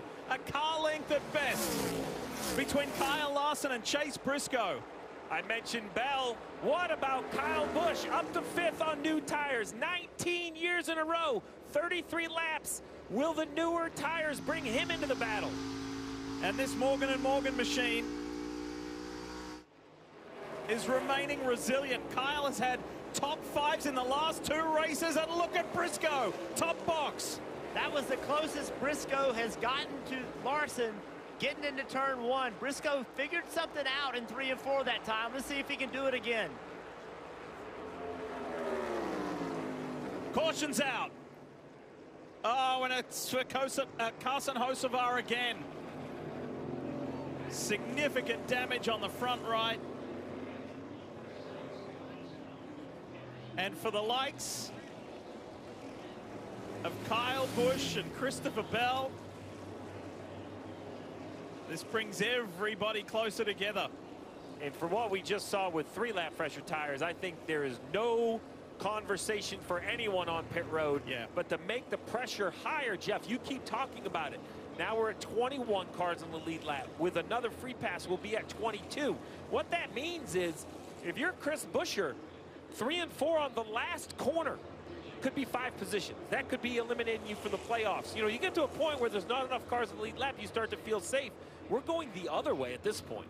Well, they are, but now you have an opportunity for your pit crew to step up. Right now you have an opportunity. To be honest, that's what he needed. Bubba Wallace, Chris Buescher, he didn't want to see that caution. He was getting everything he needed. Bubba Wallace did want to see it. So everything worked the way we assumed it was going to. It showed tires matter. Go back and look at Carson Hocevar again. Problems in, he had a right front. Something happened with the right front, and I think Gilliland may have got into him as well. Todd Gilliland was in the wrong spot at the wrong time, unfortunately, and that was a pretty wild ride for Carson Hocevar. So Kyle Petty said it earlier, this is a team sport. And we see it in the shops. We see it on the work, all the work done to prepare the race cars, but now we're getting ready to see it on pit road. Now we're getting ready to see which team is ready for this moment. Which team can step up, get their guy out of pit road, in the lead, or pick up spots. And you cannot, if you're Buescher's team, you can't afford a mistake here. If you're Wallace's team, you can't afford a mistake. Think about Bubba Wallace winning the pole. You know, I mentioned earlier, hours ago, about how the #1 pit stall was almost a disadvantage under green. But why does everybody want it for these situations? You know this race has these long green flag runs, but history would say we have these cautions. And now only being 22 feet from that camera. Drop the jack, you roll forward, you get scored. That could be one position. Then you multiply that in the choose. It moves you up another row. It can change the outcome of a race just by 1 or 2 spots off the pit lane. Close call earlier for Chris Buescher with Todd Gilliland. He was able to escape that, dive in, get fresh tires, no damage done to his 17 BuildSubmarines.com Ford. Here they come, Kimmy Coon, they're coming your way. Yes, and Scott Graves, the crew chief for the 17, telling them focus on a nice, smooth stop. Chris saying he was a little freer, but not much. That run, just leave it. No adjustments on that machine, Marty. Kyle Larson said it was way too loose on that run. Cliff Daniels going to answer with a chassis adjustment. He also asked if the 14 wins, how does that change the playoff picture? He wants to know everything, Dave. Chase Briscoe challenging for the win, says just don't tighten me up. Bubba Wallace, so tight, so tight. He needs a big adjustment on the 23 as his crew now goes to work. Michael Jordan nervous for his driver. How nervous is he for the pit crew? As to now, they go for 4 here. Bubba was 13th when he came in. Cars go by him here. Where will he cycle back out? Here's the race off. 2 positions gained by Gibbs. Busch lost 1. Berry gained 1. Big jump from Austin Dillon. This race, the Southern 500, is 367 laps long. This race, the win and a playoff spot is going to be decided in the last 29 laps. Yes, and we know we've talked about the point battle all night long, and sitting here up front, 2 guys that can spoil it. Chase Briscoe, he wins, he gets in. Kyle Busch, he wins, he gets in, and they are both in position. You may have noticed when everybody was diving for pit road, Ross Chastain swerved right and kept his Busch Chevy out on track. Kim? Yes, and Chastain staying out. Remember, he came down on lap 324. This, again, was another Hail Mary type call. Phil Surgeon, the crew chief, telling him you only have 9 laps on those tires. The call was watermelon for Ross Chastain staying out. Kim, here is that radio from Bubba Wallace, but there's a twist afterwards. Listen. All right, man, what you got balance-wise? What you need? I'm so tight. I'm so tight. I know it's because it's 3 starts and I got to push hard. Our balance is tight. I get it. But, man, I can't do anything. Here's the twist. He was silent on the radio for nearly a minute after that. And then he came back to the crew. Okay, I'm back. Bubba has to do work inside the car, inside the helmet to win races. He knows that, and he was doing it right there. This is massive pressure. So much on the line.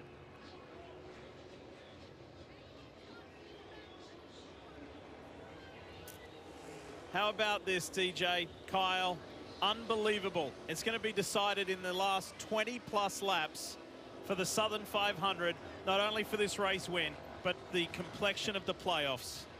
Yeah, I think one thing you have to look at, KP, these drivers have been out here over 3.5 hours already. Yes. I mean, it's stressful. We talk about the stress. You know, they condition themselves for races like this, but mentally, you can be drained too, but you have to step up somehow. Yeah, and at the same time, these drivers have been out there, and they're stressed, and the pressure's going up. These guys on pit road have just been in a rhythm, And now all of a sudden, you're asking them to jump this wall time after time and perform at the top level. Man, it's tough. We're sitting on the pit box, and I can feel the tension up here. Yeah, headed to the choose, guys. Well, that's the question, DJ. You know, the choose is normally which lane is better, but now with the one on old tires, Jeff, I know what you do if you're Larson, but behind Larson, where do you dare restart? If you're Briscoe, you got to go with Larson. There you go. Even Hamlin's going to go with Larson. Ty Gibbs, all the way back in 5th, is the first one to line up behind Ross Chastain. And even further behind, everybody's going to the bottom. So just remind everyone how this works, right? The restart rule.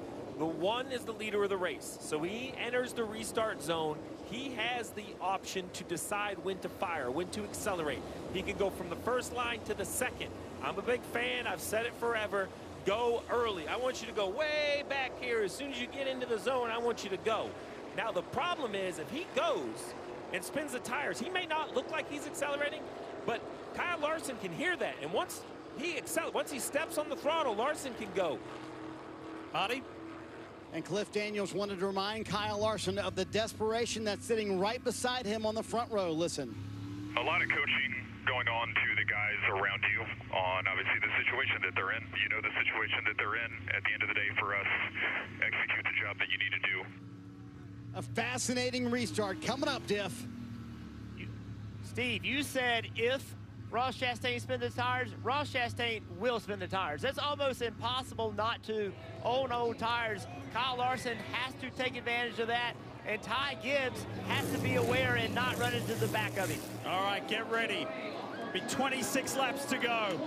Ross Chastain in the one, doing whatever he can to try and stay alive and hope that he has a chance. But everybody that he's surrounded by on fresh tires, here we go. Gibbs on that high line, Larson on the low line. Briscoe feels he has a chance. Gibbs is looking good on points to make it. Briscoe wants to race his way in like Chastain does. Here goes Briscoe on the inside. The big move from Chase Briscoe. This could be the difference between making the playoffs or not. Wow. The one of Chastain got an amazing start, better than I expected. 54 kind of paid that off, but what a move by the 14 down the backstretch. That was epic. Chastain did a great job of keeping speed into that restart zone, still falling back on those old tires. But look at Kyle Busch and that A-car. Briscoe trying to check out, but Kyle Busch, he wants to play. Ever since the Olympic break, RCR has been getting better. Lee, could it be Busch's day? We haven't seen him most of the night. He was on that strategy earlier of Denny Hamlin, but just not as effective to get as high up the order as Denny was. And look at this, 3 wide. Wow, we got a caution. Multi-car incident. Ty Gibbs, Josh Berry, Bubba Wallace, it's over. Wallace's playoff hopes. Busch is trying to dodge the carnage.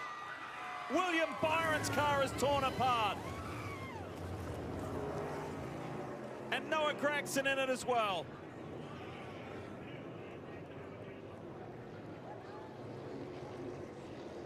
How badly damaged is that 23? Are the playoff hopes over or not?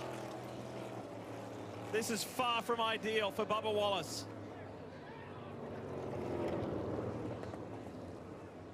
The good news is it's rolling.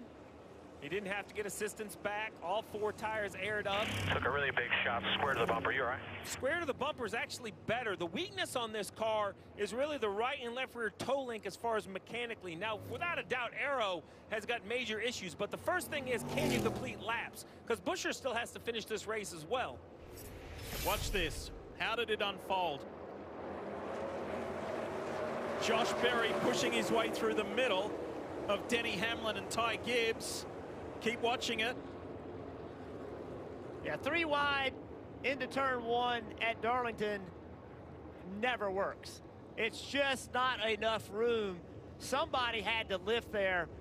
Josh Berry extremely aggressive, shooting the middle here. And it's just too wide through there, Steve, is difficult. And now they just all stack into each other. And Bubba Wallace was doing a really nice job, some front-end contact, but then Noah Gregson nowhere to go. He was the one that made the heavy contact to the back of the 23. So you see right here, flames out the pipes. He's on the brakes, some front-end contact, but I don't think this was enough to kind of end it, right? You're going to see him run into the 24. I mean, it's not great, but then right there, the big shot by the 10. It looks so easy in slow motion what you could do different. Let's ride on board.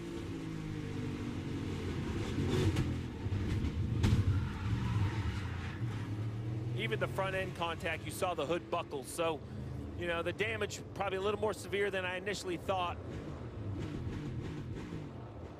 And while we've been consumed with where Bubba Wallace has been and Chris Buescher for that final spot, what changed the whole complexion of it was Chase Briscoe with the move of the race. Look at Michael Jordan's reaction here when he saw Bubba right in the middle of all of that. Yeah, he knows what that means. But to your point, Diff, you know, a 14 win, Briscoe win. It takes this away. Yeah, this whole conversation's a moot point at that. Because the 54 of Ty Gibbs, who was also involved in that, would get that 16th and final position. What a move that was by Chase Briscoe. Here's Dave. And keeping an eye now on the 23 repairs as they go to look at it. Steve, to me, the biggest thing is getting rid of that parachute in the rear. If everything else is straight, toe links are not broken, there it is right there, the right rear. Wouldn't you think just getting that in decent shape would be the main thing? Yeah, I think you're right, Dave. That's the main thing. But at this point, they know that this car can't keep up on pace. And really, if you're Chris Buescher in 10th, you have to start asking yourself, can you risk being in the next restart, which is an awkward conversation. But, you know, they have to ask themselves, do they think they need to win the race? They're riding around in 10th. Because as you pointed out, Lee, you know, a Briscoe win or a Kyle Busch win kind of eliminates the points conversation. So I don't think the 17 can just sit back. I mean, we still have 21 laps to go. All right, let's take you back and show you the move. Is it the defining move of the race? Check this out. Chase Briscoe with the ultimate slingshot. See ya. Here I come, and here I go. Yeah, Larson and Gibbs got side by side, trying to deal with Chastain, who had older tires, and they just lost the momentum. See right here, they just get slow. Chase Briscoe did a nice job of laying far enough back, Steve, to take advantage of it. Goes to the bottom, and we've seen good pace from that 14 car all night on short runs. Yeah, and you see the excitement on top of the box. This crew, we talk about emotion. This company is shutting down. They're not around. This is more than just a race win. These guys are battling for, you know, livelihood, jobs. But who comes to pit road? That was another 3 laps. We've seen this split decision. Kyle Busch, he loves brand new tires, and I love this call. And this could save Ross Chastain as well, Kim. This might give him another lifeline. And there was heavy debate on whether or not to bring the one car of Ross Chastain down. Ultimately, they decided their best bet was fresh tires, just a little tight. Grip level down is what Ross reported, Marty. Kind of nothing to lose here for Denny Hamlin coming down pit road with 4 fresh Goodyear tires because they knew that other cars would pit. Ty Gibbs for now safe in the playoffs, but they're going to sit here and check the damage on the 54 car, Dave. The 8 appears unscathed. He's going for 4 tires and fuel and send him back out there. Who would have thought Kyle Busch would have had a chance? I bet I can tell you who Kyle Busch thought Kyle Busch had a chance, and they've got him up front where it counts now. Catching up with Richard Boswell on top of the 14 box. First of all, what a move by your guy. Yeah, I can't say enough about Chase. You know, he promised us last week that he was going to bring everything he had all night tonight, and he's an amazing race car driver. You know, there's 323 employees at Stewart-Haas Racing that didn't ask for the nonsense that's going on all year, and we want to win a damn race, and we want to do it for all those employees, and this one we can control, and we're going to do our very best tonight to control it and try and make those 323 employees proud. Did you have any idea as the race unfolded early, Richard, that the car would be this good? No, I knew we'd be good here. You know, we were good here in the fall race last year and in the spring race this year, and I knew Chase was in kill mode, and I know when we get him in that spot, he's as good as anybody I've ever seen. So just super proud of him, super proud of this team. Pit crew has absolutely stepped up tonight. Super proud of them. Engineers, car chief, everybody on this team's just done an amazing job. So just try and figure it out, finish it out in these last 19 laps. Racers know how to race. What a show. And how about the winless streaks that could be broken here? 73 races since Stuart Haas last had a win. How about Kyle Busch? 46 and 93. That's since Phoenix, his only win in Cup for Chase Briscoe. It could be a victory here for either of these guys that gets them in to the NASCAR Cup Series playoffs starting next week in Atlanta. We couldn't ask for a more dramatic ending to the Southern 500. So many storylines. We have Briscoe, as you pointed out, but I look, you have Preece in 4th, Buescher 5th, Keselowski 6th. Elliott and Logano found their way back into the top 10. Kyle Busch on those fresher tires. Last time he had 3-lap fresher tires, he drove right into the top 5. I mean, 19 laps to go is a long time. The other side to this is how many more restarts will we see? Tire count, I jinxed this when I said they had enough because it's starting to run thin on some of these teams. Some only have 1 or 2 sets left in the pits. So, you know, when are you going to put on the last set? It never ends. It doesn't matter what the first 2 stages of the Southern 500. Those are like the survival modes. Yeah. You just have to get to this place. Think about the team. Look at Corey LaJoie in 11th. I mean, Corey LaJoie's in 11th. We saw him struggling to find his way right at the tail end of the lead lap. I mean, we have so many different players in this field. Chase Elliott. I mean, Chase Elliott's lap down. We saw him running in the 20s most of the night. A series of cautions, some smart strategy got him back in the game. And we saw Kyle Busch pit. He is the first car on tires. He's going to restart 9th. All right, Briscoe picked the top. Yep. That gives Larson the bottom of the racetrack. Let's talk more about Kyle Larson. Here's Marty. Can I add one thing more to the mix here, Lee? Sure. Back in 12th, Tyler Reddick pitted for brand new tires, and right now, as it sits, there's the regular season championship standings. He is only 3 points behind Kyle Larson with those fresh Goodyear tires. Could this move by Billy Scott after Tyler Reddick has been sick all night long earn them the regular season title? Another thing to watch in these final 18 laps. So much unfolding, so much on the line. What's this restart going to look like? How hard would Larson go? Let's go to some 14 radio. We can do this. Keep telling yourself that. We've got this. We're taking the green with 17 to go for the Southern 500 and a chance at a championship. We got this. Pump up mode, motivation mode. Ryan Preece, his Stuart Haas teammate, is back on that second row. Pace car off. Track is clear. The green will fly with 17 to go here in Darlington for the win of the Southern 500 for an entry to the NASCAR Cup Series playoffs. How ready is Chase Briscoe? Gets a flyer. Watch that yellow and black car, the 8 of Kyle Busch on the inside of Keselowski. Now lining up Preece. He goes to the inside of Preece. Christopher Bell is out chasing Briscoe. A great start by the 14, Jeff, matched by the start of the 8. Lots of positions in one set of corners. Yeah, Briscoe did a great job. He kind of caught Larson sleeping a little bit, but look at Kyle Busch. Kyle Busch is coming hard. 3 laps, fresher tires, and a long winless streak on the line easily disposes of the 5 of Larson. The 263 laps led tonight looks like nothing versus the 8. Heartbreak last week for Kyle Busch. Here we go, inside Christopher Bell. The last 2 races, he's finished in the top 5. There's real momentum with this 8 team at Richard Childress Racing. Clears him. Busch to second. 2 guys in the top 2. If they win, they're in.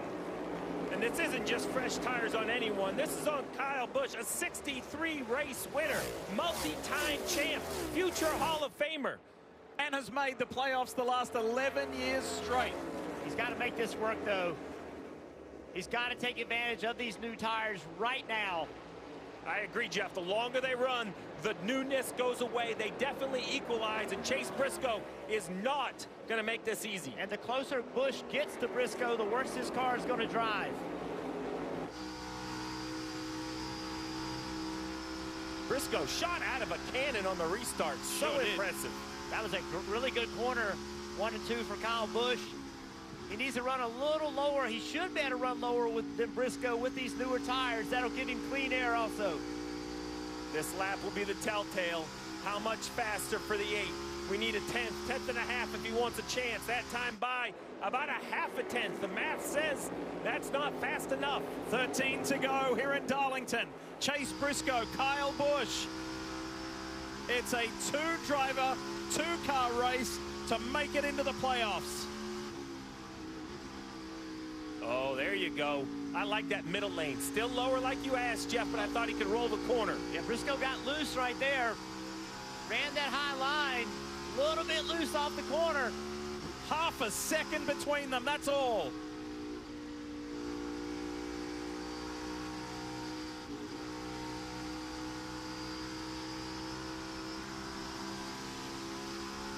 Are you kidding?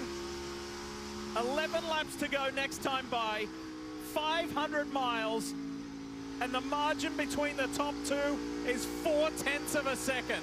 That was a big advantage, Kyle, that time in 3 and 4. That lane is working, holding even in 1 and 2.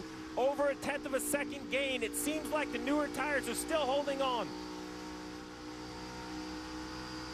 Kind of broke even in 1 and 2. Maybe a little bit better by Busch. Now he's got to run that Logan line again. Briscoe blocks him. He goes to the bottom. Is Kyle Busch going to be denied in back-to-back weeks? Is he going to do something about it? He's drawing closer to Chase Briscoe. There's only 2.5 tenths of a second in it. Briscoe tried to take the air away from him, but he went slower doing that. He's got a decision to make.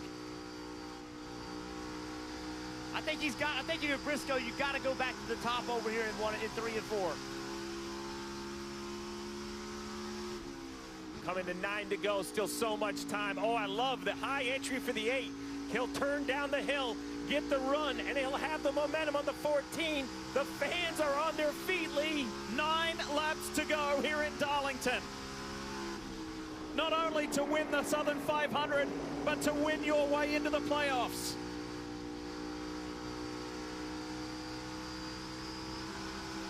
All right, so this time, Briscoe guessed. What's he gonna do? This time he goes to the top. I think this is what Briscoe has to do. I think it's gonna be difficult for Kyle Busch to pull the pass off on the exit of 4. I know you hate to do it. You hate to give him clean air, but you're just gonna have to prove to me that you can drive underneath me. The 2-time Cup Series champion is chasing down a driver who has 1 Cup victory. And he's within a car length, maybe 2 behind Chase Briscoe. 8 to go. Traffic in front, just out of the frame. The 54 of Ty Gibbs going to try to get out of the way. Classy move. Let these two figure it out. See, I love what Briscoe did right there. He ran the line that he's the fastest in. Busch tried to run up there with him. It did not work. Briscoe needs to stay to the top in 3 and 4, and Busch needs to get back to the bottom. A week ago, after finishing second to Harrison Burton, Kyle Busch said, my only option was to wreck him. I wasn't going to do it. Does he still feel the same way here at Darlington? We're going to know right now if Kyle Busch has enough, because he did exactly what he needed to do. Briscoe did what he needed to do, and Briscoe still is able to maintain pace. Hey, fellas, back in 2020 when Chase Briscoe won that Xfinity Series race, who did he fend off? Kyle Busch. Can Busch get revenge for that here tonight? I like what the 8's doing in 1 and 2. That higher exit is definitely working. It's allowing him to be closer at this end of the racetrack. The 14 right on the wall, but he can't touch it. See, that's where Briscoe's better. He's better up top. Off of 4, he just is able to carry that momentum. Think about Richard Childress right now. The disqualification of Austin Dillon winning at Richmond. The loss of the appeal. Then the loss last week, Kyle Busch. I mean, Richard Childress has been on a roller coaster ride.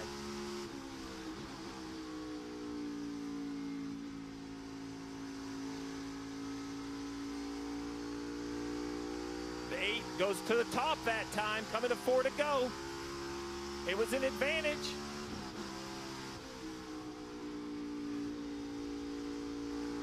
Credit to Chase Briscoe to handle this pressure that has been relentless pretty much since the restart with the storming Kyle Busch.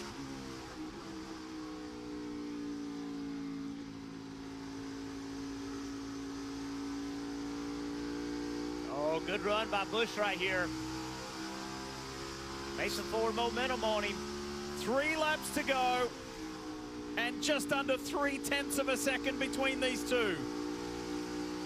Briscoe got in too low that time. Allowed Busch to make a little bit of gain on him. This sellout crowd has been treated to one heck of a finish, and it's not over yet. Oh, touched the wall once. Here comes Kyle Busch. 2 laps to go.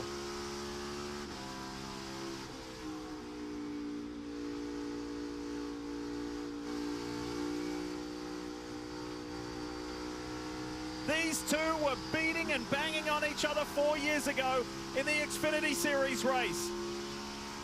And it was Briscoe who came out on top. Now look at Kyle Busch on that low line. And he hits the wall. Briscoe hits the wall. There is nothing between these two at the end of 500 miles. 1 lap to go, presented by Credit One Bank. Can Briscoe hang on? Or has Kyle Busch got something? Both guys are going to break a very long winless streak. But who will it be? Kyle Busch throwing everything at Chase Briscoe he can.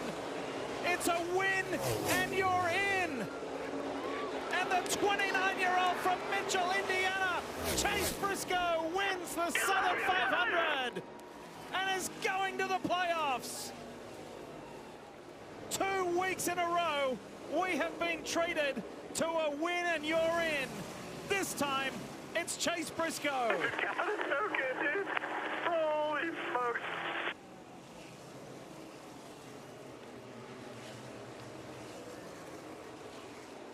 How cool is that? There's only 10 races left from here on for the Stewart-Haas Racing Corporation. And Chase Briscoe just raced his way into the playoffs. That's how much it means right there. He's in tears. I just won the Southern 500. That's what it's all about. He earned it. I mean, he had 2 of the very best in our sport that he had to beat, and he made it happen. Credit to Kyle Busch. He gave it everything. That was an amazing final run. But it's Chase Briscoe who prevails. His wife, Marissa, is having twins in October. What an end to 2024 it is for the Briscoe household. Do you like that one, Stevie? What a battle. What a battle. You said it. To win the Southern 500 is one thing. To do it with the pressure, knowing that Stewart-Haas is going away in 10 races is another. And then to cap it off, to hold off, you know, Kyle Busch, 63 wins, 2 championships. That resume chasing you down, it's just quite amazing. And we see this out of Briscoe. This raw talent, when he gets the opportunity, he puts it on display. And these fans in Darlington all standing and cheering him on as he salutes. I love the classy backwards victory lap. Darlington just doesn't disappoint. It's just amazing how the end of these races, you said it, Lee, at the end of 480 miles, here we are racing like this. It's just never disappoints. And courtesy of that win, unfortunately, these 2 guys don't have a say in the matter. These 2 being Chris Buescher and Bubba Wallace. When there was a new winner, with Martin Truex being locked in, even though crashing out, Ty Gibbs gets the last spot. They're out, this man's in. And by the way the drama continues, the points are in. And Tyler Reddick has won the regular season by 1 single point. 1 point.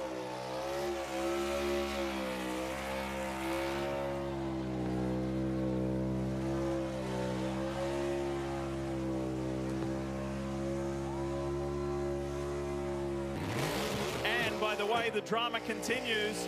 The points are in, and Tyler Reddick has won the regular season by 1 single point. 1 point.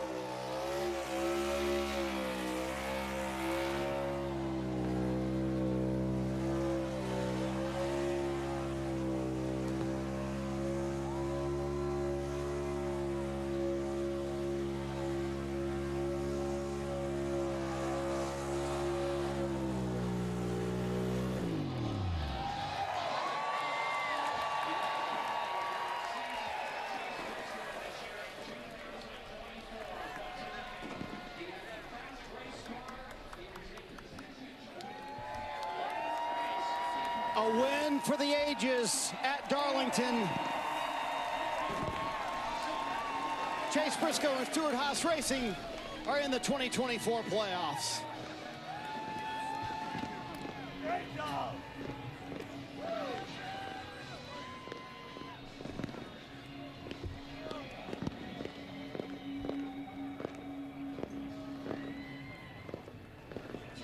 Just the emotion.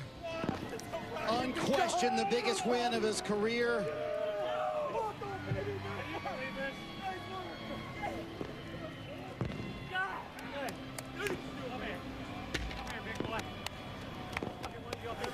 The crew congratulating wife Marissa and his son coming in tears as well.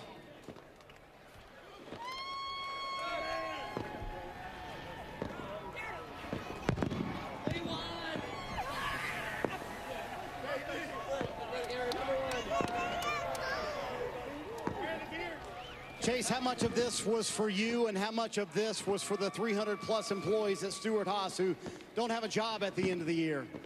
Both. Last week was the most embarrassing race I've ever ran in my life, and I told Richard, I said, I don't even want to talk about it. I promise you I will make it up to you next week. And just, man, everybody knows I'm a diehard Tony Stewart fan, and to get this 14 car back in victory lane and, you know, for all 320 something employees to be able to race for a championship in their final year is, man, unbelievable. So, yeah, God is just so good. It's like deja vu there at the end with Kyle with the Xfinity race here in 2020, and I was so loose. I didn't know if I was going to be able to do it, but yeah, just can't thank highpoint.com, Mander Tractors, Rush Truck Centers, Renai, Zepp, just everybody that makes us still go around and go to Atlanta and try to steal another one. What does it say about you and the entire 14 team that you never, number one, gave up, but never, number two, never quit on each other? Yeah, it's just this group. I mean, the day that we found out that, you know, the team wasn't going to exist anymore, we went over to the shop floor and we all looked at each other and said, we're in this to the end. We're not going to give up. And we kept saying all week, we got one bullet left in the chamber, and that bullet hit. Kyle Busch was catching you. Was that the hardest you've driven in your entire life? Yeah, I was sideways, counter steering, felt like I was in a sprint car. So, yeah, just, this night just literally went perfect. You know, the pit crew did an incredible job, and I was crying. Like, after the checkered, I just won the Southern 500. This is a crown jewel, and what makes this race so special is all you race fans. Every time we come here, it's sold out. It's awesome, and we love you guys. And last time I won here was during COVID, so I didn't get experience with the fans. So grateful that you guys are here, and yeah, can't wait to celebrate. For a driver who loves the history of racing, this one means a lot on so many levels for Chase Briscoe, now a playoff participant, Dave. Kyle, your team gave you the fresher rubber. Did you think that'd be enough? Yeah, I did. When I made it through a few of those guys right there on the start, I thought we'd have a shot to get there, and I think I just needed him to have maybe 3 or 4 more laps, older tires, for me to be able to break through the wake. Once I got within his air, I really didn't have enough to power through that to get closer. I was kind of sliding already. So hate it for our guys, everybody on our team, everybody at RCR, and this Morgan & Morgan Chevrolet. They turned it around the last 4 or 5 weeks, and we've run a lot better, and that's been improved and beneficial to our team and the organization. So something to build on and get better for. You know, we just missed a lot in the early part of the year and through the middle part of the year to put ourselves in this spot, to be on the outside looking in. So to come in here for a last-ditch effort and have a shot. I mean, early in the race, I wouldn't have thought we had a shot. So felt like we really overachieved there towards the end and got a really good finish for what we had, or what I thought we had.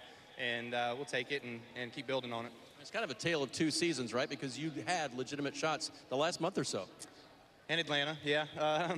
You know, so it's, yeah, it's just short, you know, come up short. And, you know, maybe I'm a washed-up old dog, but hopefully I can find a few more trophies. I think not, but I think you'll be looking for that victory to keep the streak alive in the last 10 races here, right? Yeah, no doubt. I mean, that's, you know, I wanted it last week. I wanted it this week. I wanted it in Atlanta. I wanted it in Vegas. You know, there's been a lot of opportunities. Daytona 500, we were up front all day. So I can count them, you know, at least on a hand. Maybe I need two hands to count opportunities that have slipped away. So we're achieving right now and getting success from those runs and pulling in the finishes that we need.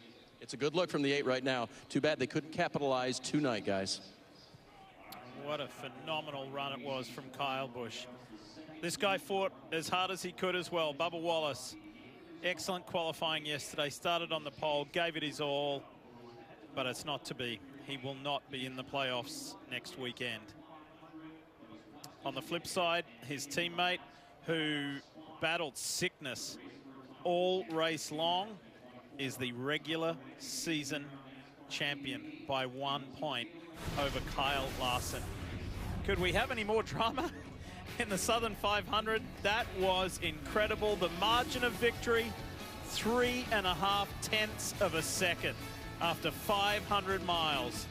An incredible racing performance by Chase Briscoe to win his maiden Southern 500. An emotional win for so many, for more than Briscoe.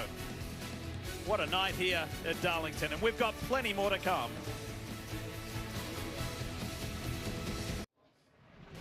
Welcome to the NASCAR America post-race show presented by Progressive. Oh, an all-timer tonight in the Southern 500 at Darlington, Chase Briscoe. Who had the money there tonight for him to be able to put himself and race his way into the playoffs. So, DJ, here's how the playoff standings officially shape up. Playoffs starting next week in Atlanta. Yeah, exactly like we thought this was going to look a couple of weeks ago, right? Sure. I mean, I've been trying to think of a word as we were going to start this show, but, you know, as simple as it is, it fit. Wow. Yep. I mean, to see what these drivers did, put themselves out there, put the car in places that you didn't think were possible, the passes that we saw, just an incredible end to this race. Yeah, you guys know I talk all the time, and I'm in stunned silence. I don't, there's not any words. When I look at this, and you look at what went on, the last 14 laps from Chase Briscoe, they said, go get the Southern 500. They didn't say go make the playoffs. Yeah. They said go get a Southern 500. That shows how important this race is. You saw Kyle Busch prove once again why he's one of the greatest race car drivers that ever sit in a car. He put that car on his back and ran it up there. Couldn't do anything with it once he got there, but it was fascinating to watch the talent and to watch the desire and then put everything on the line, lap after lap after lap for those final 14 laps. So of all the Darlington races you have watched, DJ, where would you rank this performance by this 14 team and Chase Briscoe tonight? You know, I think, and thinking back, obviously, that how different and what it means with this. And, of course, the first time that this race has been the cutoff race in doing that. But, you know, we've seen some phenomenal battles over the years. But for what this meant, this was as entertaining. I mean, this wasn't like Chase Briscoe came out of nowhere. He was there all night saying, okay, Kyle Larson, you make one slip, I'm going to take advantage of this. And Larson didn't do that, but Chase Briscoe found a way to do it. So, I mean, that's as entertaining watching the very best at what they do, be able to do it for so long and to see a driver dig down. You know, you want to see that. What do these drivers have inside to make moves like this happen? And Chase Briscoe showed us exactly what he's made of. Kyle, what did you say in the pre-race? If a driver's going to race their way in the playoffs, they're going to earn it tonight. They're going to earn it. There's no question Chase Briscoe earned that one. They earned it. And that's what we said. Nothing's free. No, there's no free lunch. And these guys realized that, and they went after it. What's fascinating is we live in a time and are very blessed to watch this sport in a time when this race matters. Every lap mattered. When Dale drove, when Pearson drove, if we go back in time, it was all about coming in here, beating the racetrack and beating the rest of the competition. There were 15 different scenarios in this race that we had to follow. So many different storylines, it wasn't the guy that was leading the race. We're talking about the guy that's running 25th. When's he going to get in the top 10? When's he going to move in the points? When's this going to happen? It was as entertaining a race. Listen, I think they ought to run, when we get to the playoffs, they ought to run 10 races, and they all ought to be here at Darlington. all 10 of them. That's the way it ought to be. That would be entertaining for me. Yeah, you know, and when you're leading the race like that, and I can only imagine the pressure of the playoffs there too, but when you're leading, the hardest thing is to see a driver at this racetrack that has run you down, and you try to do everything that you can, knowing that that guy has fresher tires, his car's a little bit better, and oh yes, Kyle Busch, a two-time champion. The hardest thing is to not overdrive the car, but you have to extend yourself to the fullest limits and abilities that you have and not make a mistake. We saw Briscoe get into the wall one time up in 3 and 4, but he challenged it pretty much every single lap, and that's amazing that you can do that. Yeah, you think drivers, we talk about drivers never forget. Yeah. Briscoe referenced 2020 and a Busch race. Yeah. So he knew or an Xfinity race. He knew exactly what to expect when Kyle Busch got there. Drove a very disciplined race, and the reward is the biggest win of his career and a berth in the 2024 playoffs. Unfortunately, with a new winner, the first driver out of the playoffs is Chris Buescher. Kim is with him. Chris Buescher will come home in the 6th position, a solid finish. Unfortunately, not the day you needed with a new winner. You'll be the first guy outside the playoff picture, will not run for a title. You guys had to overcome so much today. How would you summarize your Southern 500? Yeah, just, I don't know. We felt like we did what, for the most part, we needed to do today. And, you know, got back in contention there at the end and got a decent finish out of it. And, didn't quite get it done again, and yeah, now we're on the outside looking in. So unfortunately, it's just the system we're all playing in, and you know, we had such a great year. Everyone at RFK's worked so hard. We've been so fast. We've outrun so many of these cars that that are going to get to run for a championship. But that's the system, and we didn't work it right. When I talked to your crew chief, Scott Graves, earlier today, regardless of what you did in this race, he said he felt like you guys could do some damage in the last 10 races. What is the approach to the final 10, and what are your goals? Yeah, it's not on my mind yet. Yeah, just had a lot of things figured out, and you know, that's not it now. So get back, digest this one a little bit. Such a shame, but you know, another great run for our BuildSubmarines.com Mustang. Another great finish here at Darlington. Just not enough with a new winner, and yeah, just crazy. So definitely going to think back on different times throughout the year and you know, figure out how to do better next time. How do you sum up the emotion in one word? It's frustration and disbelief altogether. The weekend started out so well for Bubba Wallace. That new winner thing caught up with you guys at the end, but there was a little chaos the second half of this race. What was going on? Yeah, we just got behind on adjustments. We were back and forth on our U.S. Air Force Toyota Camry, just a little too loose, a little too tight, and that caution with a couple laps on tires where we stayed out. I don't know if that was the deciding factor, but we just got so tight there and got back there in traffic and a spot we haven't been all day, and I got caught up in someone else's mess. So unfortunate. I hate it for our guys, but man, hats off to the 14. I thought I did something yesterday. They one-upped us and showed up when it was game time, so that's pretty badass. So congrats to them. Man, just wasn't good enough for 16th this year. Hate that. It stings saying that, but wasn't from a lack of effort from all of us on this 23 car. So best of luck to the 45, and hopefully the Toyota wins. How do you evaluate overall getting to this point, and especially bringing it like you guys did this weekend? Nah. Tomorrow's Labor Day, right? So got to sit and dwell on it. Hopefully no meetings. But you got 4 or 5 days to reset and go on to where do we go next? I don't even know. Shows how mental this race was. So we'll be fine. Boy, where do you go if you're Bubba Wallace, DJ? I mean, this is the hard one to take. But he did mention, and you mentioned earlier too, Kyle, it didn't come down to this race. Yeah. It was the body of work for the entire season. Yeah, that's a good interview. He explained everything, what they went through. They brought a fast race car here. He drove a really, really good race. You know, it looked like at one point in time he might be the man in on points if there wasn't a new winner.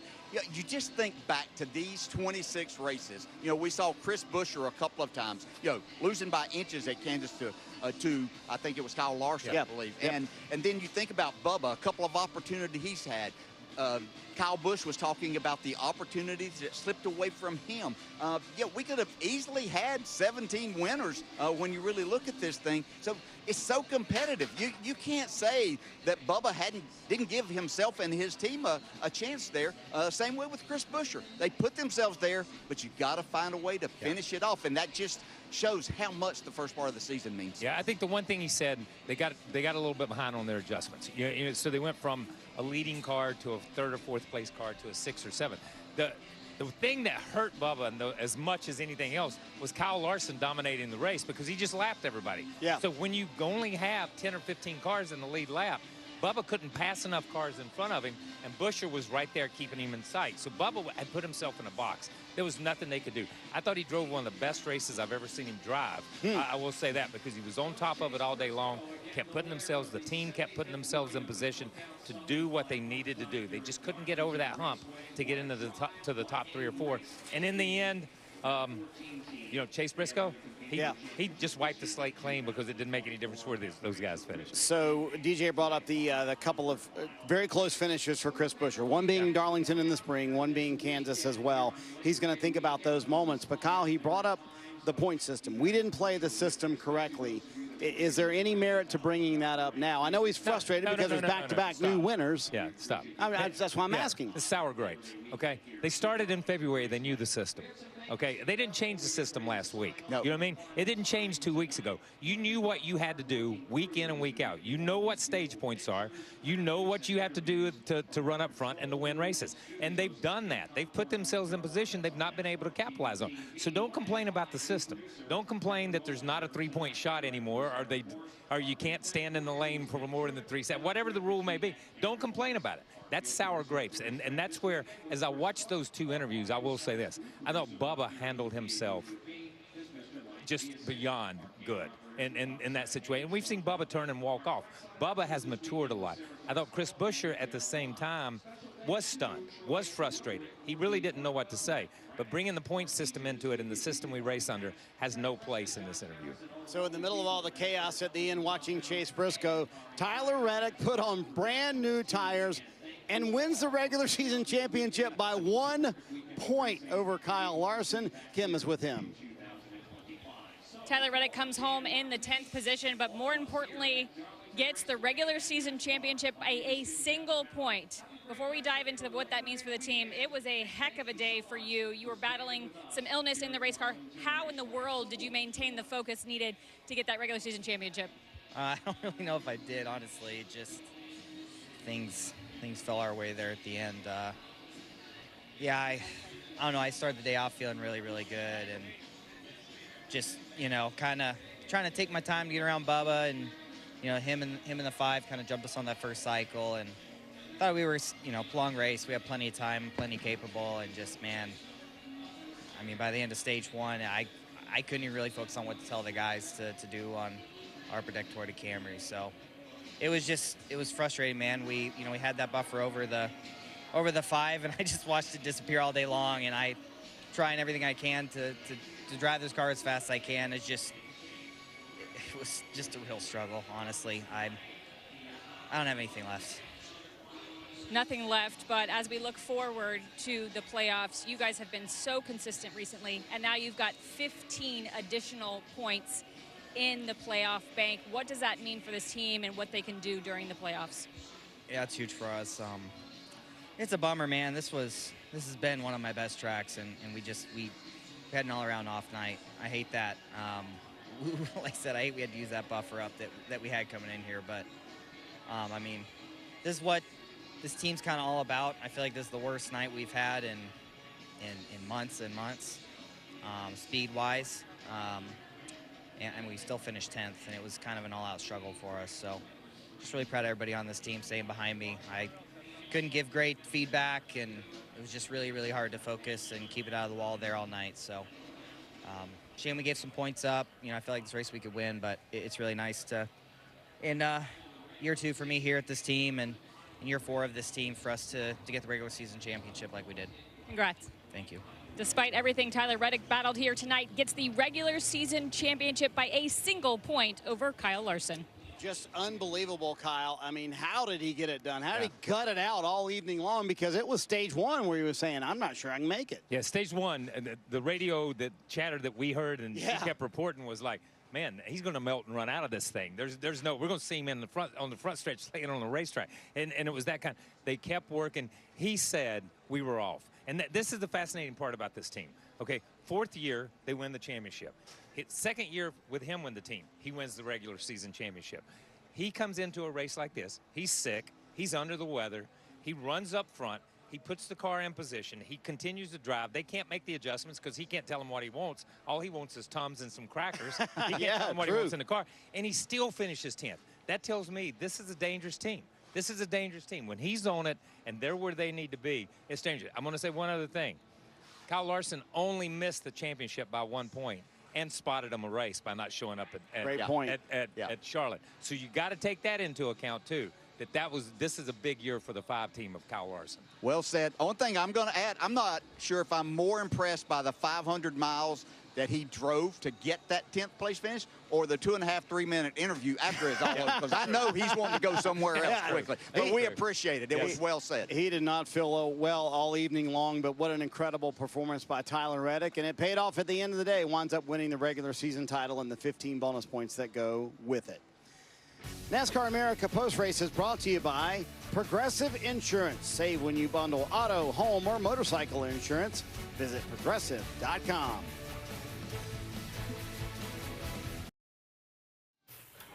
Let's take a look at this week's Progressive Safe Driver. DJ, any question, who has earned this and earned a whole lot more tonight here in Darlington? Yeah, certainly Chase Briscoe did the job that he had to do. The only thing that could make him excited about these last 10 races was to somehow figure out a way to beat Kyle Larson and then Kyle Busch at the end of this race. Amazing.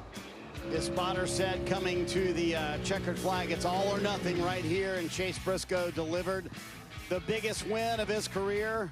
Not only him, but everyone in Stewart-Haas Racing. So here's how the regular season points wound up. We mentioned Tyler Reddick won the regular season title by just 1, Kyle, over Kyle Larson. I mean, you made the point that Larson spotted him a race, but 1 point, I mean, you got to be thinking, man. Yeah. You got to be thinking, close. Where could I pick that up? Was that at Richmond? Did I leave it at Richmond? Did I leave it at Atlanta? Where did I leave it? Yeah, Cliff Daniels thinking, man, maybe I should have put on tires there at the very end of the race, because that's how Tyler Reddick was able to make it happen. Afterwards, Kim caught up with Kyle Larson. Kyle Larson will come home in the 4th position. Had a dominant race car here today. Led 263 laps. Fell short of the regular season championship, though, by 1 point. As you look back on this race, do you do anything differently that final stage? I think where it just got a little bit sideways for myself was when Ross stayed out. I wasn't really expecting that. And then, I chose the bottom, and he did a good job and got clear of me and kind of pinched my air off into 1. And then the 54 was on my right side. And then I was just stalled down the backstretch, and Chase got a great run to get by all of us. So, I just wish I would have maybe executed the restart zone a little bit better there, and maybe the rest of the race plays out differently. But, I had the points on my mind, knowing how close we were to Reddick and the great day we had going and the kind of average day he had going. I just didn't want to get overly aggressive and take myself out of it, too. So, bummer that, we came up a point short, but we still, got the owner's side of it. So that's always good. That's what pays the check at the end of the year. So, but hopefully, I can make it through each round as well as the car. So, just proud of my team, proud of the pit crew today, and proud of the race car. Despite not winning the regular season championship, as things are reseeded for the playoffs, you are the #1 seed with the most bonus points. What does that mean for you guys, especially as you work your way through the first round, which is kind of a wild card? Yeah, it is. Yeah, I mean, you work hard all year long to get stage wins, get race wins, to position yourself well in the playoffs, to, you know, not necessarily allow yourself a mistake, but, you know, I think we're 35 points above the cut line right now. So that's nice. I mean, especially when you go to a track as scary as Atlanta, but that could be wiped out, you know, in an instant. I could be below the cut line after Atlanta. That's just kind of the craziness of the system. So, yeah, just keep doing what we've been doing. You know, our car's been really fast, and our team's been executing great. So just keep it up, and hopefully we can advance on through. Should be fun to watch Kyle Larson and this 5-team go for their second Cup Series title. Plus 12 at the end of the day for Ty Gibbs. And after what happened late in the race there, can you believe it? Not really. I was really unfortunate, or really confused on why we just tried to get wrecked in 3 or 4, and then went and got plugged in the wall in 1. So I don't know, you know, what was going on with the people I was racing around. It was unfortunate. You know, I'm just upset right now. I wish we could have ran better. I really love this track and have so much fun racing here. Our car was so good. Wish we could have finished better, but most importantly, we made the playoffs, and that's what we came here to do, and we accomplished that. So, you know, I'm very happy to be able to make it, and we'll go see what we can do in 10 weeks. I was going to say, based on what you know, inside and out with the 54 team, how deep a run can this team make? We'll see. We got to get through next week first. So Atlanta is a tough one, but I feel like we're really strong in the races for the rest of the season, and we'll see what we can do and go out there and give it our best shot. Out of the 10, got a couple circled that you like best? I'd love to win at all of them. Fair answer. Ty Gibbs in the playoffs. Who wouldn't, right, Dave? It'll be the first ever playoff appearance for Ty Gibbs. And, boy, DJ, you talk about surviving. I mean, to get into a wreck that late in the race and the car be that badly damaged, to be able to still make the playoffs, man, they got to be counting their lucky stars. That didn't happen earlier in the race. Yeah, you know, he did a great job throughout the race of positioning himself, doing exactly what they needed to do, everything they needed to do. And then when I saw the hit that he took down there, I was wondering how bad that might be, because there were still enough cars in the race that he could have been on the outside looking in. And but you know, they survived that. This young man's just a huge talent. I mean, he does things right. Yeah, would not surprise me that first win comes in the playoffs this year. Ross Chastain also does not make the playoffs this year. Dave is with him. So the playoffs are a no for Ross Chastain by 33 points, but it wasn't for not trying, and especially that strategy at the end, the staying out strategy. Was that the watermelon call? Almost worked? Yeah, 9-lap old tires and staying out at Darlington, that's pretty scary, but no, it was the right call, and it was the call for the cards we had to try to get a good restart, and I got a great launch. I can't even usually get that good of launches for our Busch Chevy when I have equal tires, Dave, so to get that, clear into 1, clear off of 2, I was like, okay, this is going okay. And then turn 3, they all blew by. So ultimately, it kept us out of that big crash. It kept us in a spot to pit from 4th, or right there behind the 8, and pit with those guys and set ourselves up for a good shot. You know, for the speed and the balance we had early in the race, we definitely made it better. And it's kind of our motto. We just tend to make our cars better. We want to show up to these weekends a little bit better. And how do you take the next 10 weekends then? Because obviously it's a couple of things. It's trying to get the W's and it's preparation for next year. How do you approach it yourself? I don't know if it's right or wrong, but I get out of the car and I watch the 14 celebrate and let that sink in and hurt. Because it is disappointing and it does hurt.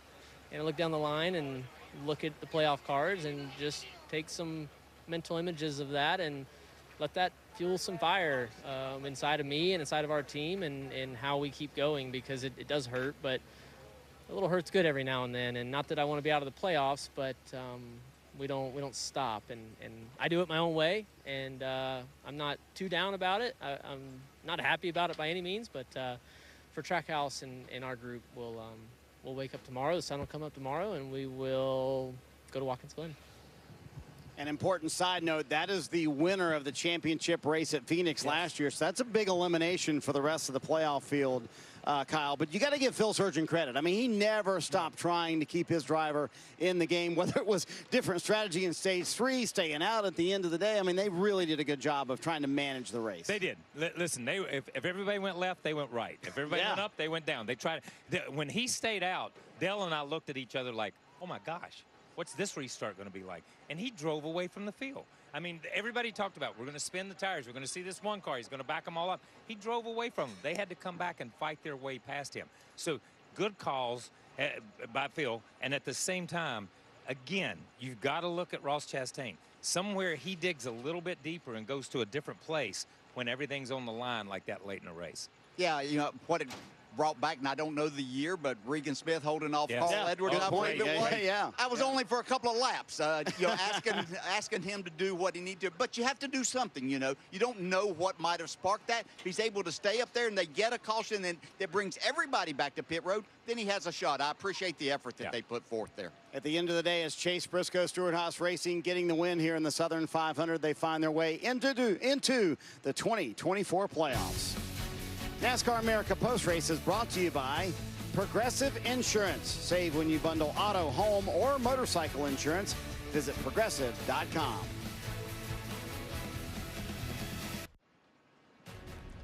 So if tonight wasn't exciting for you enough, the playoffs kick off for the Cup Series next week at a very unpredictable Atlanta Motor Speedway. Good afternoon, Atlanta. Let's go do it today. Quarter mile, a lot of crazy things going to happen here. Stay tough, stay disciplined. See where the weak ones are and try and snuff out our weaknesses early. Green flag, be on your toes. 3 wide, 4 rows in front here. Watch that 14 span in. Check. Low, down. Nice job, bud. 3 coming checkers. Says 99. Yeah, guys, yeah. Woo! Closest in history.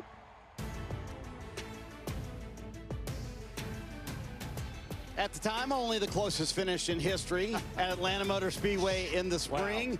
Everything on USA next weekend. Still a regular season for the Xfinity Series, but the Cup Series race will bring you every green flag lap without commercial interruption.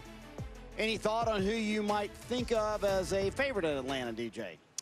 You know, with all due respect to our 16 drivers that are in the playoffs, the way that things kind of go in this sport and many other sports, I'm going to go with either Chris Buescher, Bubba Wallace, Ross Chastain, or Kyle Busch, because they were needing a win to get through, and they couldn't get it, and it happens a week too late. Yeah, and you're exactly right. And the way that you race Atlanta now is different. It's a different way of racing. It's not a speedway race, but it's not a Darlington. It's somewhere in between that kind of racing. And we saw it, as you said, the closest finish that we've ever seen. 3 wide coming off turn 4. We would have never dreamed about anything like that. But to see that type of racing, I agree. We may see Chris Buescher and Bubba Wallace and Kyle Busch coming off turn 4, 3 wide again. I mean, Atlanta has truly turned into a super speedway race. So that leads to the unpredictability, DJ. Yes, it does. Yeah, it's not. I mean, it's different in the way that it's a 1.5 mile track. You have high banks that you deal with there, high speeds, but there's a lot of grip in that